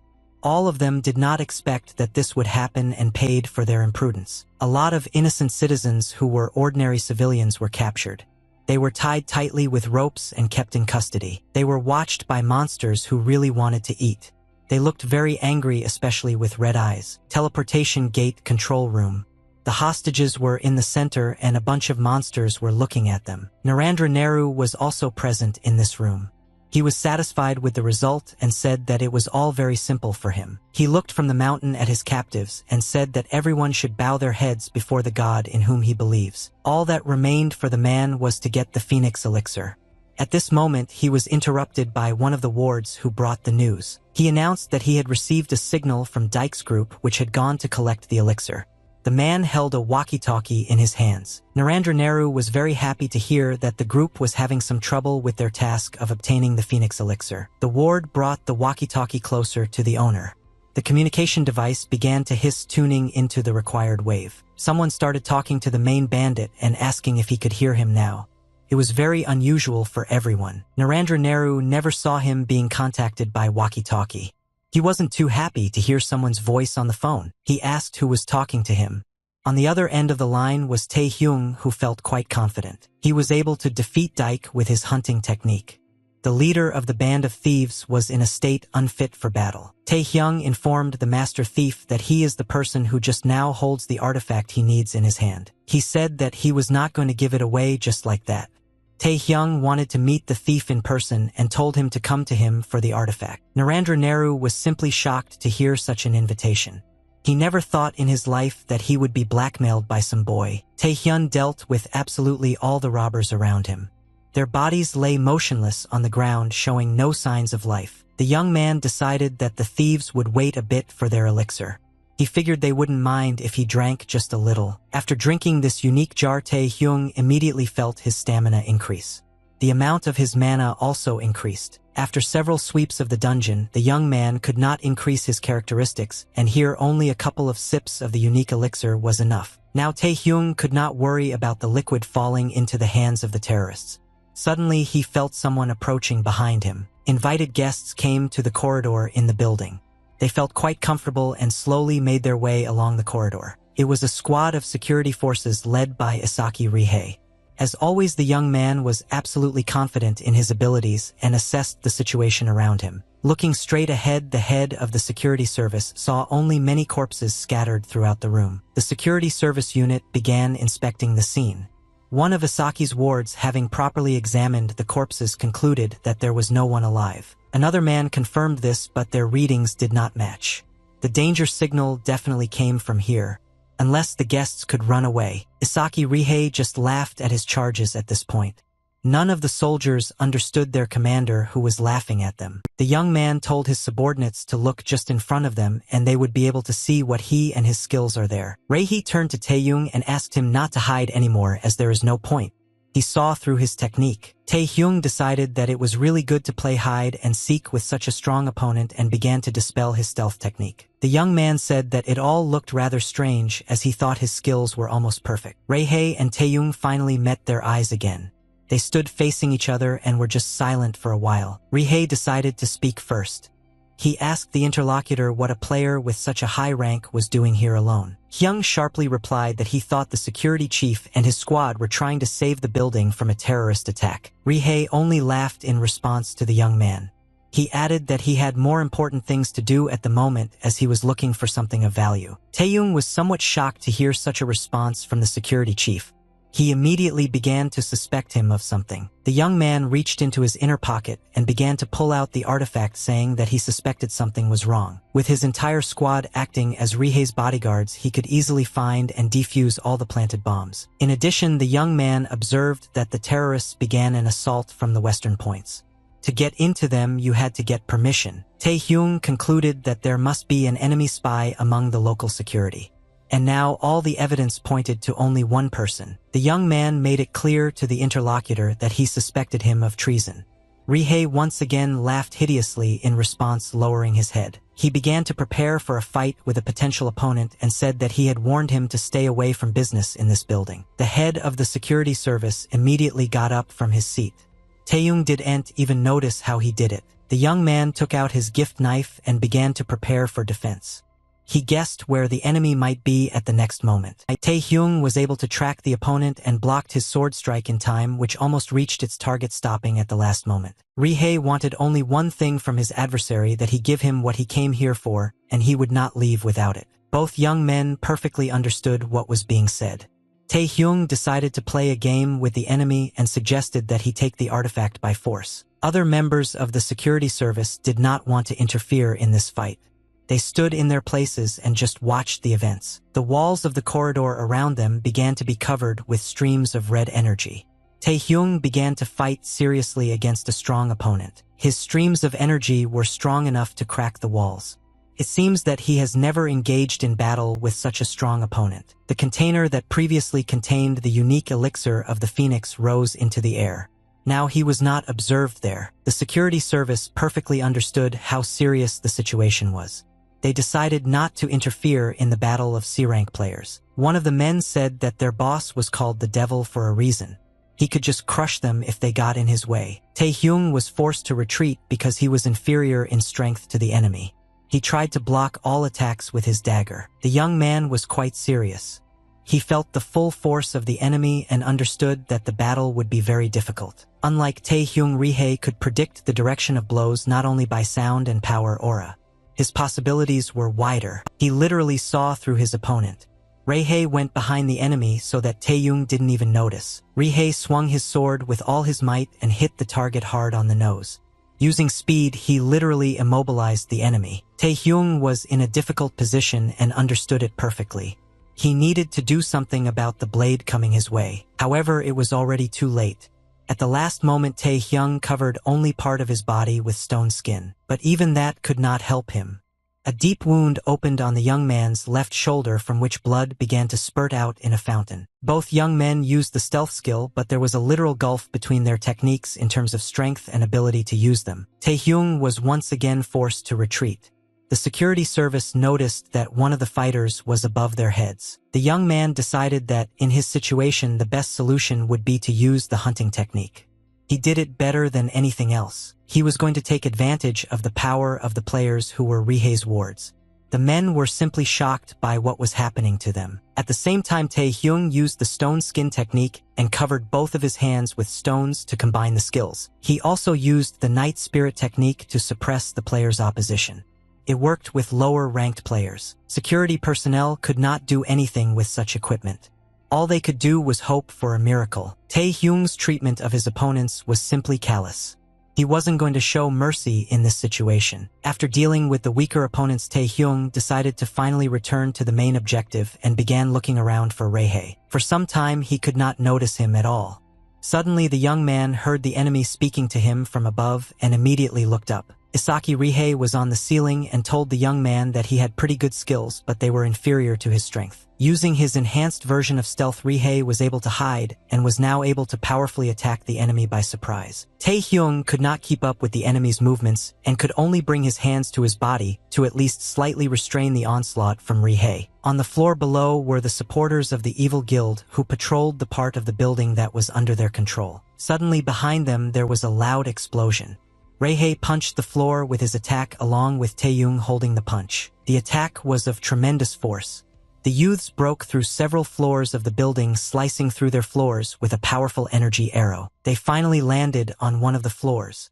There was a loud explosion which was accompanied by a large amount of dust emissions. Rihei successfully carried out his attack and pinned the enemy to the ground. After that, Taehyung definitely wouldn't have gotten up earlier. But now everything was different.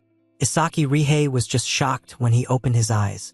He realized that all his efforts were in vain. Taehyung used the technique he had recently taken from his previous enemy.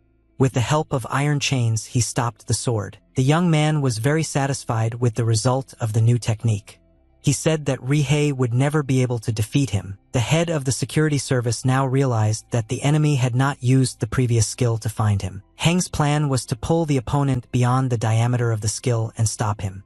Now Rihei was forced to retreat. However, Taehyung was not going to let the enemy go.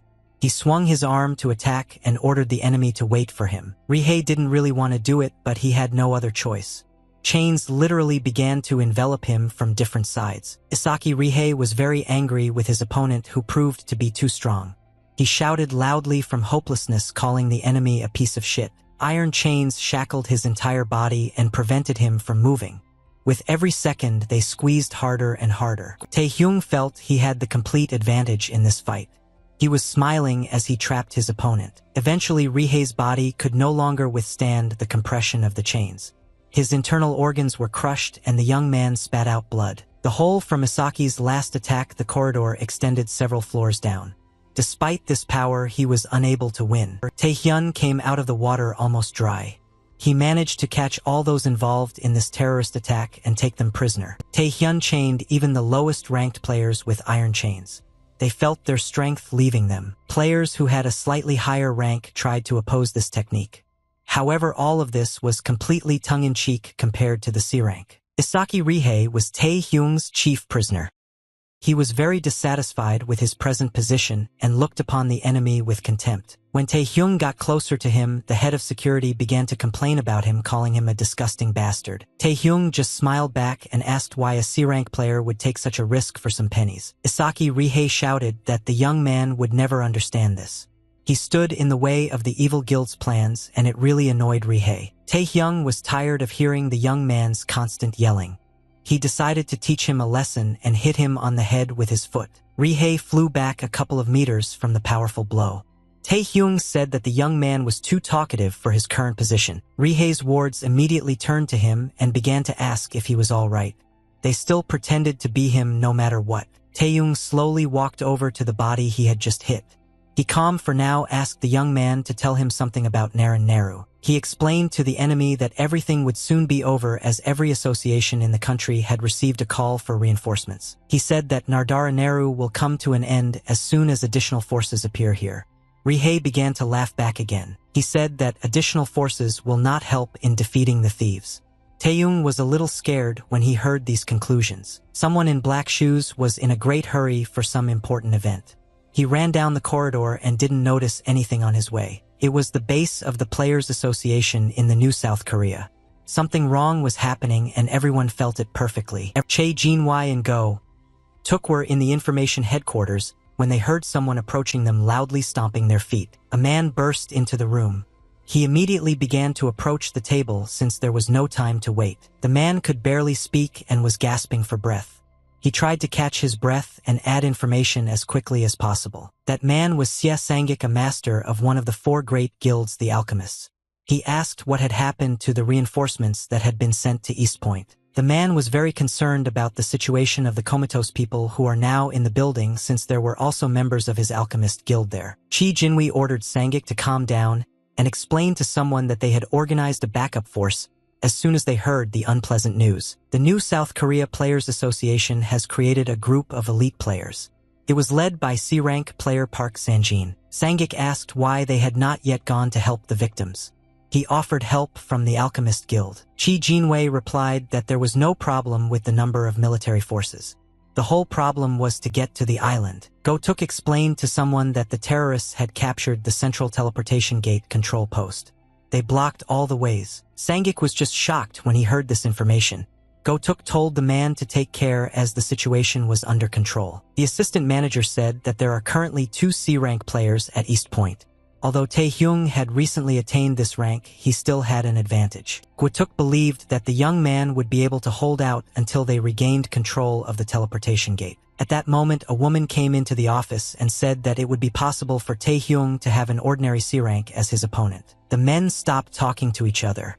They looked towards the front door and were very surprised to hear a woman's voice. It was the head of the Vagrant Guild, Yuan.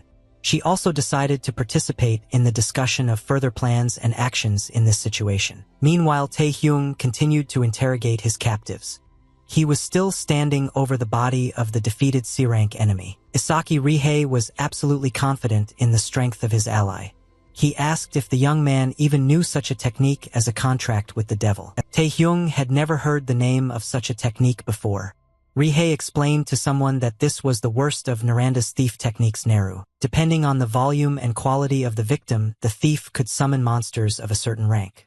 They could have completely different skills. Taehyun understood how this technique worked.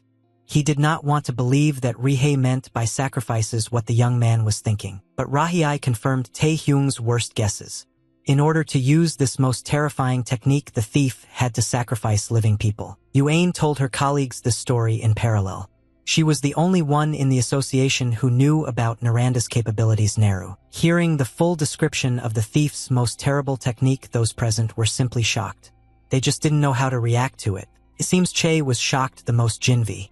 His face seemed paralyzed after he heard how this technique worked. Now everything fell into place. Naranda Neru received more than 100 people as hostages, and the men understood why he needed them. Sia Sangik was very alarmed by the fact that a thief could sacrifice 100 people at once and summon monsters. Yu Eng confirmed that this was an absolute reality with his abilities.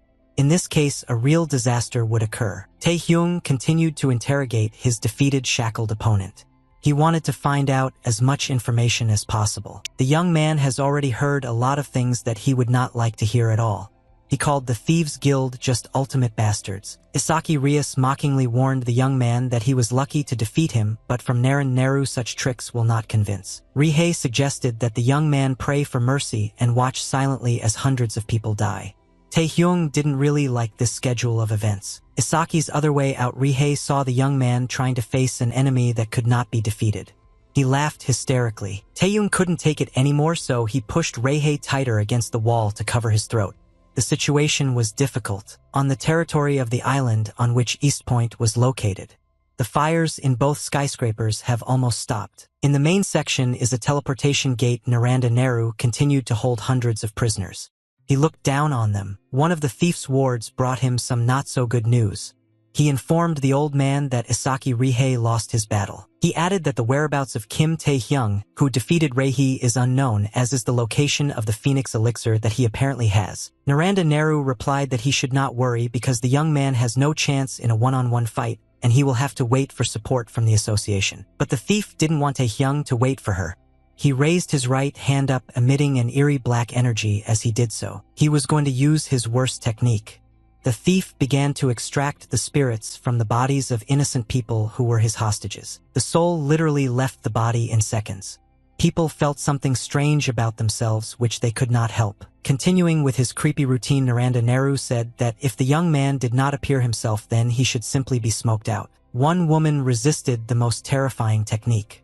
Naganda Nehru lifted her body up and was about to perform the ritual. He looked at his victim and longed to start the festival, all ready to please the god in whom only he believed. Narendra Nehru continued his terrible ritual until suddenly he was stopped by something that made it impossible to continue. People whose souls had just been almost taken away were saved. They drew attention to the fact that the reason for this was the turning off of the light. Supporters of the thief could not understand what was happening at all because no fighting took place on the island. Narendra Nehru also became wary at this point. He was very worried about what was happening in the main section of the teleportation gate. The victims he was holding with energy suddenly disappeared.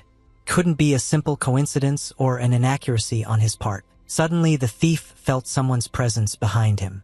It was Tae-hyung who prevented the old man from completing his terrible technique. The young man swung his fist with all his might to hit the enemy in the face. It was the only way to stop him right there. However, Narendra Nehru was no ordinary opponent. He noticed the danger that was approaching and was ready to face it. The serial thief deftly avoided collision with the shackles as soon as he sensed their presence. He had to get out of this difficult situation. Even though Narendra Nehru had avoided the previous collision, he was in for another surprise which he suddenly noticed before him. Tae-hyung managed to confuse the enemy with his attack. He had him trapped and now he was about to deliver the final blow. However, the thief had a backup plan in his arsenal. Sensing mortal danger, his head began to move and turn into some monsters. Snakes literally began to appear from his makitra. They were ready to defend their master by releasing fiery energy from their mouths. Tae-hyung was just shocked at this turn of events. He was not ready for this, so he was very surprised to see animals. Narendra Nehru rose into the air with his snakes, now his main weapon, ready to strike at any moment. A loud explosion was heard on the battlefield, accompanied by huge emissions of smoke. The thief snakes still attacked their target. Tae-hyun managed to avoid a direct collision with the fireballs. He still couldn't believe that the man was hiding monsters just in his head. He watched his shadow appear from the fire and wondered who he was and whether he could be considered a human being. The young man jumped back to the place where the prisoners were sitting. They immediately recognized Tae-hyung and started asking him if he really came to save them. They were literally begging to get them out of here. Some prisoners even offered a huge reward for the young man to free them from hell. However, Tae-hyung had slightly different plans for this. He covered the bodies of some prisoners in his chains and told them to keep quiet for a while. The young man did not need to think about the prisoners at all. He heard loud noises from his left side and immediately looked there. After a while, loud noises were heard from everywhere. Tae-hyun was literally surrounded by monsters that were ready to devour him. The monsters were not going to wait for the young man to come up with a strategy and immediately attacked him. They delivered a joint powerful blow to the target. The monsters landed and were ready to finish the battle. They waited until the smoke screen cleared to see what happened to their target. However, they never managed to find out. Tae-hyung remained unharmed and proceeded to cut his opponents to pieces while trapped. The young man soared high into the air, releasing a colossal amount of energy that turned into sharp cuts on the monsters' bodies. His hands were covered in stone skin and increased in size from using this technique. He wasn't going to give up. The young man turned into a real problem for a serial thief. He was able to defeat quite a few monsters in one hit. Hyung's problems did not end there. There were still enough monsters left to fight the uninvited guest. They all looked at their target and growled. Among the monsters, there were comas that looked like giant larvae that had just opened their red eyes. Monsters are simply delicious. They were not going to wait long and followed the fate of their predecessors, going to attack the young man. A giant bunch of monsters that were very angry started moving towards Tae-hyung. He hadn't expected them to be so fast. The young man took out his dagger and blocked the blow, which was already a centimeter away from him. He didn't understand how monsters could even move like that. A loud explosion rang out on the battlefield. Narendra Nehru watched this performance from above and laughed at the young man, who turned out to be a fool. The man said that ordinary monsters were no match for the ones he had created with his devil touch skill. Thanks to this skill, all created monsters were under the control of the thief. They were ready to fulfill his wish at any moment. Also, they have become much more durable than their visages due to the use of magic. They relentlessly pursued Tae-hyung. Also, they were much stronger than ordinary monsters, which the young man felt when one of the monsters hit him hard in the chest. Tae-hyun was in for a very hard landing. He hit the ground with his back. From such an injury, the young man began to cough upwards. Naranda Nehru warned his enemy that if he had defeated Rihei, it did not mean that he could fight him personally on an equal footing. The prisoners of the serial thief watched all this from the side.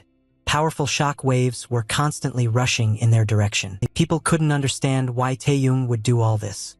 It was wonderful to see that the young man would lose this battle by one goal. One of the prisoners was very angry with the young man for the fact that he decided not to save them, and now he cannot deal with ordinary monsters. However, one of this bunch of prisoners denied the young man's opinion. He said that everything is not like that and you need to look closely at this fight. He explained to the rest of the prisoners that thanks to the brave actions of the young man, the monsters at this moment in time do not pay attention to them at all. The man added that Taehyung, although he would lose this battle by a little bit, would not let any monster get even a step closer to them. The captives began to look more closely at the young man's movements. It took them some time to understand the wise man's words. He also added that Taehyung had already evacuated several hostages, throwing them to the other side and hanging them in the air on chains. These words literally brought one of the captives to tears. He said that he was sure that Taehyun was taking care of them. People who were hung on chains were unconscious. This was the young man's plan for which he would be able to evacuate them quickly. Taehyung fought to the death to save the captives. People now began to believe that he had only thought of their salvation from the beginning. The prisoners began to believe in their hero. They shouted loudly, supporting the young man in battle. All of them had unlimited faith in his victory. Taehyung was in quite a difficult position. He used his metal chains to somehow resist the monsters. He shackled their movements with energy chains. The giants did not expect this. Their airways were blocked by chains. After that, Taehyung pulled on his chains and, lifting the monsters in the air, slammed them into the ground with all his might so that they would not get up again. The young man was very angry not only at the monsters but also at the prisoners. He shouted loudly, telling them to shut up and sit quietly. People were simply shocked to hear such a thing from a young man. They had no idea that they were disturbing him, so they did not understand his thoughts. Naranda Nehru continued to control his monsters remotely. Personally, he just watched the battle without putting much effort into it. Taehyung judged his situation to be too difficult. The prisoners were just getting confused under his feet and the monsters were becoming more and more numerous. The young man said that he was not going to put up with this crap anymore. The prisoners could not believe these words. They shouted loudly, begging the young man to change his mind. Naranda Nehru only laughed demonically in response to these words. He asked the young man if he really wanted to give up just now. But Taehyung didn't mean that at all. He shouted loudly, turning to the player Park Gunun, and ordered him to finish it. Naranda Nehru was simply shocked by this turn of events. He did not understand what was happening at all because the advantage was still on his side. Suddenly, the serial thief noticed how portals began to open all over the territory of his hideout with a man in the center. Park Jenin appeared at the battle on the order of Taehyung. He emitted a lot of energy from his palms, controlling all these portals. The man shouted loudly, apologizing to the young man for being a little late. He promised to end everything here quickly. It all happened when Taehyung defeated Rihei. He bound them with his iron chains to a rock on the wall. His body was found by Park Jenin. He looked at the motionless body of the man and was simply shocked that someone had done such a thing to him. The man asked the young man what happened here. Taehyung gave a clear answer that this man was in collusion with terrorists, so he got what he deserved. Park Jenin couldn't believe that this happened when he was away on duty. Taehyung came closer and said that this is not the problem. The main problem, he said, is the teleportation gate control room, which is literally teeming with monsters created by terrorists. The young man said that the battle with thieves should not be a big problem for him. But there was one more unresolved point. He assumed that the monsters would not sit still after what they saw and would immediately start looking for prey that could become hostages. Park Jenin did not understand at all what the young man was getting at. Taehyung explained that he needed the man's skills to carry out his plan. Park Jenin was just shocked when he heard this. He couldn't understand why a gate control skill would be needed in such a situation. The man naturally agreed to help, but said that the connection to the point that connects them with the association is impossible in every sense. Taehyung smiled back and said that he didn't care at all. He had completely different plans for using this technique. Park Jenin was just shocked when he heard that the young man was going to use the gate to send all the monsters away from here instead. Now, in real time, the plan began to come true. Park Jenin used his gate teleportation technique and they started appearing everywhere. There were enough of them to feed all the monsters. Tae-hyung thought everything through flawlessly to save himself and the hostages. Monsters began to rush into the teleportation gate. There was nothing they could do about it. Powers of teleportation, it was useless to resist. Pulling the monsters to the portal, Park Jenin exerted a lot of effort. In addition, the bodies of the monsters began to be torn to pieces while still in flight.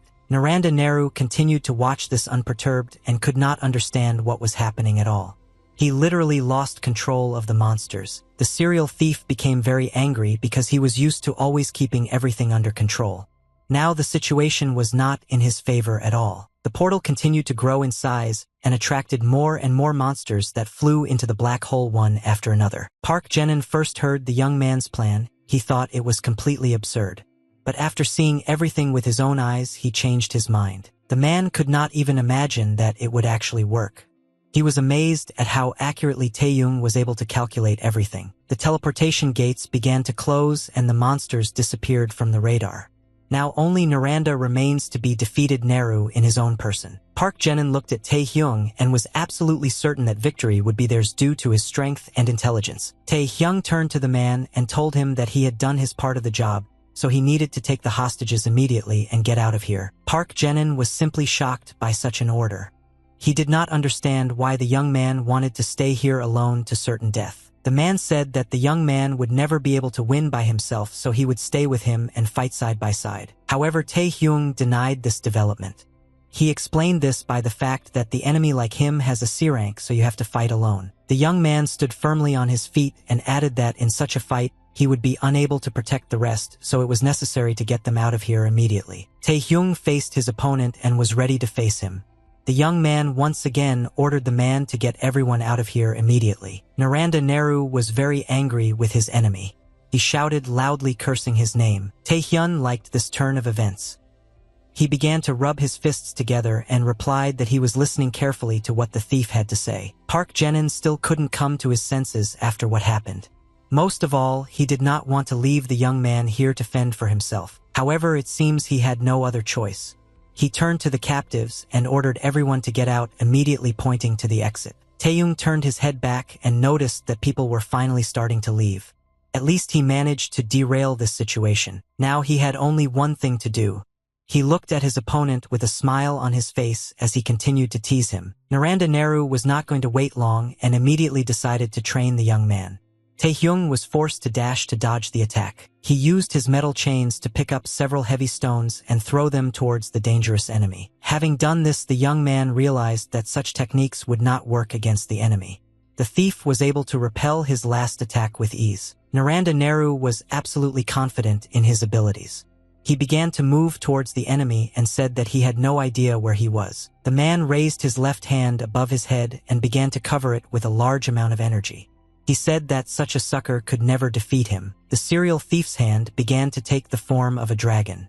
This was his special technique that he was going to use to end this fight. Naranda Nehru, having collected a sufficient amount of energy in his hand, directed it towards the young man who was right in front of him. Tae-hyung was forced to defend himself in such a situation.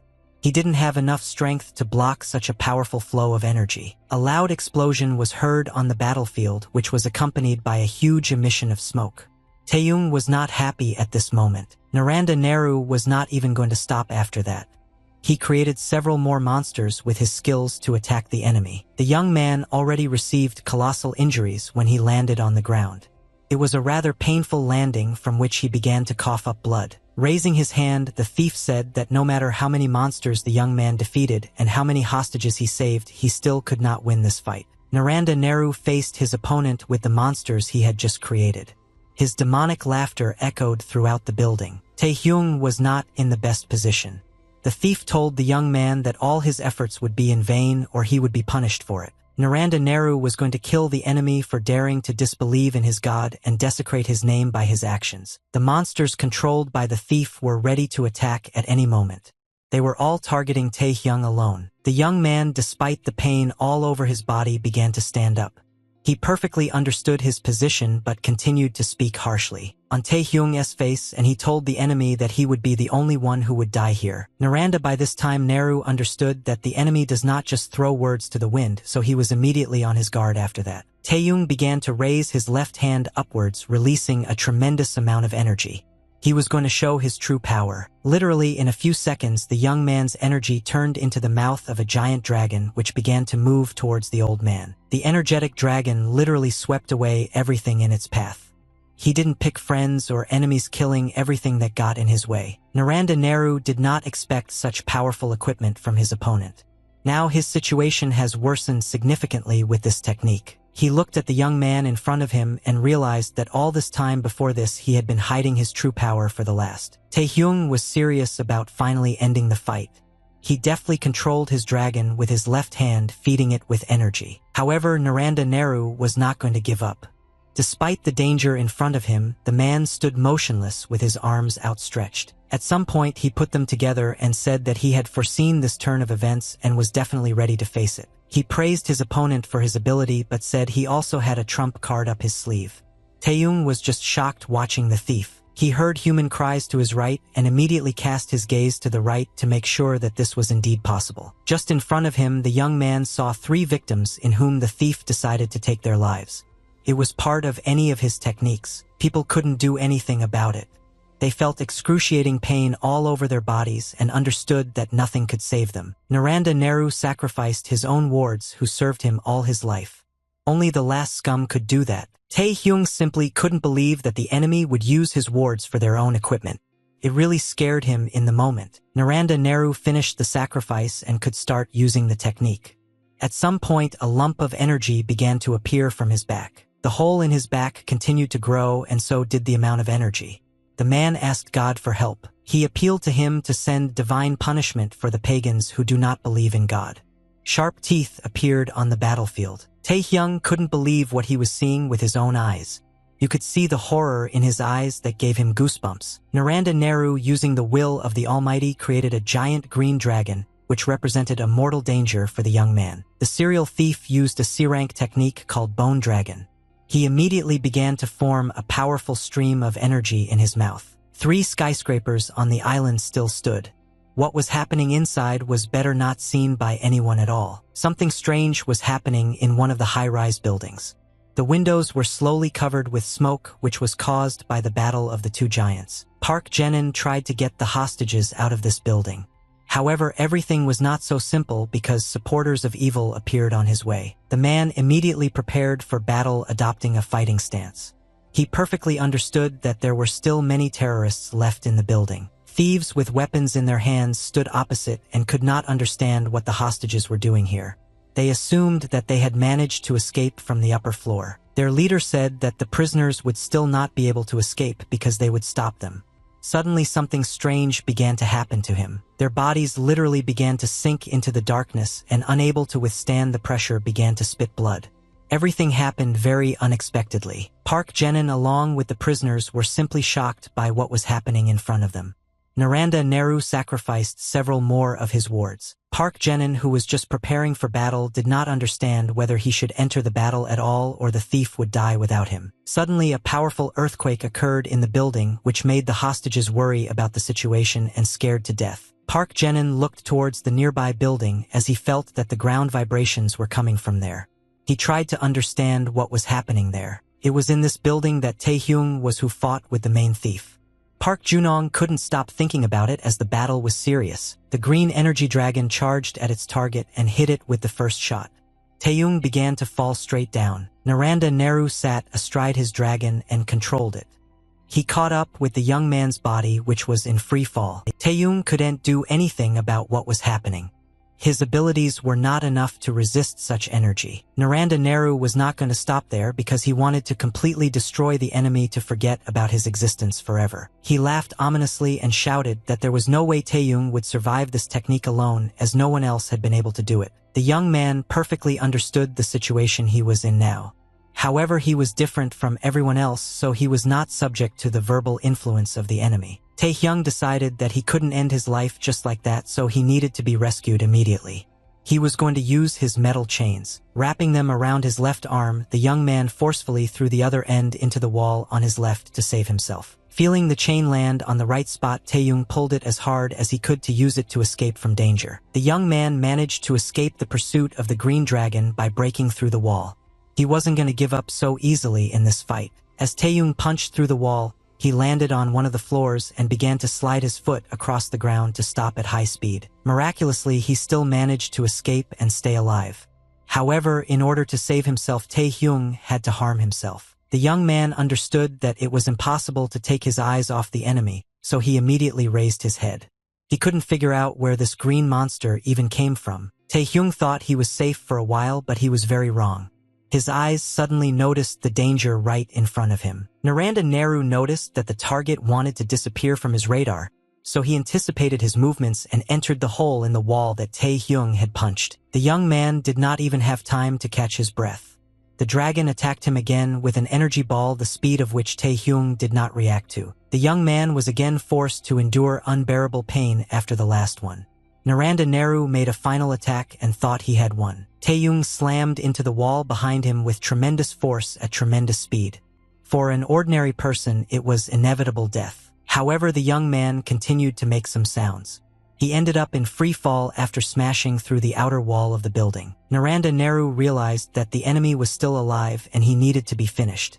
He started charging his dragon again to finish off the enemy. However, Taehyung had a slightly different opinion on this score. He was able to recover in the air and use his own technique for a counterattack. With the help of his hunting technique, the young man attacked this damn pile of bones which constantly haunted him and brought a lot of trouble. The dragon had already managed to recharge, so he was not hindered by a counterattack. He was about to fire an energy ball at the target. A green energy ball concentrated in the dragon's mouth and was ready to fire at any moment to finally end the fight. Taehyung was just shocked that his technique didn't work. He understood very well that he could no longer avoid this shot. A loud explosion rang out on the island where the 3 skyscrapers were located. It was like an explosion at a nuclear plant with oil spewing into the air. One of the buildings was completely destroyed. The remains of the skyscraper flew in the air. Green energy continued to float around. Naranda Nehru had launched his superpowered attack and now awaited the results when the smoke cleared. He really turned out to be very strong. The man was not at all surprised that his opponent survived. Without dismounting from his dragon, he praised the enemy. The old man did not expect anyone to survive his attack. The only person who managed to do this is now Taehyung. The young man miraculously escaped with the help of metal chains and hunting equipment. He chained himself to the chest of stones so as not to break. Taehyung used up almost all of his energy, but he managed to survive. Now he was trying to catch his breath to continue the fight. Taehyung was able to block the previous strike with great difficulty despite having used a hunting skill all over. The young man was hanging on the slope of a high-rise building and watching his enemy. He couldn't believe that they really had the same rank. Taehyung understood very well that Naranda Nara also had his weaknesses, and after using such a powerful technique, he must not be doing well. The young man noticed tense veins on the serial thief's arm. He understood that very soon the man would reach his limit in battle. All he needed was to hold out as long as possible to tire the opponent out, and only then he would be able to seize the opportunity. However, Naranda Nehru only laughed at this. He said that he could see through the young man's thoughts, which greatly surprised Taehyung. The thief confirmed his thoughts and said that the young man could not defeat him with a blow to the forehead, so he decided to bide his time. Taehyung was completely shocked that his thoughts had been read. Naranda Nehru proved to be a pretty good tactic, but not in this case. He began to release an enormous amount of energy and informed his opponent that his tricks would no longer work in this fight. The thief strengthened the dragon with his energy. The animal began to grow and its speed increased many times after that. Naranda Nehru immediately then headed towards the enemy with tremendous speed, intending to finish him off. Taehyung watched all of this and couldn't believe that this was really possible. He believed that he would be able to rest at least a little. The released prisoners were in a nearby skyscraper and watched the events through the window. They were not very pleased with the sight. Park Jenin realized that he had left the young man alone to fight against the thief for nothing. But now it was too late as the battle was in full swing. Suddenly the dragon changed its final target and decided to attack the skyscraper where the captive was. It was very unexpected. Naranda Nehru attacked completely defenseless and innocent people, delivering a powerful blow directly to the building where the prisoners were. Meanwhile, the Players Association in the New South Korea has received news of the danger that threatens its members and the entire population. The dispatcher made an emergency call to the teleportation gate. The connection was stable. The woman was very tense. The Players Association decided to send reinforcements to the destination of East Point. Everything was ready to go. The woman reported that their association was the only one that agreed to go there, so it was too dangerous even for experienced players. The squad of players was led by Park Sang-jin, who was standing right in front of the portal. He said they were not afraid of anything. The dispatcher was simply shocked by the players' reaction. She warned him of the threat one of the warriors faced. The rest of the players were not as enthusiastic as their leader. Park Sang-jin gave the order to immediately go to the East Point. The man seized every opportunity to destroy the terrorists. He told his wards to do it at any cost. Park Sang-jin was simply unstoppable. He began to enter the portal and added that the wards should also protect their comrades. Meanwhile, the freed prisoners were attacked and lying on the ground. They were trying to recover from the last attack. Pak Jenin was also among the victims and was bleeding. Despite this, he still survived. The man simply could not believe it, and coming to his senses a little opened his eyes to check what was happening. It's just that he had Tae-hyung in front of his eyes, who at the very last moment decided to protect them by using a hunting technique. The man could not believe that the young man really protected them. He was very concerned about Tae-hyung's situation because he was on the edge. However, Tae-hyung never took the easy way out. He tried his best to stop Naranda's attack Nehru. With his hunting technique, the young man was on par with the Green Dragon's colossal flow of energy. No one was going to give in. The Green Dragon continued to emit energy relentlessly. Naranda Nehru was a little surprised at the young man's decision. He said that he was protecting his friends in vain because now he would just burn with them and die under the rubble of the building. Pak Jenin tried to persuade his comrade to back down. He understood that Tae-hyung would not be able to hold his defense for long anyway. The man told the young man not to worry about them because if he died himself, all efforts would be in vain. Tae-hyung didn't give the man any answer and continued to hold back the attack.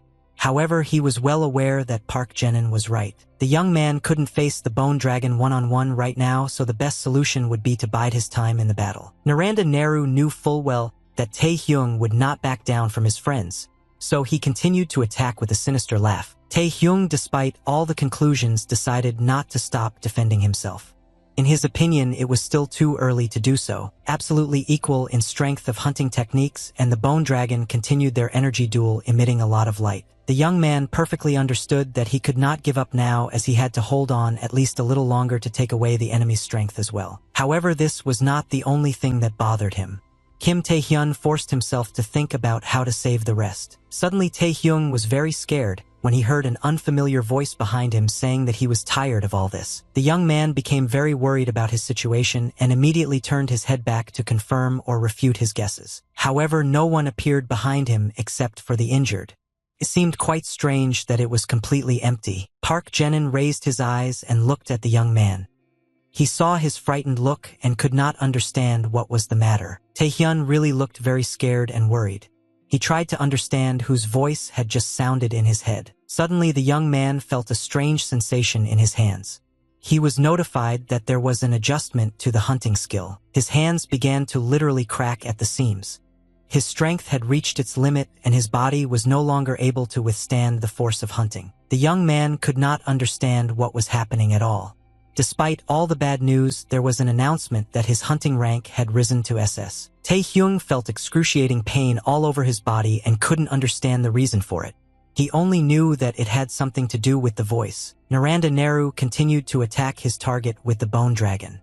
Suddenly, streams of energy began to appear around him. He was somewhat shocked by this turn of events and did not understand what was happening here and where this power came from. Tae-hyung stood still and continued to emit a colossal amount of energy that very quickly filled the space around him. At this moment, the young man's hunting skill rank increased to SSS. But also Tae-hyung was now unable to give up hunting. Tae-hyung let out a loud cry of excruciating pain as his body continued to crack at the seams.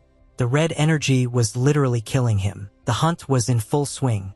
The young man remembered the voice behind him and concluded that it was all the king's handiwork. He realized that with this voice the king was able to transfer all his powers to him and increase his hunting skill several times. However, this technique turned out to be fatal for Tae-hyung's body, which began to break down.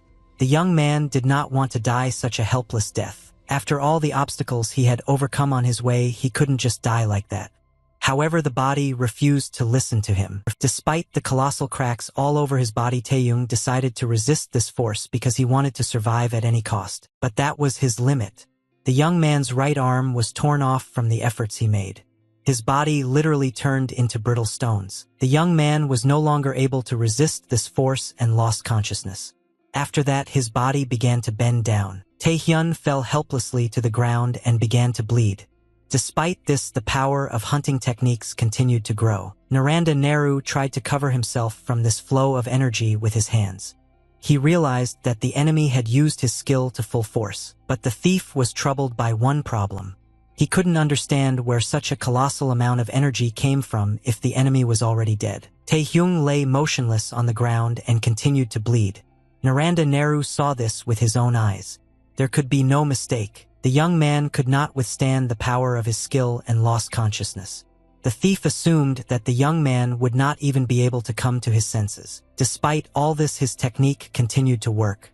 This made the man very angry, and he constantly cursed the damned heathen. Naranda Nehru still had energy in his arsenal. He said that now it was definitely useless to resist his power. Despite the fact that the young man was lying motionless on the ground, Naranda Nehru decided to end it early in order to be sure of his victory. He put maximum energy into the dragon's claws to slice through the target with them. However, a red energy suddenly appeared in his path. The bone dragon's paw was cut off with a hunting technique. It happened so quickly that the thief did not have time to react. Naranda Nehru was simply shocked by this turn of events. He began to be literally demolished by the shock wave from the previous attack. The thief didn't even know that Tae-hyung had already stood up behind him and was ready to continue the fight. Naranda Nehru immediately decided to turn his frightened eyes back to confirm his worst guesses. With the hunting technique, Tae-hyung formed a giant three-headed dragon. The bone dragon against his background seemed like an ant. Tae-hyun poured all his anger into this technique. The dragon began to growl loudly, emitting a colossal amount of energy into the air. Naranda Nehru watched this giant and could not understand how such a thing was possible. He had never seen machinery of this scale before. The serial thief heard the young man start talking to him. Despite his position, Tae-hyun mocked the old man. A hideous smile appeared on his face. The young man said that he was never going to worship any imaginary gods in his life. Naranda Nehru was not so confident now. What he saw simply took away the gift of speech for a while. With horror in his eyes, the man continued to look at the young man who had risen from the dead and asked him who he was. Naranda Nehru simply could not believe that an ordinary young man named Tae-hyung could possess such incredible power. The young man began to concentrate energy in his right hand.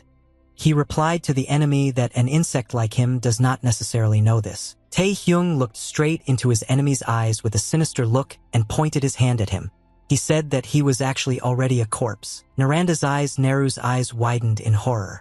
He perfectly understood his situation, which was not the best for him. Tae-hyung began to cover the enemy's body with streams of energy, using a final attack. The thief couldn't do anything about it. The young man behaved very confidently and calmly, which was not characteristic of him. He simply controlled the flow of energy with his right hand. A powerful energy explosion rang out on the battlefield. At this moment, Tae-hyung discovered a new skill called a pact with the devil. Tae-hyung suddenly woke up in an inexplicable black abyss. A few seconds ago, he was at the epicenter of events, but everything suddenly disappeared. The young man looked around and did not understand where he was. He fought with the master thief Naranda Nehru, but he was not here. Suddenly, Tae-hyung noticed metal chains covered in energy coming towards him. They were moving too fast to react to them. They wrapped the whole body of the young man from head to toe, restraining his movements. Tae-hyung couldn't understand what was going on. His body could not move, and this alarmed the young man very much. In addition to the chains, someone's fist was approaching him at the speed of light. Tae-hyung didn't even notice the danger on his right and was forced to take the hit. He landed hard on the ground. The young man began to spit blood after landing. He felt his body become completely paralyzed and he could not use the stone skin. His arms were also completely paralyzed by enemy chains.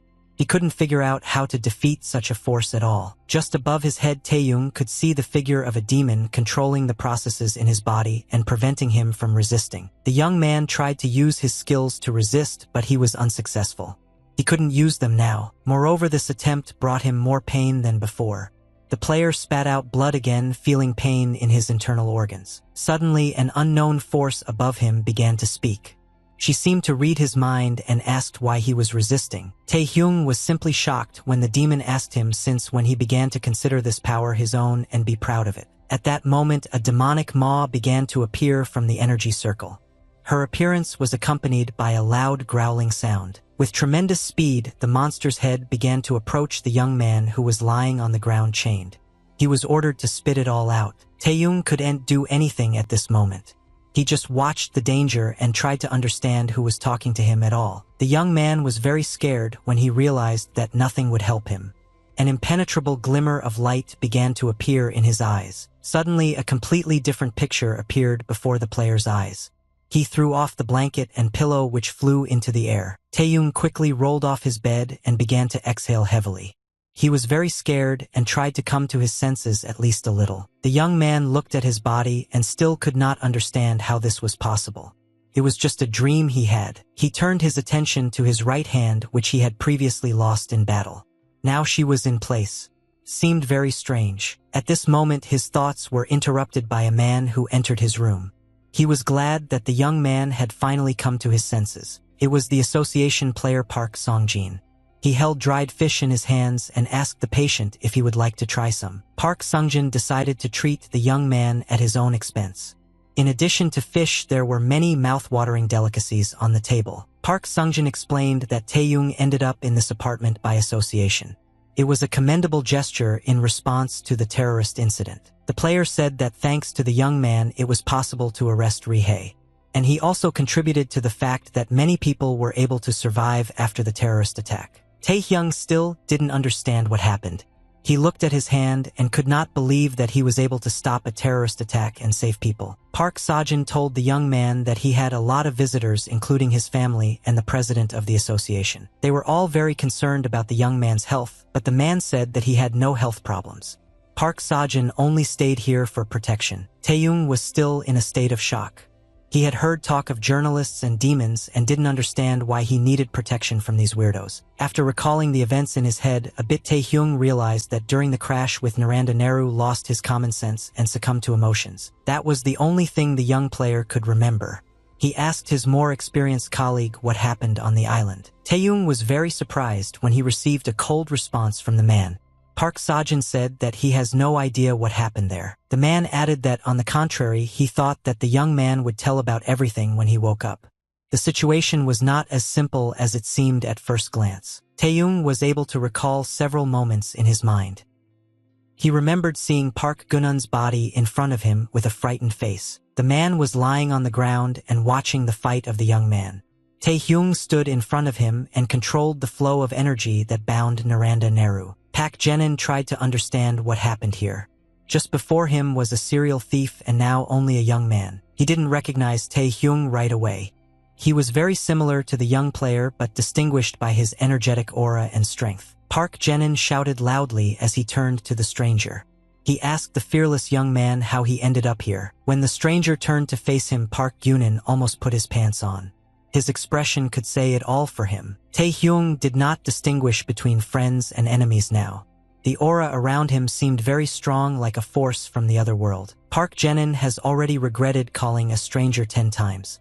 He recognized Taehyung, but that was no longer important. Literally, in a fraction of a second, the man was injured by the hand of the young man.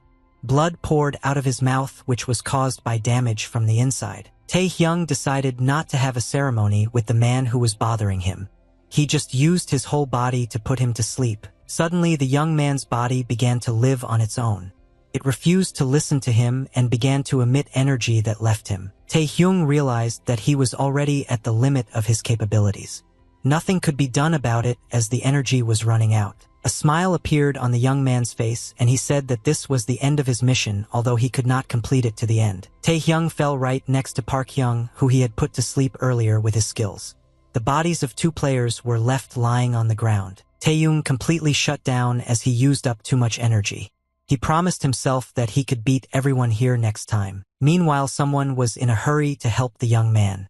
The Players Association sent wards to help deal with the terrorist attack. Park Seo-jin immediately ran to the young man's body, which did not look very good.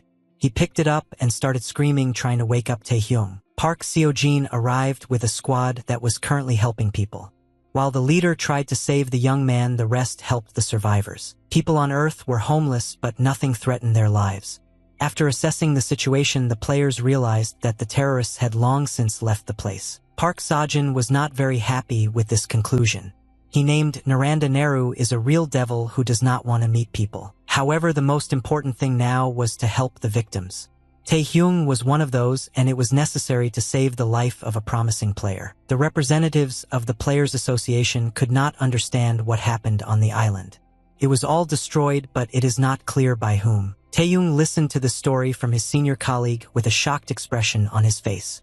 He did not remember how he collapsed helplessly on the ground. Park Seo-jin told the young man that he tried to ask the victims about the details of this terrorist attack, but they could not give him a clear answer. He explained that all they remember is that Taehyung tried to stop Naranda Nehru, but they could not remember anything specific. Park Jenin was totally shocked when he came to his senses. Something demonic seemed to interfere with his thoughts and prevented him from remembering what happened on the island. Park Seo-jin finished his speech and got up from his chair. He added that nothing can be done and it will take some time to learn everything. He advised the patient not to take absolutely anything into his head and to rest. He bade him goodbye and told him to take care of his makitra. Taehyung remained sitting on the chair. Park Seo-jin, when leaving the room, promised that he would immediately notify the young man if there was any news. The young man still could not get the event out of his head. Park Seo-jin's words did not match what Taehyung remembered from the battlefield at all. He was also troubled by his right hand, which he must have lost from the fact that he became addicted to the use of hunting. But somehow the hand recovered. Suddenly, right in front of his face, the young man saw that the Devil's Contract skill was available to him, which required a lot of energy. While Taehyung was trying to figure out how to use this skill with his current energy supply, Park Seo-jin came back to him again. He informed the young man that another guest wanted to visit him. The man asked if he would mind if he let the guest in the door. Taehyung expected someone from the association to appear to him again. But when he saw a guest in front of him, he was simply shocked. The president of the class, Ayun. She confidently entered the patient's room as if not noticing the man on the left. Taehyung didn't expect to see the girl visiting him. Park Seo-jin has now finally said that he is leaving the young man but remains in touch. Ayun greeted the young man and said that she had come to visit the patient.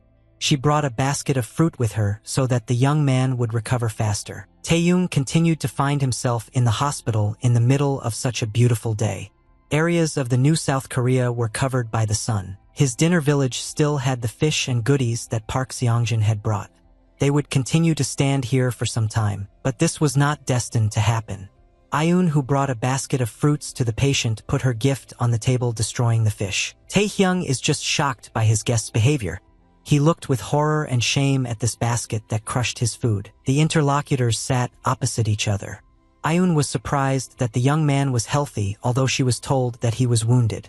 Taehyung said he was fine. Ayun took one apple from her basket and asked the young man if it was true that he had saved so many people during the terrorist incident. Taehyung didn't understand what was going on. He watched the girl and just answered her questions very reluctantly. Ayun was getting angrier every second. Actions were disturbed by the fact that the young man encountered two rank-and-file opponents during the fight. Taehyung had absolutely no idea what the girl wanted to hear from him. He stared at her with his mouth open, trying to understand her intentions. Ayun crushed the apple in her right hand and gave in to negative emotions. She was angered by the fact that Taehyung was starting to surpass her. Pieces of the apple flew right at the young man. After this incident, he asked the girl why she came to him at all. Ayun started to feel very uncomfortable after this question. She justified her visit by saying that she simply wanted to check on his health. The girl did not stop getting angry. She looked at the interlocutor, clenching her fist. She couldn't let him surpass her in everything. From the very beginning, Ayun really came to the patient because she thought he was injured.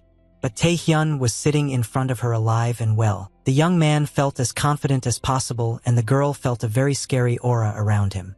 She could not understand where he got such strength. She remembered when the young man had kissed her and used his hunting. The current feeling was completely different from what it was before. Ayun literally began to fear the young man's aura.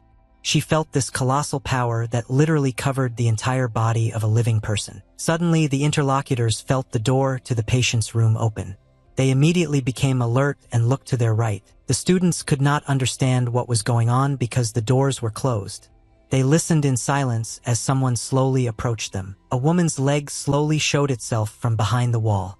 The woman walked very confidently, feeling as if she were at home. Taehyung was not very happy to see this guest in his ward. He understood that now everything will repeat itself in a circle. Ayun was more shocked than the young man.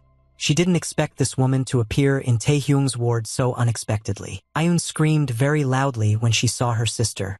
Yuan, the leader of the Vagrant Guild, decided to visit the patient's ward. The woman also did not expect to see her younger sister here. In general, she wanted to talk to the young man alone. Ayun started to get angry with her sister as well. She rose from her seat and began to ask why she had come to Taehyung. Ain kept asking her younger sister not to call her that in front of people. Ayun asked where the woman got the key to the ward. Ain replied that the chamber password was given to her by the association. She suddenly stopped mid-sentence, her mouth wide open in surprise. Ayun could not understand what was happening to her sister. She suddenly stopped talking without explaining until the end of her visit. A sinister smile appeared on the woman's face. She reported that Ain had plans of his own which he was not going to tell his younger sister. She very quickly approached the young man and grabbed his left hand. Her movements were extremely fast, impossible to follow. Ayun was simply shocked by this turn of events. She could not understand at all what her sister was going to do with the young man as a hostage. Ain was going to think about the consequences later. Now she was behind the young man and grabbed him, completely handcuffing him. Ayun demanded from her sister to let the young man go. She threatened to call the police because these actions are illegal. Ain informed her sister that she plans to build a relationship with the young man. Taehyung did not understand what was happening at this moment at all. Ayun continued to shout at her sister. She informed her about the criminal offense because Taehyung was an underage boy. The young man was not going to tolerate such an attitude towards himself for long. He tensed his whole body and decided to break free from the embrace of the woman behind him. Yuang was in quite a bit of pain. Taehyung informed the woman that he wasn't going to make any more jokes since things had gone too far. The young man asked Ain why she appeared at all because he said that he was not going to join the guild and his decision would never change. Ain replied that she just came to see the sick person and he was treating her so cruelly. The acting was pretty good. Yuan appeared this time for a reason for negotiations. She informed the young man that this time she had a small gift for him. Taehyung did not expect this turn of events. The woman already knew from the president of the association that the young man was going to the Asian tournament. She began to approach the young man. The woman reported that despite his intentions, he is still in the 30th position in the public rating. Ain knew perfectly well that the young man needed to take 5th place to represent Korea at the Asian Games. Therefore, she proposed her plan. Hanin did not feel very comfortable in such a situation. He kept moving back, but the woman tried to hold him back and continued the conversation. She said that her gift will be as unusual as possible. Ain was going to give the young man the opportunity to clear the temple in the double dungeon. Meanwhile, a small group of people on a yacht went on a night sailing to a deserted island where a terrorist attack had recently taken place. The buildings on the island were initially able to keep their shape, but due to numerous destructions they could not withstand and fell to the ground. A creepy man in a gas mask asked about the whereabouts of a certain Ophid Oro. His ward replied that this information is not yet known. The men wanted to report this to their superiors, but their leader on board said there was absolutely no need to do so at this time. The captain said that their objective had already been achieved, and in any case, the man was nothing more than a money bag for the mercenaries. The leader continued to speak, but was suddenly interrupted by strange sounds. He immediately stopped and glanced to his left to assess the situation. A huge ship approached them, several times larger than theirs. From aboard this ship, it was reported that the magicians were surrounded. The representatives of the huge vessel informed the strangers that only trusted persons were allowed to approach the East Point crime scene. The captain of this ship demanded that the representatives of the yacht immediately surrender and lay down their arms in order to save their lives. However, the people on board the small yacht were of a different opinion. Suddenly, the man with the loudspeaker felt that he could not breathe. Their entire crew somehow ended up in the water and didn't even notice. The sailors could not understand how this could happen. They moved steadily to the bottom of the ocean along with their belongings.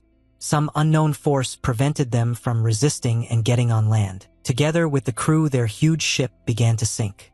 This process was already impossible to stop given its size. The leader of a small detachment on a yacht caused this whole terrorist attack. He was not going to tolerate outsiders interfering with his work. He had come to investigate the terrorist attack at East Point with one small goal in mind. He was interested in a talented young man named Tae-hyung. The leader put his left hand forward and created a huge ball of energy that completely destroyed the sinking ship that was threatening them. Meanwhile, Tae-hyung still agreed to go with Yu Ain to the HQ of the Tramp Guild to receive his gift. The members of the guild literally went crazy that day. For them, this day seemed like a holiday that happens once every 4 years. They greeted the young man standing on top with their leader. They were very happy that the new star of Korea would join their guild. Tae-hyung silently observed the guild members along with its leader. People continued to shout, glorifying the young man, although they were seeing him for the first time. Yu Ain informed the young man that she would give him the right to sweep after distributing the items and participants of this raid. Tae-hyung was very pleased with such a gift. It was quite unexpected since it was difficult to get the right to clear the Fire Temple. The Fire Temple was considered the second double dungeon in Korea. It was named so because the entrance to the temple resembled a burning flame. The young man knew very well that before the regression, the Vagabond Guild was famous for scavenging. However, their reckless actions almost led the guild to complete destruction. Considering the huge risk involved in this raid, Tae-hyung concluded that his success would lead to mass popularity and appreciation. Up to this point, he believed that destroying his right arm would greatly reduce his skills, so it would be difficult to cope with such a task. But he calmed down a bit when he looked at the woman on his left. Yu Ain possessed quite good skills, so she would be able to cover the young man. Also, Tae-hyung didn't forget about all the guild members who were happy to see him. They could also take part in the raid and help with the cleanup. A sinister smile appeared on his face which spoke of confidence.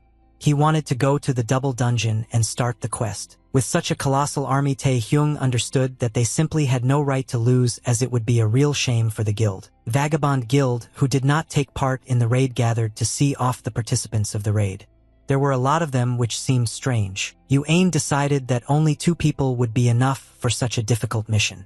She chose herself and a talented young man for a dangerous raid. Guild members began escorting their allies on a very important mission.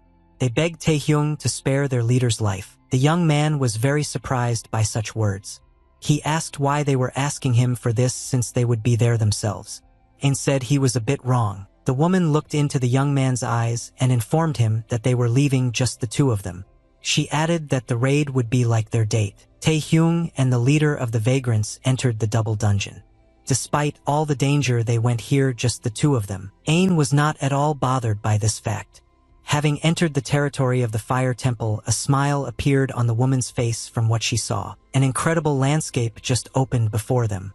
The dungeon had a color scheme that was very pleasing to the eye, constantly shimmering. Yu Ain even thought that the atmosphere here was different from that of other dungeons. The bright blue color gave this place a special atmosphere. The blue lava flowing through the rocks was very beautiful. Yu Ain wondered if all double dungeons were like this from the beginning. The players were standing in front of an abyss that led to an unknown destination. Tae-hyung informed the woman that the dungeon he was in before looked pretty much the same. Ain tried to figure out how they got down. Tae-hyung warned the guild head about the danger the monsters could pose to them. Suddenly, an unknown force began to pull Ain towards him.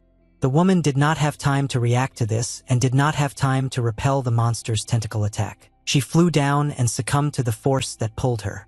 Ain fell right into the abyss and Tae-hyun was left standing on top. The young man warned the woman about the danger, but she did not listen to him. Now he needed to take some action to save his partner. Tae-hyung decided to also jump into the abyss and follow the woman. He took out a weapon from his arsenal to fight the monsters. While still in flight, the young man noticed that he seemed to have descended to the abyss in vain.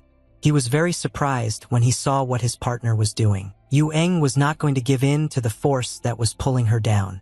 She began to cover her right hand with energy to resist the monsters. The woman said that now she understood how to descend into the abyss. The monsters only helped them decide on this. Ain ended up right in the monster's mouth, but she wasn't going to swim into its stomach. She used her strength to get out of here. Right in front of Taehyung's face, the leader of the Vagrant Guild tore the monster to pieces with a single blow. She turned out to be very strong. Ain looked at her partner with a smile on her face. She told him that he was a bit late and couldn't save her. Taehyung watched the woman with a shocked expression on his face. He couldn't believe that she had easily defeated one of the monsters with the first attack. Despite defeating her first enemy, Ain continued to fall into the abyss. Mortal danger awaited her on the floor. The woman immediately saw the monsters below her. She swung her energy fist and was about to teach the monsters hospitality. Ain delivered a powerful blow with her fist and punched through the monster's body. Another enemy in her path was easily defeated. The woman was not going to stop there. She kept falling down and getting closer to the monsters that were waiting for her to land. However, the monsters did not expect such strength from their enemy. Ain literally crushed everything in her path thanks to the colossal energy she concentrated in her fist. Taehyung watched his partner and was just shocked that she was destroying monsters with one hit and they were A rank and above. The young man realized that the woman had not shown her strength last time, but now she showed why she was considered one of the best C-rank hunters. Taehyung began to cover his body with stone skin and prepare for battle. He realized that Ain had good reasons for sending the two of them here. Taehyung also promised himself to do his best to defeat the monsters and keep up with the woman in the double dungeon. A huge chasm remained behind the two players. They found themselves at the very bottom of it. The entrance to the fire temple was far behind. Ain sprained her right arm a bit after the fight. She was pleased that they had finally made it down to this cave. Taehyung was just shocked when he looked down at his feet. He did not expect that the woman would literally do all the work for him on her own. Although there were a lot of monsters, they did not pose any threat to Ain. She was able to destroy all obstacles in her path with ease. While Taehyun was trying to figure out what brought the guild down, if their leader was so strong, the woman called him to her. At first, the young man could not understand what was happening at all until Ain put the ring in his hands. She radiated a colossal amount of energy. Taehyung immediately realized that this artifact was a warrior's ring. The weapon had a unique rank and increased strength and endurance many times over. Ain admitted that the right to participate in the raid wasn't really a gift because the quest was also beneficial for their guild. The woman asked the young man if he was grateful to her for the gift and promised him much more valuable artifacts if he joined the Vagabond Guild. Taehyung asked his partner why she only gave him the artifact now since it would have helped him in the battle earlier. Ain was simply shocked. The young man still could not understand why the woman gave such a valuable artifact that would help him regain his strength even after losing his right arm. Han-en stepped forward a bit and informed his partner that from now on they had to be really careful not to get into trouble. The young man came to the edge of the cliff and looked down. An ominous smile appeared on his face, which spoke of a rather interesting test. Seeing a place with an enormous amount of energy in front of him, Taehyung assumed that they had reached the lair of the dungeon master himself. The players continued to stand on the edge of the cliff and watch the egg for a while. Ain was simply shocked to see such a thing in front of her. A huge energy egg that radiated a colossal amount of energy was in the very center. His strength was unknown. Taehyung immediately understood that there must be a monster inside this egg. But no one had any idea what kind of power he could possess. The young man picked up his dagger and informed his partner that now they would definitely have to compete with the master of the dungeon himself. He added that they need to gather information first. Turning his head to the left, Taehyung saw that the woman was not there. He could not believe that she did not even listen to him and rushed into battle. Taehyung didn't understand why he was acting so rashly. Yuan actually jumped down and headed towards the dangerous egg. She wasn't going to wait long, so she decided to attack right away. The woman was absolutely confident in her abilities and gathered maximum energy in her fists. She wanted to destroy this egg and show her power. Yuan struck the energy egg with incredible force. Her blow was accompanied by emissions of blue energy and a loud explosion. Taehyun has no time to stop the woman. He couldn't understand why she never listens to him and wants to do things her way. The young man also decided to go down to his partner. He saw her figure in the smoke screen and asked if she was all right. Yuan glanced at the young man and said that she was always fine. Her look was cold and self-confident in any situation. She informed her partner that she had completely destroyed the unknown egg even without his help. Yuan behaved like a little child. It was really destroyed by the first attack of the woman. Energy continued to emanate from it, emanating from an unknown source. Yuan added that from her senses there was a C-rank monster inside. She herself did not expect that she would be able to destroy this egg. Taehyun watched their target and couldn't believe that the woman actually managed to break the egg with one punch. It was just a shock, but everything was not as simple as it seemed at first glance. Suddenly Ain saw a flash of light behind her piercing through the shell. It was getting bigger and bigger by the second. Ain realized that she had jumped to conclusions as she had said that she had already killed the monster. The shell of the egg literally began to crack under the influence of a colossal amount of energy. The blue light spread more and more around. The partners were even forced to cover their faces with their hands so that the light would not damage their eyes. They are very worried about their situation at this moment. Taehyung began to worry when the monster's voice began to speak to them. He said he didn't expect people to be able to reach his larva. Ain was no less shocked than her partner. Before that she was confident in her abilities, but now she had to think about the strategy. A new goal appeared above the heads of the players. Their current enemy appreciated the skills of the people who were able to reach his body for the first time. However, the monster added that the power of humans would never match his power in life. He began to emit a colossal amount of blue energy. It was indeed the master of the double dungeon of the fire temple. The monster turned out to be a phoenix that was able to use blue flames. The player had to stand on the ground and watch the enemy gain strength. A reckless attack was already a bad idea. The partners could not believe that they had actually met Phoenix. They became very worried when they heard this fact. Monsters that had colossal regeneration abilities and resistance to magic were called phoenixes. Thanks to their abilities, they were literally immortal. Taehyung never thought that he would have to face a phoenix in a double dungeon. Moreover, he was frightened by the fact that the blue flame was used. The phoenix in the air continued to gather its fighting power. Its blue light literally covered the entire area and prevented anything from being seen. Taehyung was still able to see his enemy's intentions. He didn't even expect that he would have to meet such a technique here. The young man was immediately concerned about the situation of his partner. He started yelling at her and warned her to avoid the technique. This was caused by Taehyung's guess that the monster possessed the ability to control the mind of the one subjected to its technique. However, it was already too late.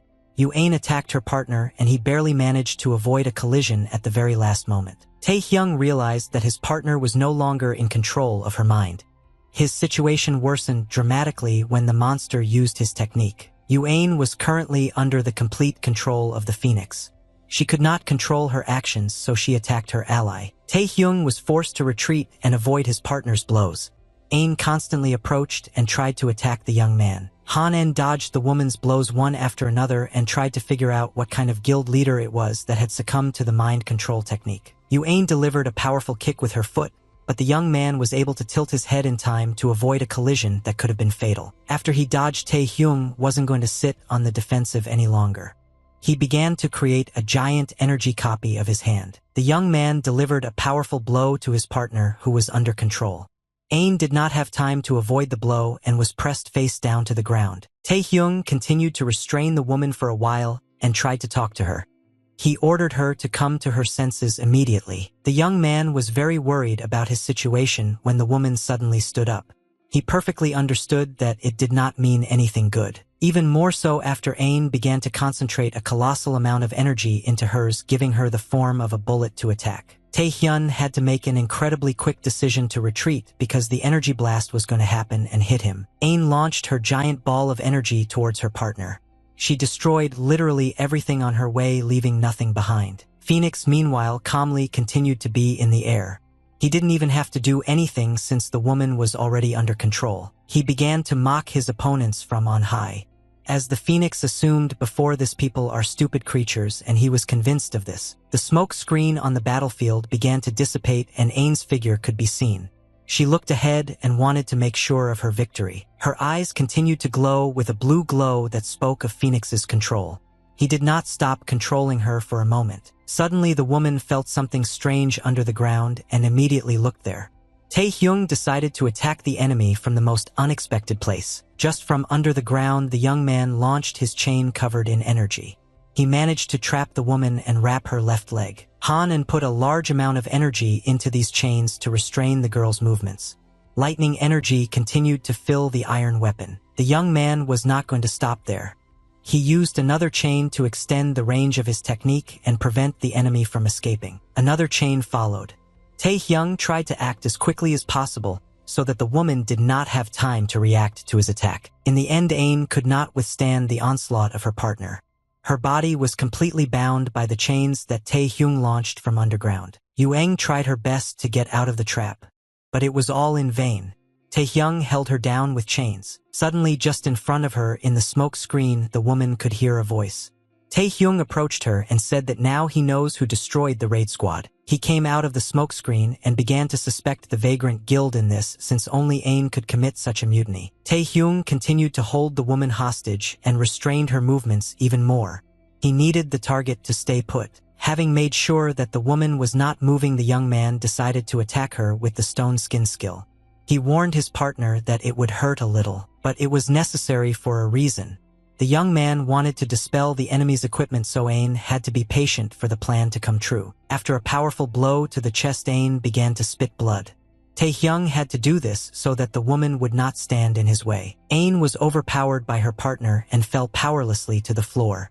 She passed out, but Taehyung didn't remove her chains. The young man was forced to paralyze his partner with the last attack because he understood that the paralysis of the chains would not be able to hold the woman for a long time. He raised his eyes and looked at the enemy.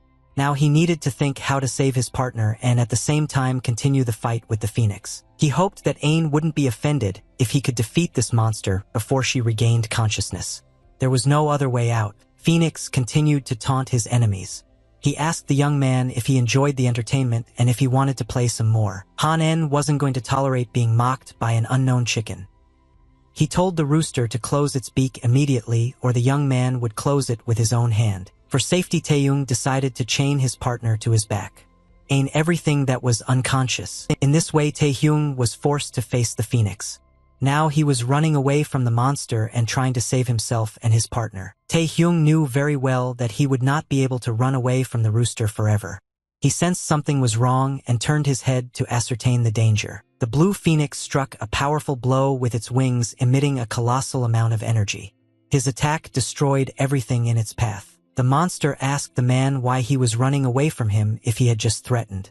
He offered him to leave the woman and enter into a serious battle. Phoenix did not foresee that the young man would be able to quickly find himself behind his back. Taehyung finally chose the right moment to attack. The rooster was a little shocked by this turn of events. He couldn't believe that one of the people was able to surpass him and avoid his gaze. Taehyung was determined to finish off the enemy as seriously as possible right now. He swung his sharp dagger to attack. With his chains, Taehyung increased the attack area of his dagger and literally cut the blue phoenix in two. However, his ability to regenerate was truly impressive. Phoenix noted that Taehyung has good fighting skills, but this was not enough to overcome him. He informed his enemy that he cannot be killed because his body is solid fire. The Phoenix warned the man that his attacks were completely ineffective as each one would be incinerated. Now Phoenix decided to counterattack. He radiated a colossal amount of energy and easily destroyed the chains Taehyung used to cover himself and his partner. The young man was simply shocked at this turn of events. He was very much concerned about his situation as he was perfectly aware of the danger. Now he and his partner were literally in free fall and their fate was in the hands of Phoenix, who was about to attack. The blue rooster began to gather a colossal amount of energy in his mouth. He concentrated it into a ball to increase its range. Blue Phoenix spat out a huge amount of blue energy towards the opponents. Such an attack simply could not be dodged with normal skills. The blue wave destroyed literally everything in its path. The stone pieces were forced from their previous location by the attack. They suddenly began to melt after a few seconds. The attack had devastating power, covering a large area and destroying everything with fire. By some miracle, Taehyung was able to escape from imminent death. With the help of chains, he chained his body to a rock that was out of range. He understood perfectly well that his enemy was a phoenix, but he still marveled at its ability to regenerate as well as its devastating attack. What's more, this monster could understand human language and talk himself.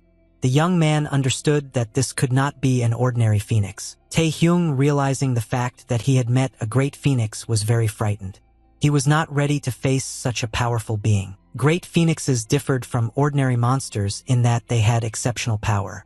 Their abilities were several times stronger than ordinary ones. In order to somehow distinguish these monsters from ordinary ones, a separate title was invented for them: Grand. Then the C+ mark was simply added to their rank. Taehyung was well aware that with his current skills he would not be able to overcome the Phoenix's regeneration ability. It was literally impossible, but Taehyung remembered that he had another trick up his sleeve. He had literally a slim chance if he used the hunting technique, but last time he was unable to control this power, which caused his body to be destroyed. Now he could only use this skill for the final blow. This fact greatly constrained his actions. However, Taehyung knew very well that if he did not use the hunting technique, he would surely die. The young man could not make a final decision and was very stressed. At that moment, he felt the woman behind him begin to stir. Ain was finally able to regain consciousness and was very scared when she opened her eyes. She was tied to something and looked directly into the eyes of the abyss. The woman realized that she was chained and wondered why. Moreover, her body hurt incredibly, but she did not remember anything. Ain was also very alarmed by the fact that the phoenix had become so large. She also dared to suggest that this was an unusual phoenix. Ain immediately became angry with her partner and demanded to untie her. Taehyun asked the woman not to move as the two of them would fall now. Taehyung reminded his partner that she had succumbed to enemy manipulation, so now he would be in command. Ain resented this decision. She promised that such a situation would not happen again. Ain continued to demand that her body be freed from the chains. Suddenly, the partners noticed a huge energy wave approaching in their direction. They were in mortal danger from which they had to flee. Phoenix spotted his target and immediately struck in that direction. The column that the young man and the woman were holding onto was destroyed in an instant. The great Phoenix asked the people how they dared to be distracted in his presence. He promised to punish them. The blue bird began to gather a large amount of energy for its next attack. He was going to show people where their place in this world really was, but the players had their own plans for this account. Taehyung used the cover of the smoke screen to surprise attack Phoenix with the dagger. Ain wasn't going to sit back either, so she supported the young man. Her energy fist was ready to meet the enemy. Thanks to her partner regaining consciousness, Taehyun didn't need to use hunting. He could wait a bit with that. Dashing towards the blue bird, Taehyung once again warned his partner not to be affected by the enemy's attack. Ain reiterated that she would not do this again. She added that she already knows how the technology works, so she will be able to avoid it. Phoenix didn't expect the enemies to be alive at all. And now they also decided to attack him with a double blow. He looked at his target in the form of two people with a sinister look and said that he would not leave them alive for anything after this situation. The great Phoenix began to rage even more at its opponents and release more energy. The battlefield smelled of roasting. Monsters have already managed to recover from the last attack of the players. His wings regenerated at a tremendous rate due to the increased regeneration. He asked his enemies if they had not yet realized that all their attacks were futile. Instead, his attacks were accurate and devastating. Taehyung decided to take the initiative into his own hands and used the Monarch Heart technique. This skill made it possible to increase the abilities of group members. But Ain was not going to give up the initiative. She concentrated the flow of energy in her hand and began to give it the right shape. She grasped the shaft she had formed from energy with both hands. The woman said that she had been unconscious for so long, so now it was her turn. A colossal flow of turquoise energy began to form around her. She held in her hands a deadly weapon in the form of an energy spear. Ain delivered a powerful blow with her spear that Phoenix did not expect. His ability to regenerate was not enough to restore the body. Taehyung was simply shocked by his partner's abilities. He couldn't believe that she managed to hit the bird without it recovering. Yu Eng said that all the work can be entrusted to her. She felt tremendous strength in her hands thanks to her technique. The woman used the power of her technique called Amazon. In this mode, she was able to reach the peak of her power. Having activated all her skills, Ain was able to achieve the concept of such a force as a splash. Vaughn concentrated all her strength in one point. Most of the inhabitants tried to use this method, and the splinters of wine brought colossal harm to the body. However, Ain still Yogo Vicaristala. This rule did not apply to her, even though the woman could control this power for many hours, which allowed her to protect herself from harm. Having reached the maximum of her energy, the head of the Guild of Vagabonds simply launched her team at the Great Phoenix, which was above her. Ain achieved strength as she went beyond human boundaries. The Great Phoenix could not stand in front of her without falling in love. Therefore, the woman did not hesitate and stood tall in the wind in order to deliver several precise blows, ending the battle. Its energy effectively went beyond the boundaries of human understanding. He could not produce anything from this and would suffer energetic blows. Ain stood on her feet. The flurry of blows continued for an hour. The Great Phoenix was still trying to repair the structure. At that moment, the head of the Guild of Vagabonds decided to deliver their final blow and carried out the remaining attack, pushing their enemy to the ground. Seeing this, the ground began to crack. Just then, a huge burst of energy was created, and it was beginning to burst forth from the colossal fluidity. Stones were flying literally in all directions. It lit up in the wind and burned through the chambers for an hour with colors of different energy. Ain emerged victorious from this battle. Dima's curtain began to bloom. Ain could be clearly seen on the battlefield. She was already tired after her previous attacks and could now find a few things to eat. The woman was breathing heavily. Their skin was cracked in parts due to advanced technology, and their eyes began to close completely. Ain had expended a lot of strength and wasted her pride. Vona helplessly fell into the trap without any desire to give in. This is the energy of leaving the woman. Now she appeared absolutely dry. Tim and Our, the Great Phoenix, will not be in poverty. You managed to see after the last attack, although your body didn't look any better. Piven was starting to get really angry with her super when she dared to do the same with him. He decided that he could just finish off the woman right away. Immediately after these words, the Great Phoenix attacked the indestructible superwoman who was lying on the underside. Ain was without you at that moment. However, this death was not destined to happen. By the way, she was not alone on the battlefield, and at that moment she withdrew her support from Tehina. Yunak, not daring to stand aside, set aside his slimy cadence to bite down the Great Phoenix. Piven did not experience this. He could not turn around after this and was even very angry with the cotton boy who had been standing and on guard all the time, but now he was about to turn around. Tae-hen chuckled and said that it was hard for him to keep an eye on the regeneration of the bird, as well as the colossal resources of the Amazon. Yunak, taking his partner in his arms and telling him that his little bit was sealed, the remaining blow from this battle was still lost to him. About an hour later, members of the Vagabonds Guild appeared on the portal. They smelled the stench with impatience until their leader turned to them. The people were already overcrowded, and even the Mislivets had been gone for an hour. One of the graves of Calm and others that of the Mandravniki with rank. However, there were many members of the Guild of Tramps. They knew that their leader was literally uncontrollable if he felt the full relish of battle. The two men quarreled with each other and changed their minds, and from the portal Rapto began to appear ready to stand up. Tae-hen will find himself turning away from the woman. Members of the Guild of Vagabonds immediately rushed to catch up with their leader. Having learned nothing, the Stinks began to ask everyone about everything from Ain. However, everything was not entirely perfect. One of the men groaned loudly, realizing that Ain was not in the best condition and could not walk. The members of the guild saw in front of them a young man who carried their leader in his arms. Turned out that Ain could not see the colossal Navantage. Tae-hen calmed the ears of those present and said that everything was fine with the woman.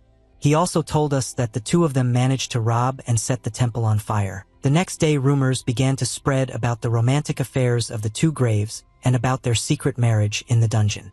Ain was in the doctor's office and was simply shocked watching videos on YouTube. She couldn't understand how the rumors could spread so wildly. The head of the Guild of Tramps turned their head to their charges who had come to see them and screamed loudly, asking that they were dying. The men felt their troubles uncontrollably if the woman called them because they had a problem even if this information was not known to them. One of the graves said that the passage of the underground dungeon is even more important on the right, so it is important for those in charge of the environment to take in the information. Another said that he told about this idea only to his closest friends. The best thing about them is that they can pull their tongues behind their teeth. The third man swore his allegiance to the guild. We decided that we would not have shared this information with anyone, otherwise we are sure Ain. The woman laughed pleasantly and nodded to her wards for their confirmation.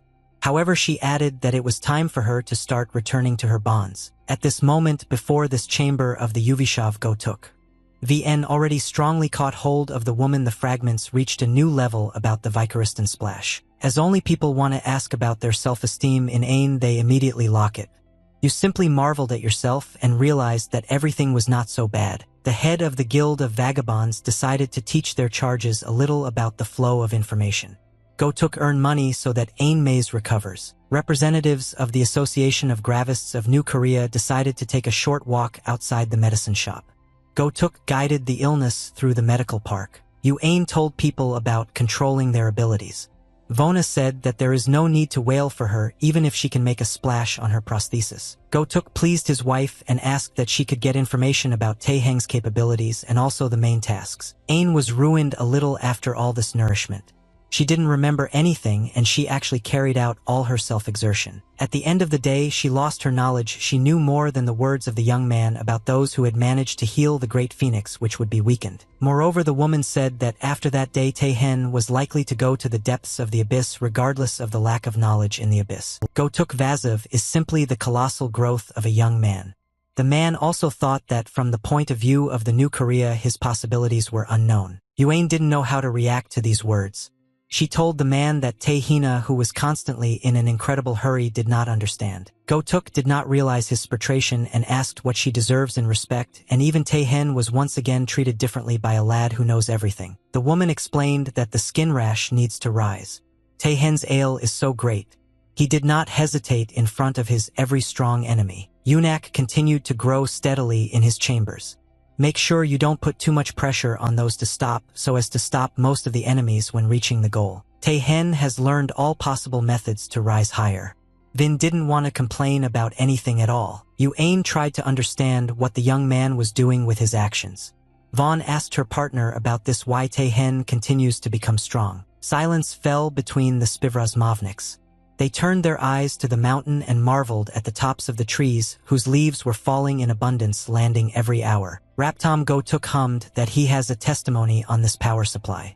Ain was already angry after this moment and asked what kind of testimony it was. The woman was simply shocked seeing the enthusiasm of her companion. Vaughn didn't realize that they were getting drunk even if they were just saying their words. About an hour, Gotuk clenched his fist and shouted loudly, "This young man is incomparable to patriotism which is steadily falling forward." He explained that Taehen is fighting monsters in this difficult time in order to bring his loyalty to the land as well as to help all its inhabitants. However, Ain valued the little things differently. She rapidly interrupted the man's conversation and told him to sue him even though he was committing absolutely infidels. The depths of the abyss which were behind the words of Ain Mav to be directed by Taehen looked impressively motor-like. There was no problem, there were monsters on the skin. In the middle of the central spore there was a vigorous motor movement. At the top of the gatherings there was a throne and below lay dozens of human corpses. The sight was no better, the fragments of the corpse were still fresh. The blood flowed freely from the body and gave an incredible smorgasm to the whole room. Mostly the victims were women's bodies that could not survive after the death of the singer. Now their souls were forever bound in the depths of the abyss. A guest arrived at the ruler's castle who immediately showed his loyalty and loyalty. He took the gentleman's right hand and kissed it. The man felt quite uncomfortable in this situation. He tried to trim himself in his hands, but with impatience he felt the pressure of the offensive. Find a man who sits on the throne and proceeds to the offensive stage. She was about to look at the blood oath that bound them. This man was the prince of the abyss who was known as the Lord of the Vampires in the name of Imgen. His rank is unknown but definitely not low. Yunak having continued to stand on the knee and accosted the princes at the reception. I will also thank you for the remaining decision, calling him a volcano of blood. Imgen laughed ominously, looking at his ward. He asked the young man how he felt that he had taken away the power of his clan. The young man from below raised his hands to his hood, getting ready to take it off.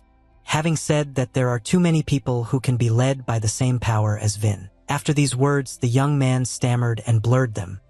He removed his hood, revealing his appearance as a prince in front of himself. He said that now he has become the strongest of these people. Sim Yunak, former Chinese Mislivets, Yak Nosiv Imya Zhang Linfeng. 2 men guarded the portal to a place where no one could touch it.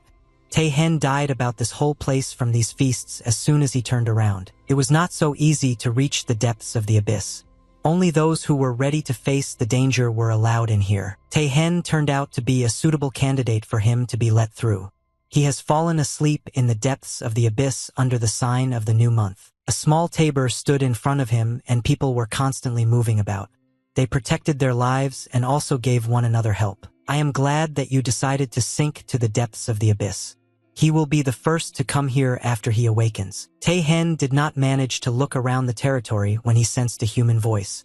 It's nice to know one person who greeted the young man from his arrival. He bowed low before the guest and introduced himself as a member of the Worldwide Association of Misliwians, a mislivot of rank named Paul Becker. The man is pleased with his specific appearance, respecting his left eyebrow. He is also responsible for the excavation of the 22 zones between the depths of the abyss. Paul Becker asked the savvy guest whether he would be in the depths of the abyss for the first time. Tehen vit pav v, that's how it is. The man has fed himself in order to drink and he needs help. You will please the young men to hire a dozen Misliwians who will bury him. The Worldwide Association of Mislists created bases as a safe place for people who had reached the abyss. However, this place was not completely safe. Paul Becker revealed that in the abyss you can find all sorts of monsters. This will encourage the young people to hire guides regardless of their rank, which will be much safer and also easier. However, Tae Hung informed that he would not require assistance with the funeral. Having washed these words thoroughly, the earth began to crack behind him. Literally a second later, a majestic goose appeared behind the young man's back, looking even more angry. Tae-hen behaved as calmly as possible. "What can't you say about Paul Becker?" She immediately started screaming and squeezing the guest about the problem when she suddenly appeared behind him. The man simply could not believe that the young man would die so easily without ever having experienced the depths of the dungeon. It was just a shock. However, Tae-hen was not about to die. He was already able to quickly turn the tables on the battlefield and overcome the monster that died in his life. Once again, he informed us that he would not require any kind of security as long as he just wanted to take a walk. After all, you could trust him. By the way, Paul Becker waited for this to let the young man himself go.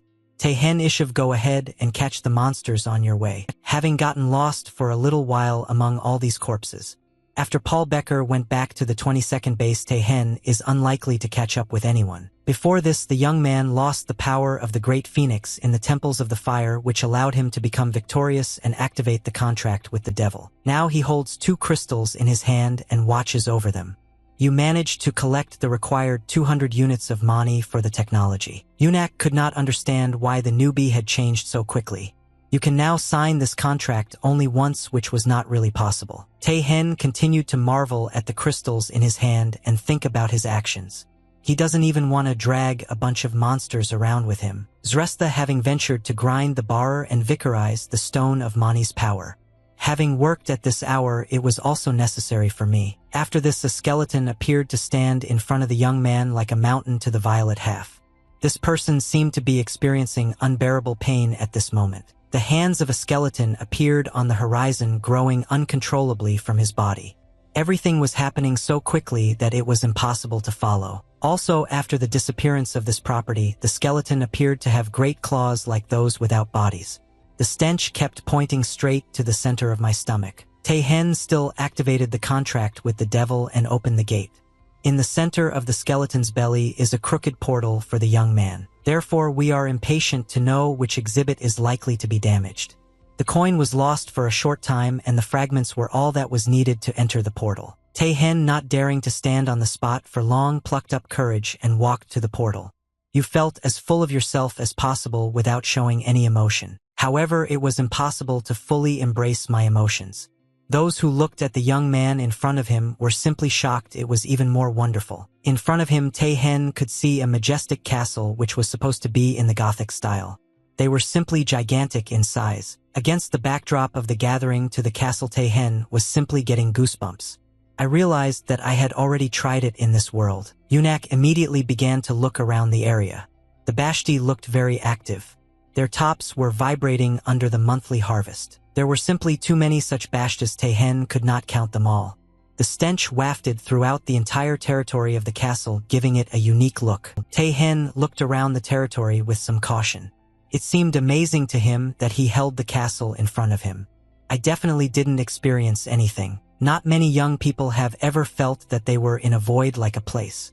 After standing in the place for a few minutes, they still began to climb uphill. Tae-hen has thus far maximized his skills behind the help of Mani stones, but never allowed his body to teleport to such a place. Everything that you lost you can find out for yourself.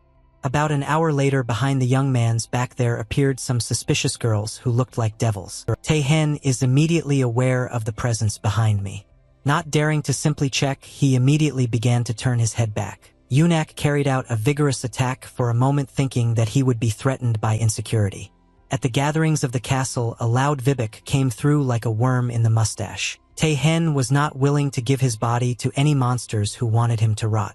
He pulled out his sharp sword and took a fighting stance. By this time, Dima's veil had begun to bloom and the youngsters began to look at the faces of the monsters. The stench was cleared up and relaxed. In front of him, Tae-hen could spot 3 girls who looked like Kazans. The stench came from the unsound guest apparently because he is so careless. The girls were going to punish the young man for his previous actions. It's been a long time since they treated people to their world, and they were lucky. This creature was called succubus. Those hen did not realize what they were doing in their way, even though they miraculously knew about their insecure habits. A succubus has little ability to extract power from people with its mental attacks. The stench covered people's brains before panic attacks and could kill them, but the situation seemed bad to be sure.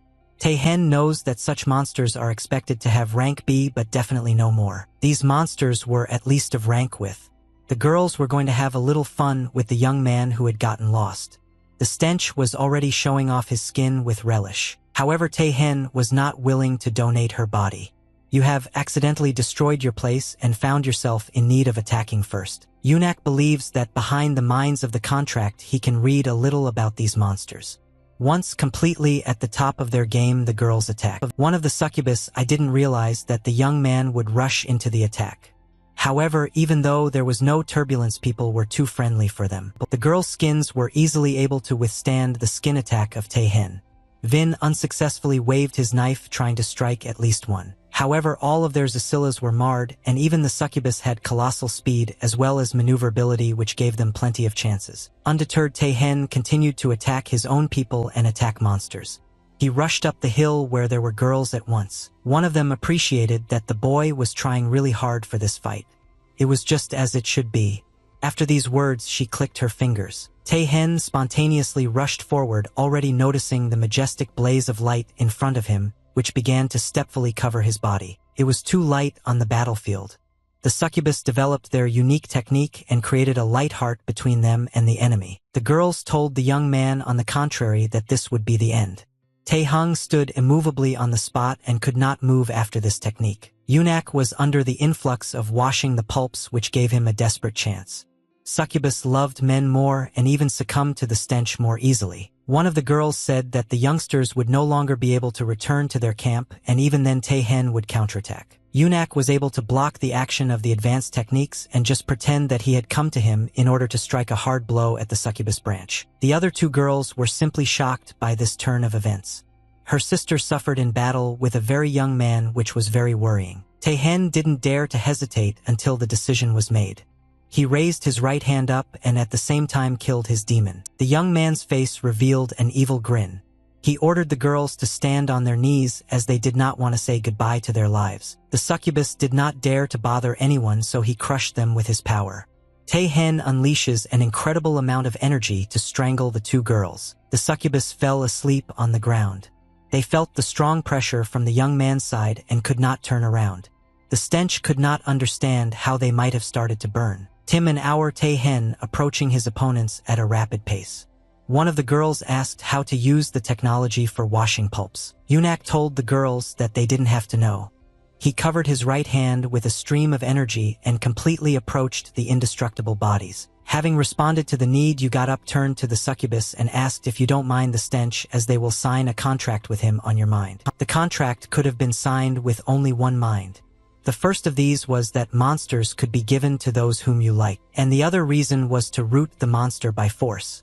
The succubus lay unbroken on the ground and tried to repair the structure, but everything was smooth. Tae-hen defeated his friend's mind and subdued the girls by force.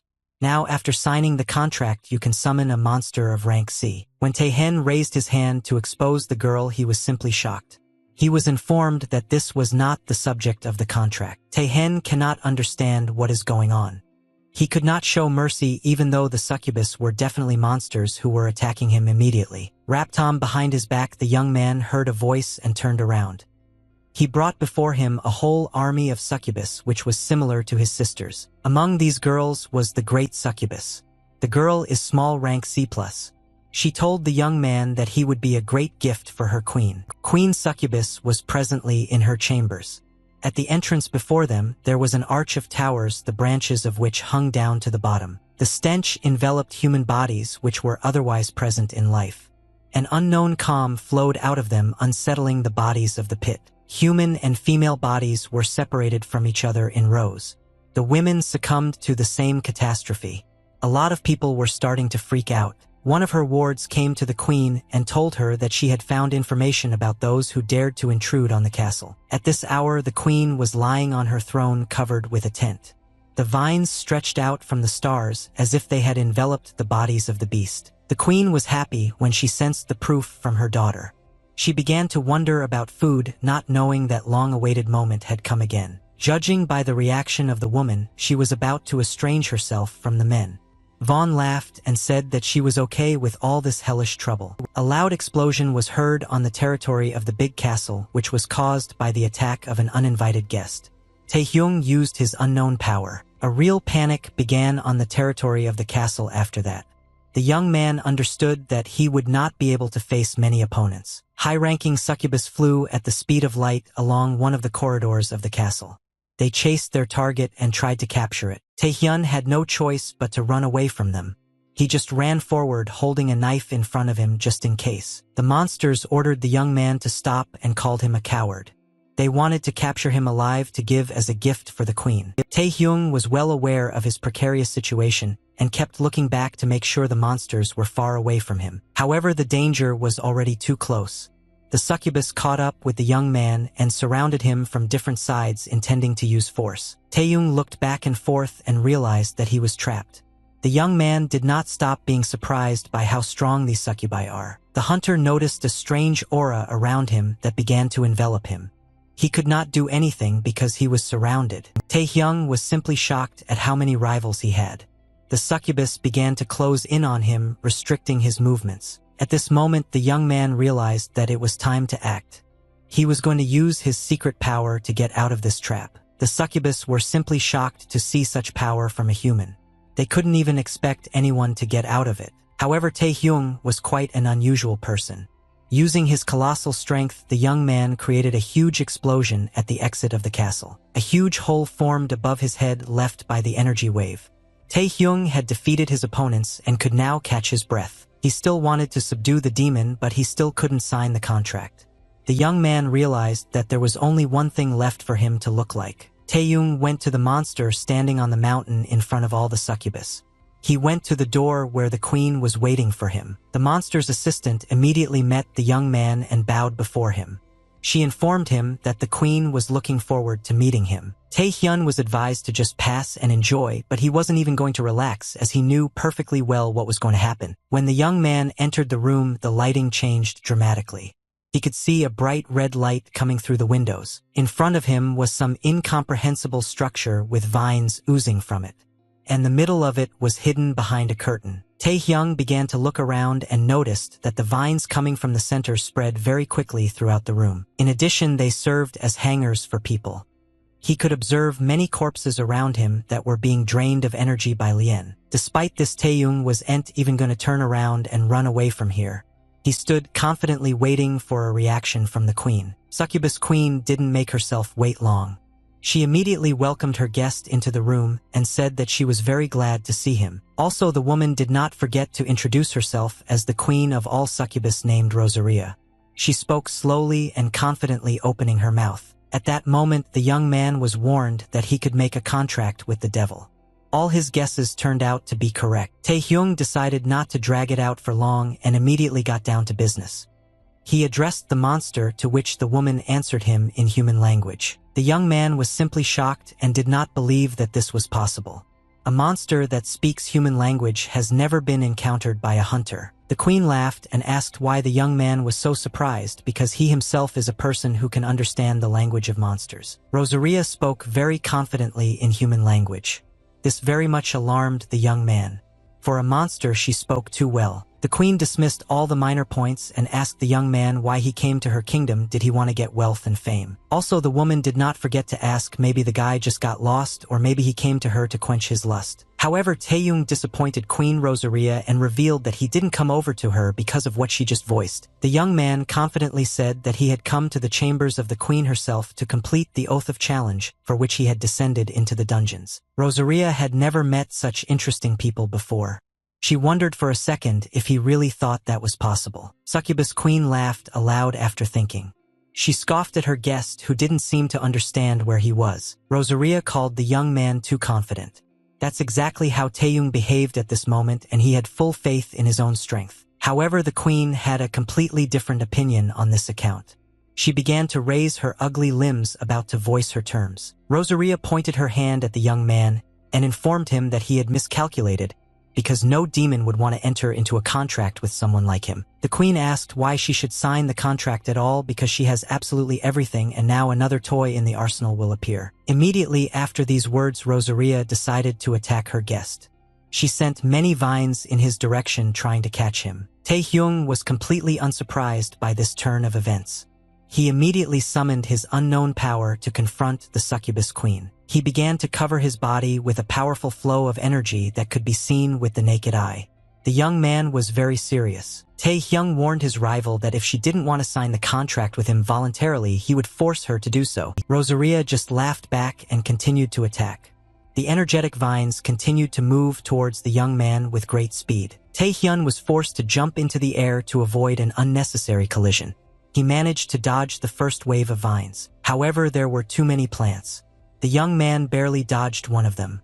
Liana came literally centimeters from his face. After that, Taeyong realized that he needed to make the most of his abilities and decided to combine all of his skills into one. Using stone skin iron shackles as well as his sharp dagger, the young man was able to cut all the vines in his path to pieces. After that, Taeyong landed on the plant that was under his feet and was going to use it as a springboard for his next attack. The young man pushed away from the creeper with all his might and soared into the air, aiming for the woman who was still on her throne. Taehyung had a premonition of his victory. He swung his sharp dagger, but this did not limit his attack ability. He began to cover his hand with the stone skin of the Godfather, including the dagger. This was supposed to provide additional strength to defeat the demon. Taehyung put his full strength into the next attack and was about to destroy his opponent with a single blow. The queen sat motionless opposite. She was not even going to do anything because she knew everything very well. As soon as the young man approached the queen, his attack was immediately repelled. Taehyung didn't understand what had happened. His stone skin cracked sharply and all his strength literally dissipated into the air. Rosaria continued to sit still and warned the young man to learn some manners. She slowly raised her hand up. After that, the queen prepared to attack her opponent and snapped her fingers. It was part of her strongest and secret technique. At this moment, the young man was still in the air with the dagger in his hand. He suddenly stopped in place and did not understand what was happening. Taeyong seemed to be falling into an abyss. The guy absolutely did not feel the floor under him, which was a very strange phenomenon. The hunter was simply shocked by this turn of events. It was as if he had suddenly fallen into a pit and now he could not control himself. After some time, the young man could observe a huge city below him.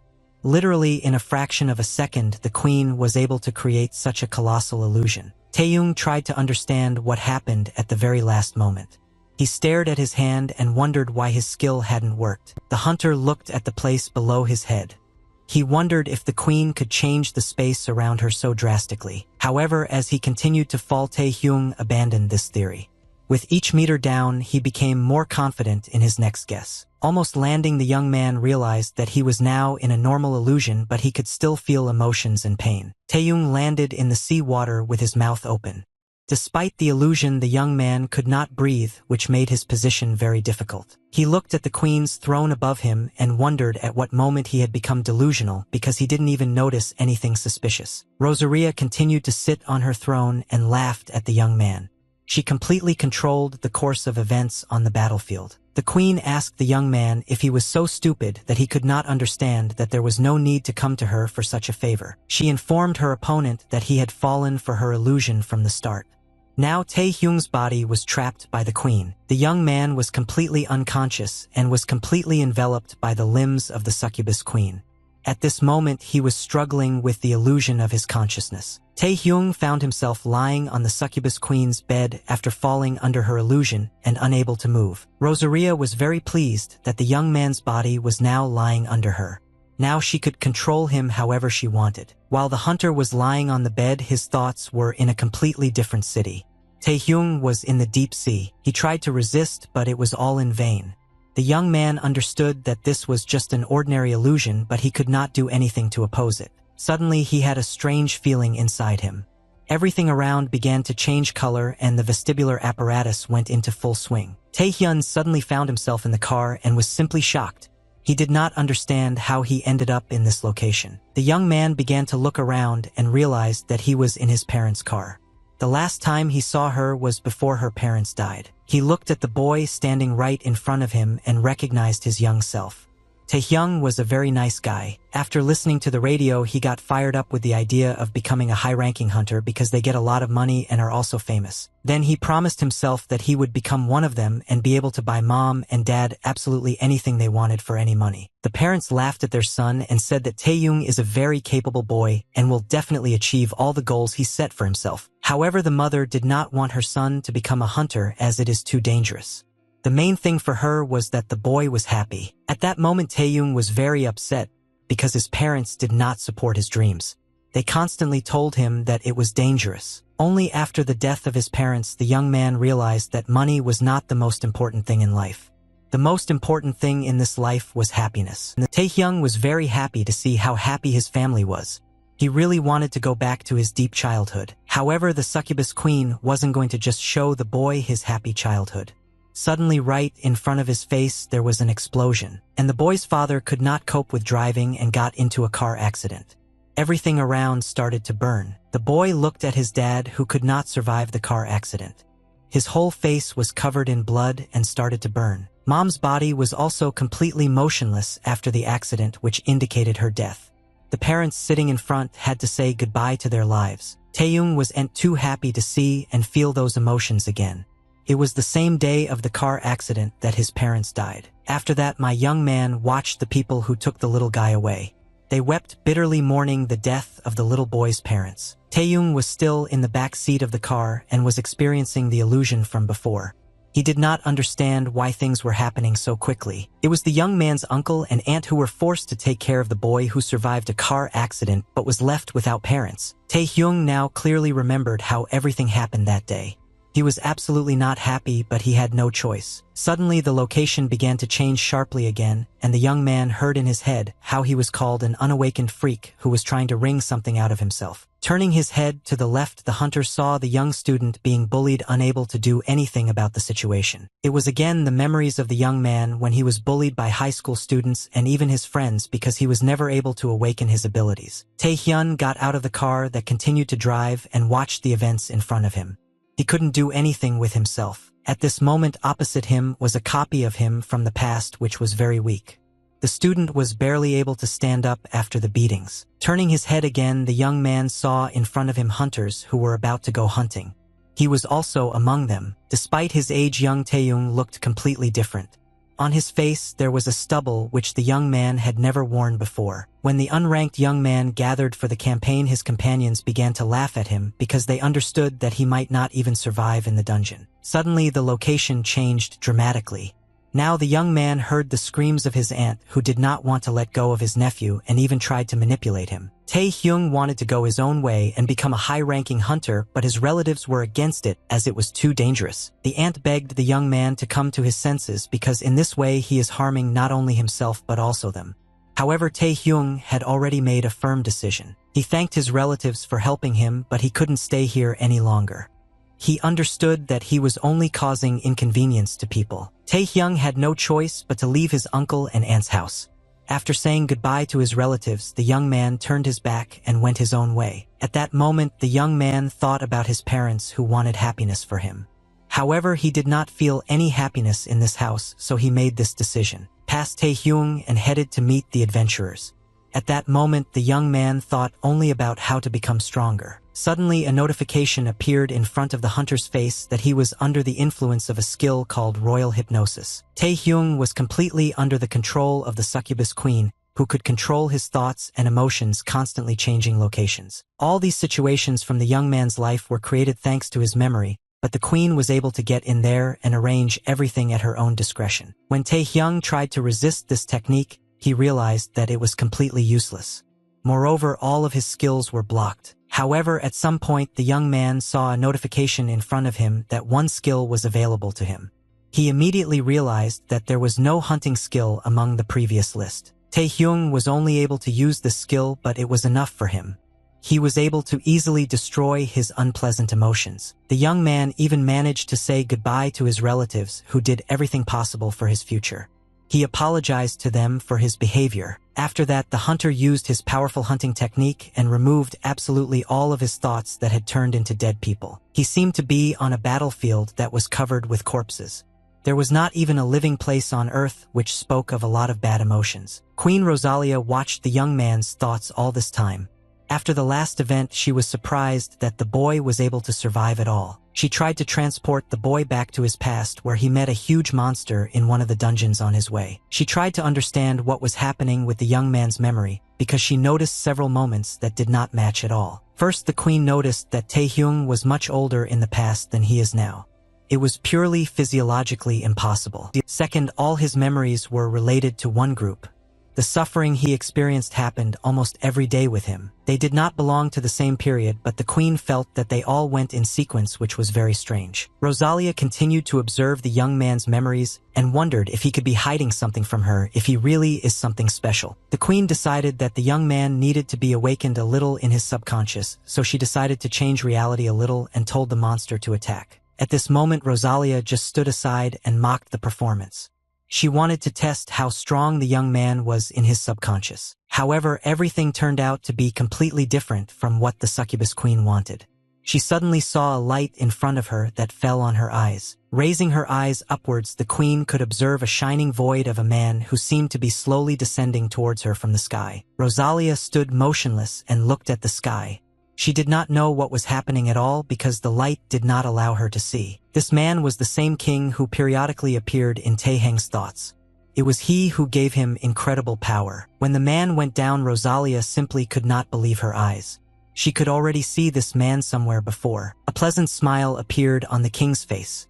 He gave that smile as if hinting that the woman was about to end. The queen was shocked to see the king himself in front of her.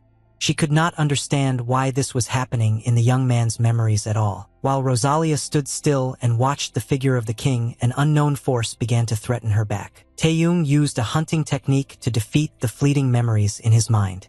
In doing so, he destroyed the queen in his head. Rosalia seemed to fall into small pieces after this technique.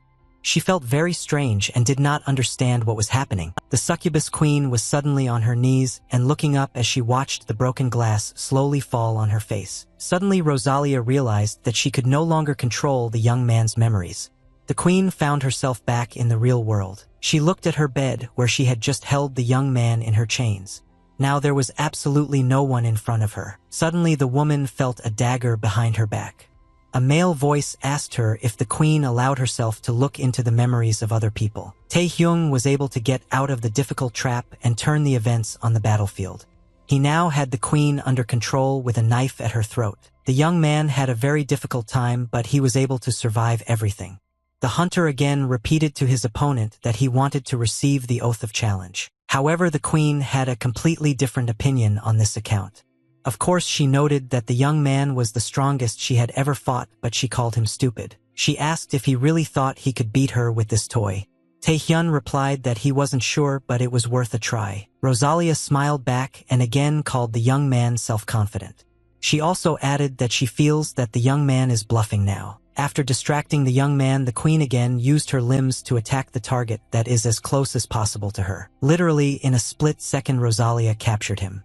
Taehyung couldn't do anything at this speed and was trapped. Despite the winning clause, the queen said she agreed to accept the contract.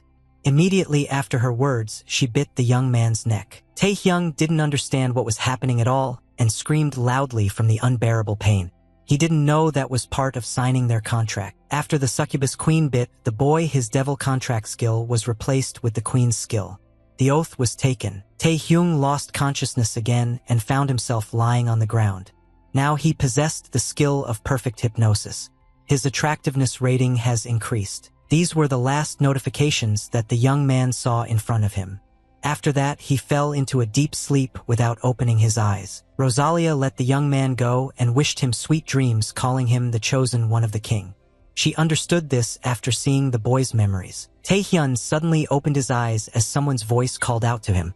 The young man began to come to his senses after long adventures. He found himself in a completely different location in front of the portal where he had entered before.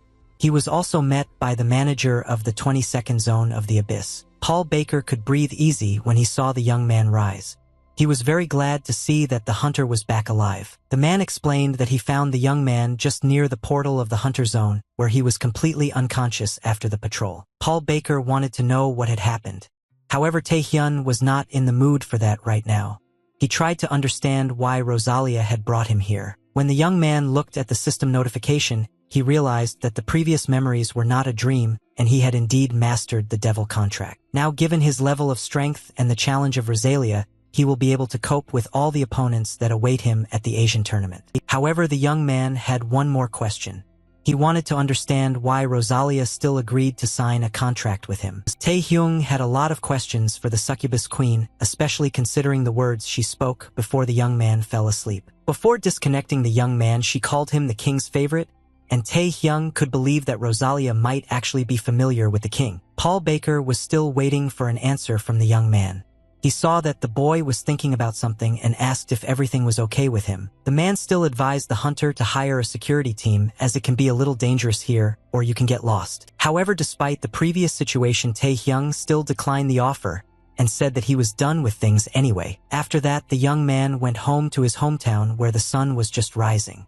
High-rise buildings began to catch the sun's rays on themselves. Meanwhile, the head of the Night Wanderer Guild Yueng was still in the hospital after visiting the dungeon with the young man. It was on this day that the woman was to be discharged from the hospital. She was tired of lying on the bed, so she was extremely happy to be free. Ain did not expect that one of her charges would meet her. She stopped when she heard men shouting in front of her. The guild leader could observe 3 of her charges, one of whom was a man with a scar on his face that accentuated his image. This man was the vice leader of the Night Wanderer Guild A-rank hunter John Hansu. He asked the woman how she was feeling. Ain replied that she could beat up a few more opponents so that everyone around her would realize that she could indeed be discharged from the hospital. The woman did not expect that important news would appear for her right away, as reported by her deputy Young Hansu. During the time that the guild leader was in the hospital, Kim Taehyun returned from the depths of the dungeon where he was going. Yueng was just shocked to hear this information.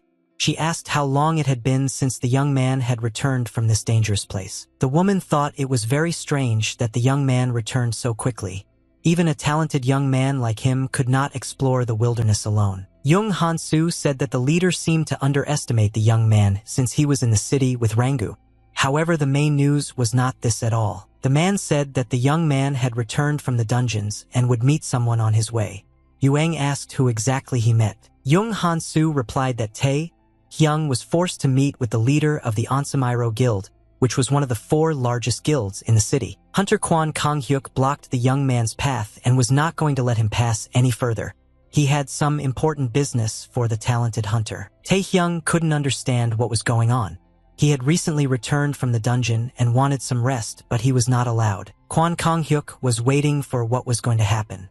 A sinister smile appeared on his face before he explained the reason for his behavior. Covering his body with a stream of energy, guild leader Onsamiro invited the young man in front of him to join the battle and test his capabilities. Immediately after that, the C-rank hunter rose from his seat and headed in the direction of the potential enemy that was opposite. Kwon Kong-haek was a very strong opponent who was nicknamed the Tank of South Korea.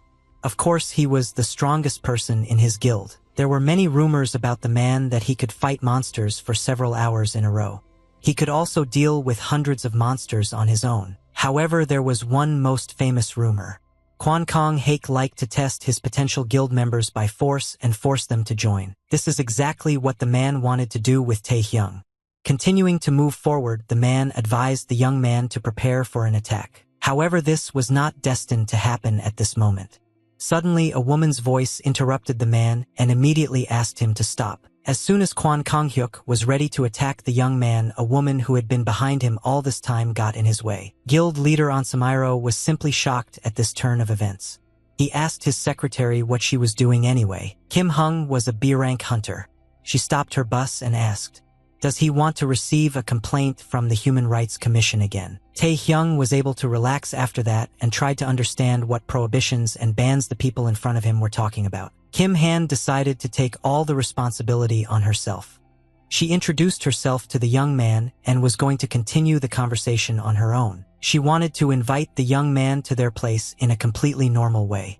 Kwon Han-haek was not used to doing this, so he was unhappy. Tae-hyung listened intently to the guild leader, and the secretary then asked if he didn't agree to just join the guild if they would force him to do so. Kim Han, considering the character of her boss, was forced to answer positively. However, the woman thought that this was a pretty good offer for the young man. She already knew that the promising hunter Kim Tae-hyun was going to participate in the Asian-friendly tournament, so he needed training. Tae-hyung was shocked at how quickly rumors spread in general. He told almost no one about his intentions, but everyone found out. Kim Han spoke about their Onsamiro guild, which was the most advanced in abyss research among the 4 guilds, so it would be a good option for a young man. The secretary believed that if Tae-hyung joined their guild, all of his weaknesses would be overshadowed by the experience he would gain in the dungeons. Tae-hyung listened carefully to the secretary and did not interrupt her. He admitted that it was a pretty good offer, but he didn't want to join the guild. Immediately after the words of his ward, Kwon Kong-hyuk put his hand on her shoulder and told her that her mission was over because it would not be interesting from now on. The man assumed that if the young man wanted to join their guild, he would have agreed to do so a long time ago, but he turned out to be not so simple. At that moment, Tae-hyung interrupted the guild head Onsamiro and informed him that he had suddenly changed his mind and wanted to try his hand at the guild. Kwon Kong-hyuk just couldn't believe his ears. The secretary was pleased that they had finally managed to attract a participant through peaceful negotiations. The guild leader asked the would-be newcomer if he really wanted to join their India and change his mind so quickly. However, Tae-hyung had completely different things in mind. He responded by asking the man if he had just said those words, didn't understand what the young man was getting at. He was not very pleased to see how the worthless boy contradicted him. Tae-hyung slowly and confidently approached Onsamiro's guild leader and said that he wished to try their method by engaging in a duel. The young man was absolutely confident in his abilities. He asked if the man agreed that the winning side gets what it wants. Kwon Kong-hyuk couldn't help but agree to this offer. Immediately after that, he had a burning desire to accept a young man who looked like him into the guild. On the same day, an event was organized at the stadium of the Onsamiro guild base, which was attended by a lot of people from this guild. I had just arrived at the stadium and was already attacked by reporters. They tried to ask him for information about his past guild. The young man was very unhappy because he was literally not allowed to pass.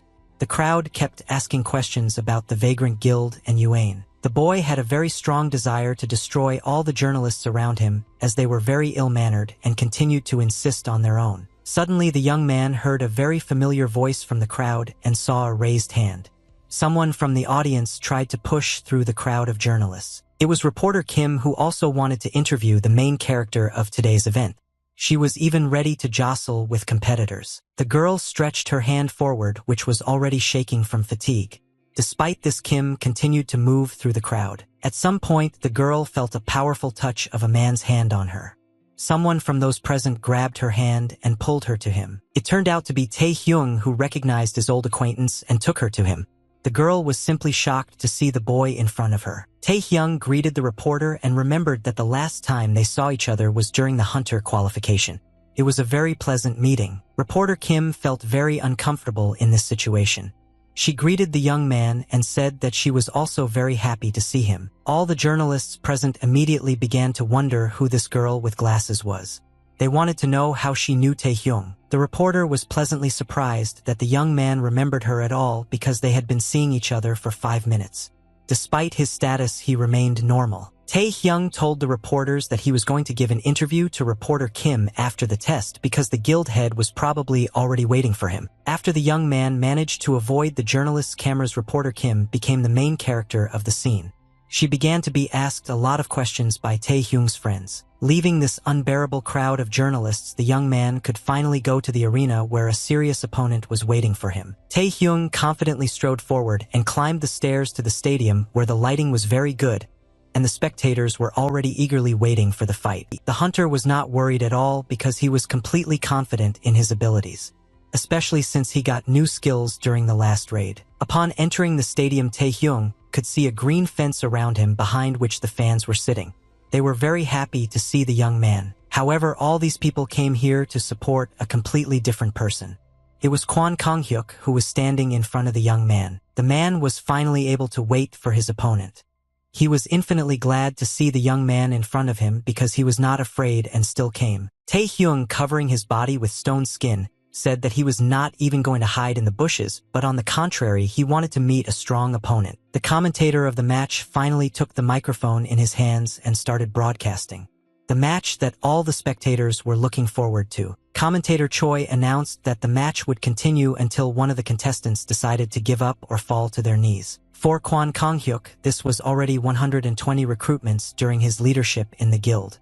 He did not lose a single duel in his life. Despite this, Kim Tae-hyung was completely unconcerned about his situation and was in full combat readiness. As soon as the battle was declared to have begun, the young man immediately used the power of his Night King to attack his opponent. He decided to use it in combination with stone skin and direct a stream of energy of colossal strength towards his enemy. Tae-hyung felt that his Night King skill had become much better since the last raid. Now that was enough to suppress the rank monster. The young man perfectly understood that his opponent would not be able to oppose him since now his abilities have increased many times. Kwon Kang-hyuk stood motionless on the city and took the impact of the energy wave. Despite all his strength, he remained standing. He really appreciated the young man's skills but did not even move from his place. His energy aura turned out to be stronger than the young man expected. The man asked his opponent did he really think that such a primitive attack could catch him or even knock him off his feet. Tae-hyung did not expect this turn of events. He was very surprised that guild leader Onsamiro was able to withstand such an onslaught with ease. Moreover, Kwon Kang-hyuk immediately decided to counterattack his opponent. Using the ability of the cheetah, he very quickly found himself behind the back of the enemy. Tae-hyung was able to sense the presence of his opponent at the last moment behind him and began to turn his head back to block. However, the young man could not surpass the speed of the cheetah. The man understood this perfectly, so he used his advantage to win. He put maximum energy into his right fist and clenched it with all his might to deliver the most powerful blow in his arsenal. The power of the man was that he could use the power of animals. Now he decided to use the power of a wild bear. Kwon Kang-hyuk swung his arm with all his might and delivered a powerful blow to the opponent, who was unable to react to his attack. Tae-hyung had to cover his face with his hand to lessen the damage. After the attack, he flew back a few meters. The young man was not going to retreat so easily and used the metal chain to stay on his feet.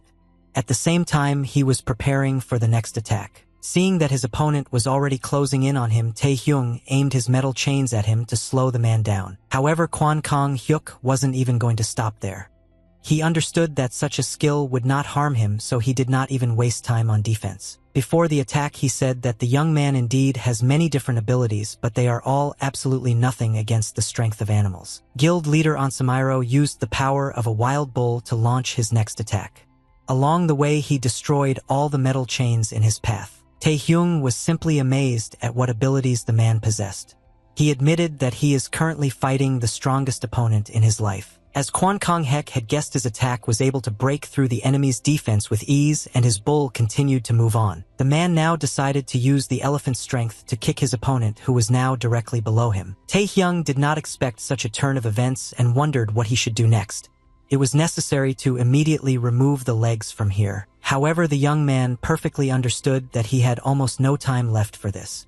He began to worry because the man's attacks were truly incredible. Using the power of the animal, Kwon Kang-hyuk delivered a powerful kick to the nose with his foot, trying to literally crush his enemy. A huge smoke screen formed on the battlefield behind which nothing could be seen.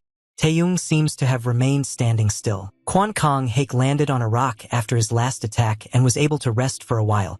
So far, he has not observed his opponent. As the smoke began to dissipate, the man could see that the young man was still in place. This made him smile sinisterly. Tae-hyun was not feeling well after the last attack. He could barely stand on his feet and was not in the best condition. Kwon Kang-hyuk told the young man that he was really good at running away, but he couldn't do it forever because he had to attack. Tae-hyung wasn't even going to sit on the defensive.